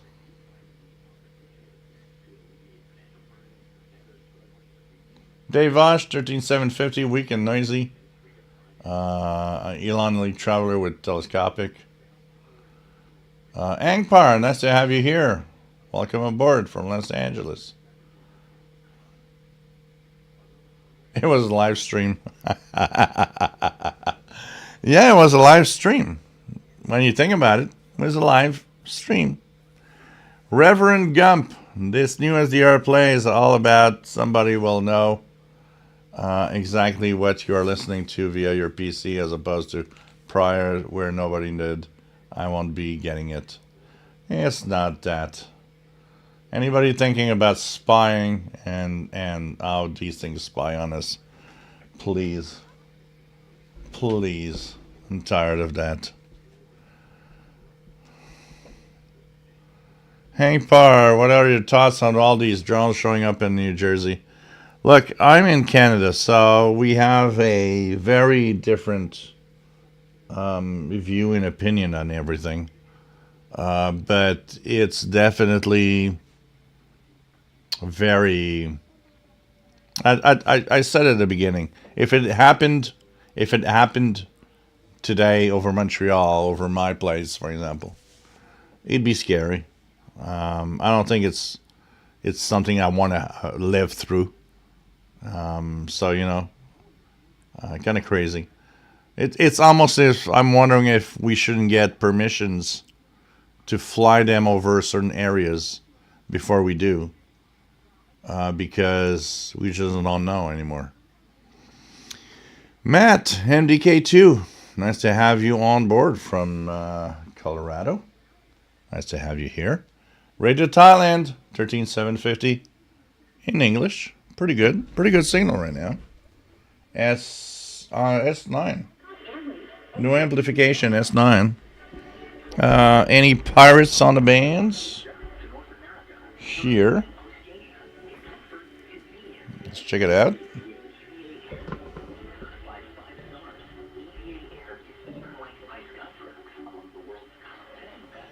There's an unID'd station on 6880 AM. Let's check it out.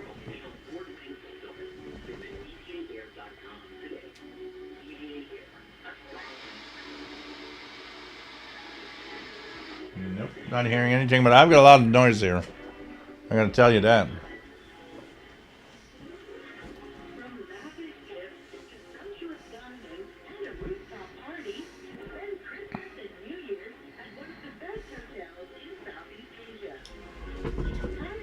I'm pretty sure I got nothing about U.S. military in there.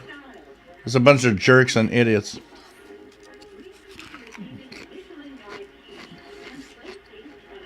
All right, guys.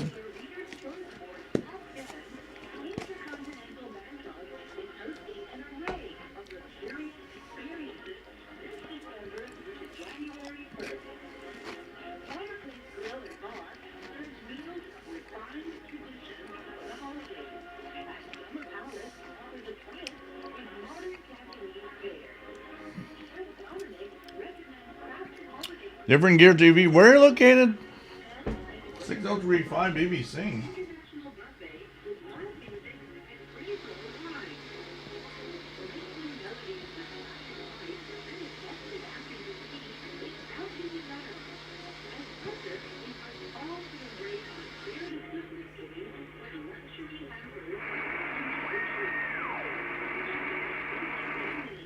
I am hearing something very, very weak on 6035, but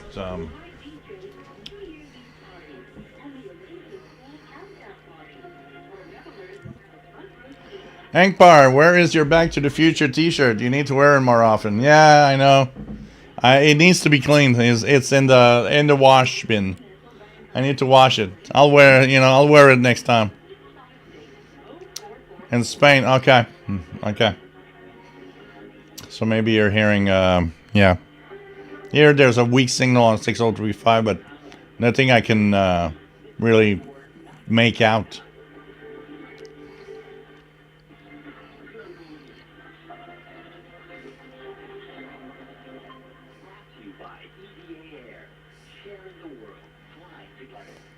Welcome back to Radio Thailand News. We broadcast live from FM 88, and we're also online at prgee.prefco.co. So I will actually block Reverend Gump, which is obviously a troublemaker. There we go. No more. I don't like trouble.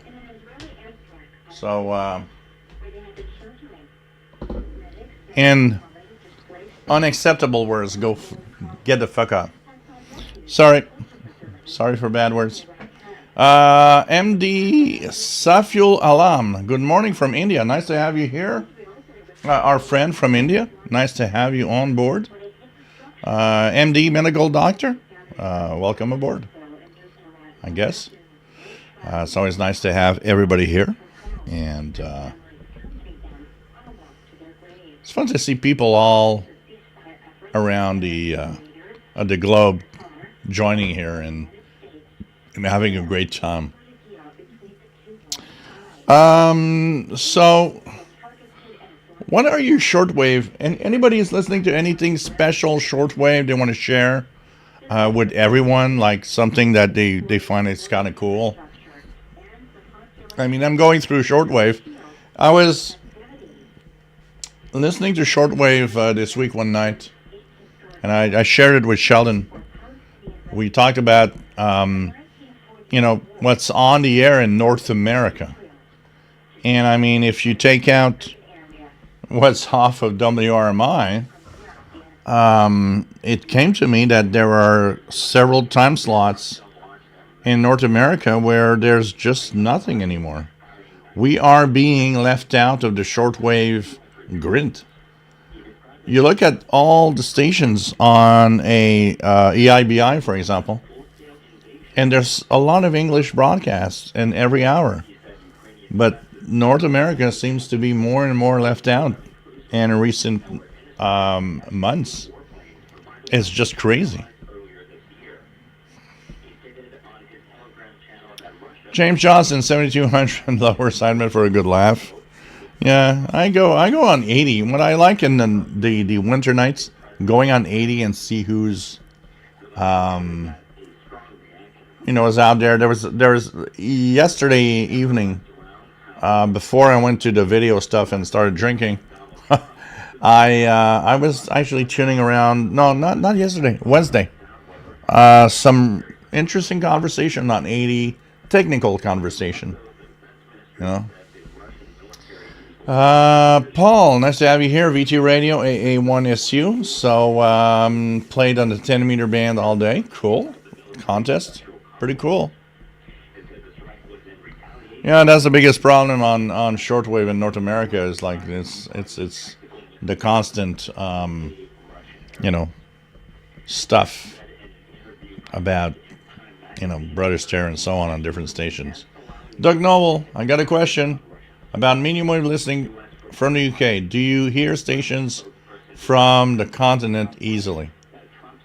You mean from Europe or from North America? So medium wave is interesting because depending on where you are, you will hear different things. I hear weak carriers. From stations in Europe when I do scan the AM band.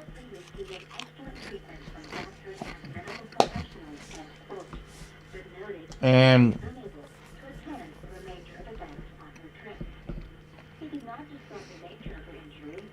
one example is there was a DX test from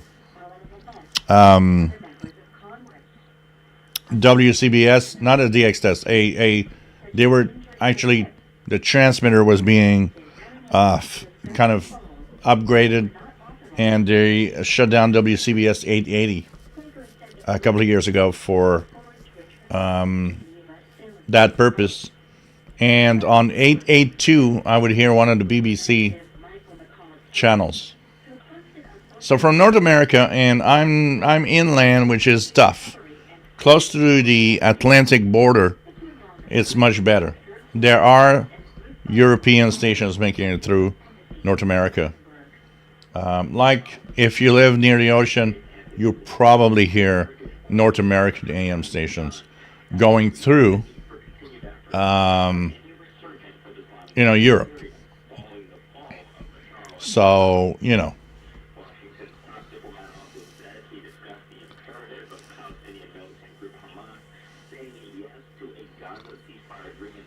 what wattage would be practical for a portable AM transmitter in theory?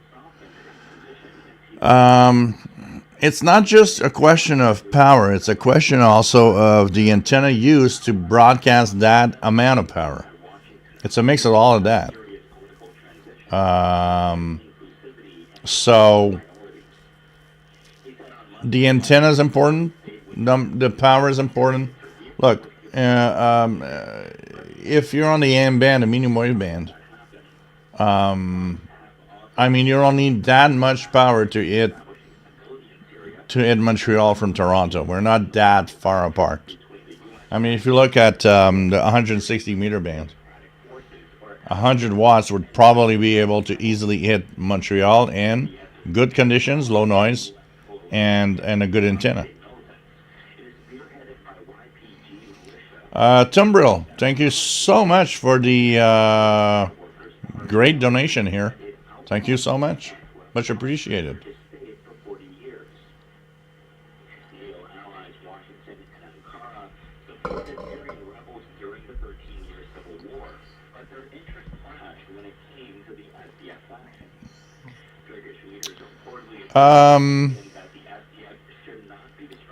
Would someone, Doug Noble, would someone in the UK hear stations from France, for example? Oh, easily.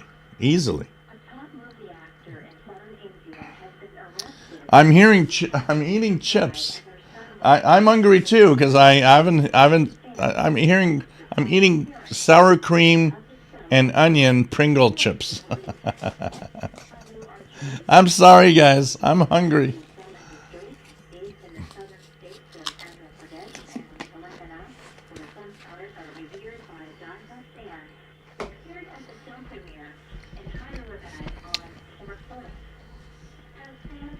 An example, when you live near the ocean, Jasmine can pick up medium wave stations from Japan and Seattle.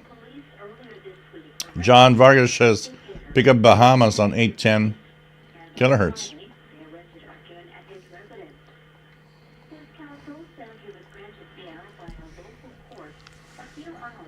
I mean, when stations are horrible. I did a band scan this week, and I can tell you that oh god, U.S. AM radio is trash. The Rorax MLA 30, and it was like, even on, you know what? I'm trying to go back because I was with Sheldon.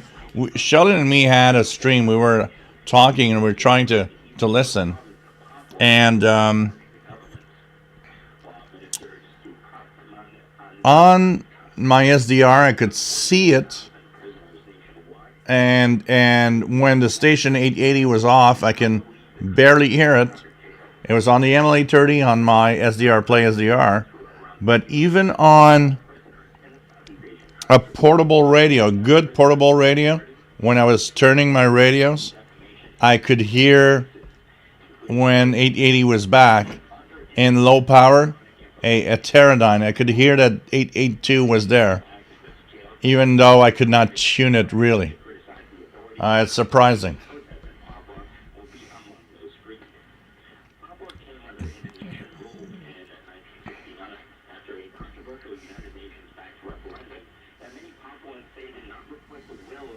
How far is my 24-hour pizza place? Oh, it's not that far from here.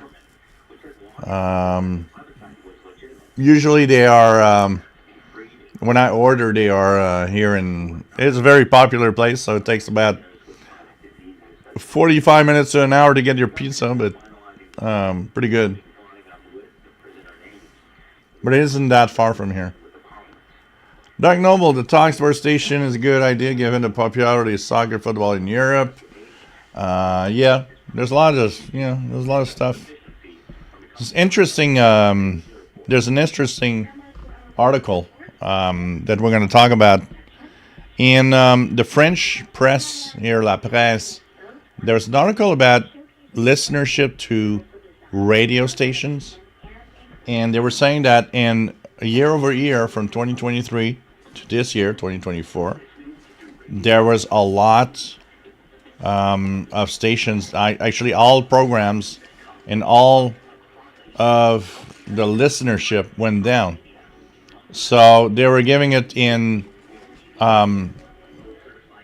listeners per minute, and every radio station in Montreal had a listenership that went down from year over year.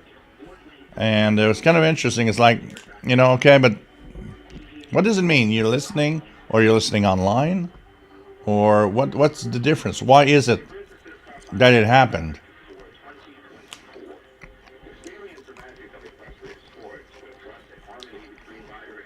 Question for you guys. Who listens to AM radio?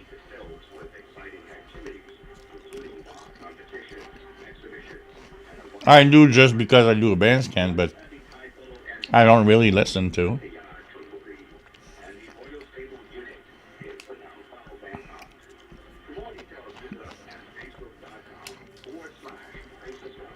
This is good.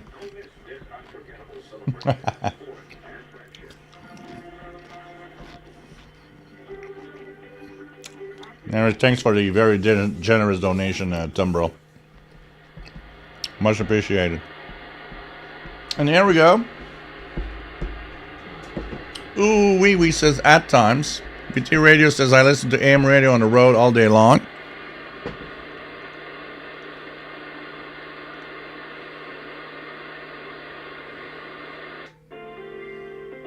Radio Slovakia and English 15770. Dear listener, we are around for 30 years bringing you the best of Slovakia by all means of broadcast.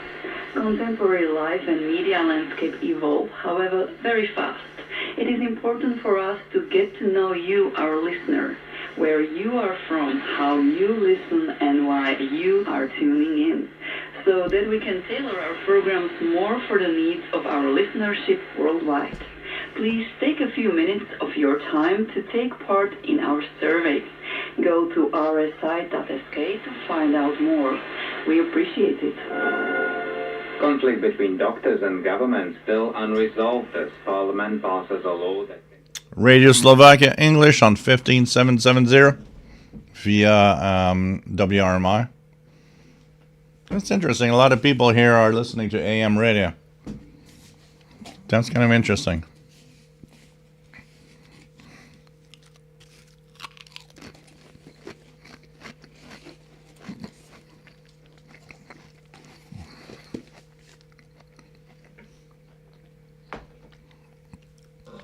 Yeah, the Radio Slovakia survey. Here, let's go. SRI.sk. So, guys, Radio Slovakia is asking you for let me just get the link here.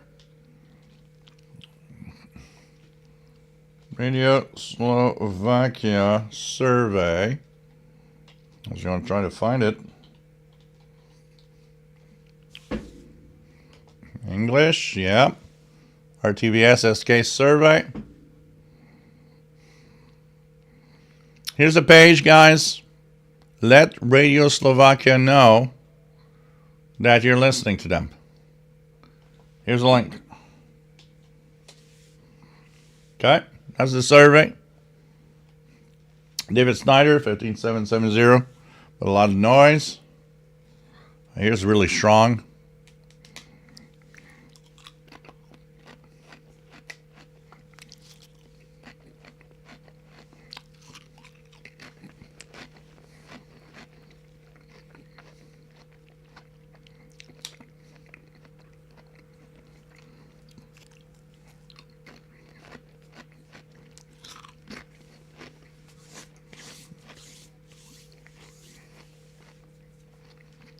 I'm a DXer. Yep.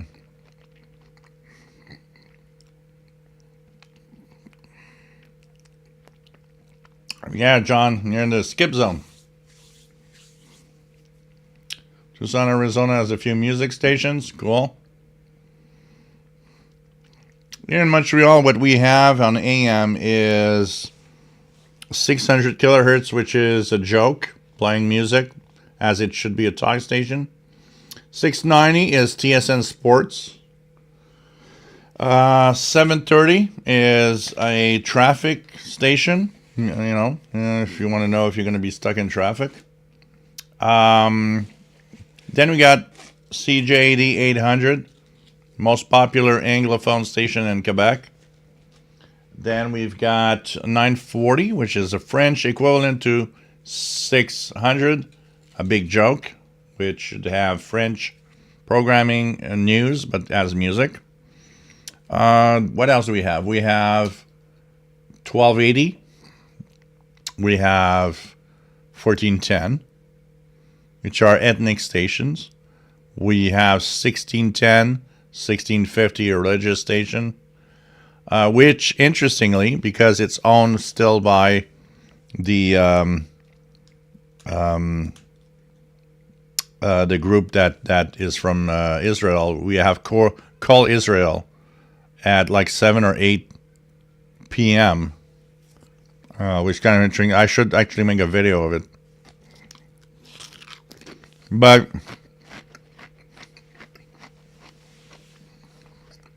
Montreal radio is a big joke, honestly.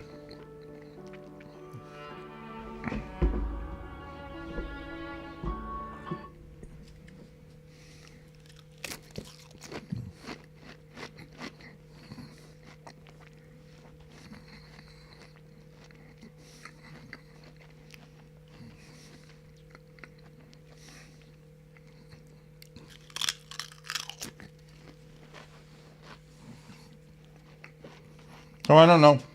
Montreal radio and AM.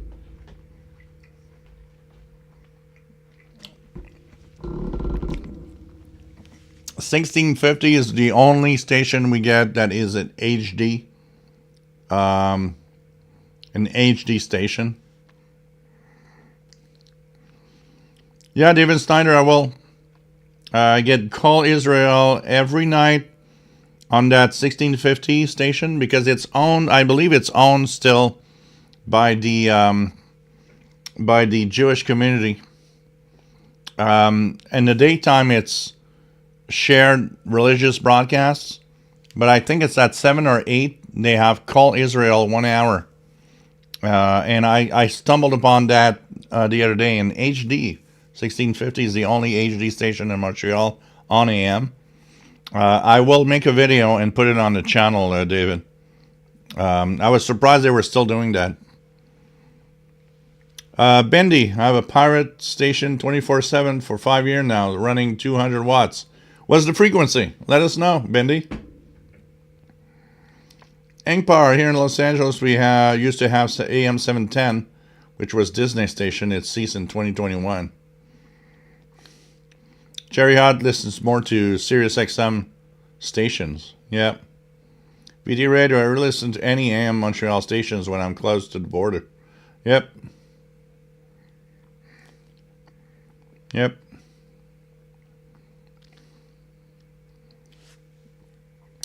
So, hey guys, we're at what? We're at 4 hours and 37 minutes. That's a pretty good run. Next week, Santa is going to be here. Next week, Santa is going to be here. If you want to see Santa next week, you better be good guys for the week to come, because stream is not going to bad guys. If you did something wrong this year, you're not going to see it. So thanks everybody for the donations. Thanks everybody for being here. You guys are absolutely phenomenal and great. It's just so cool to be here all the time. And you know what? Next week, I'm not here. Santa's here. So I'll take a break. Maybe more Christmas decorations. Who knows? You know what? Next week could be very different in what you see and what you hear. Don't forget about that. Take care, everybody. Love you all. And stay safe. Okay? Pizza time. Thanks all for the donations. Pizza time. Stay safe. And see you next Saturday. 20 hours. Universal time. Ho, ho, ho. Santa's going to be here. Bye, guys. Love you all. Okay? Love you all. Stay safe.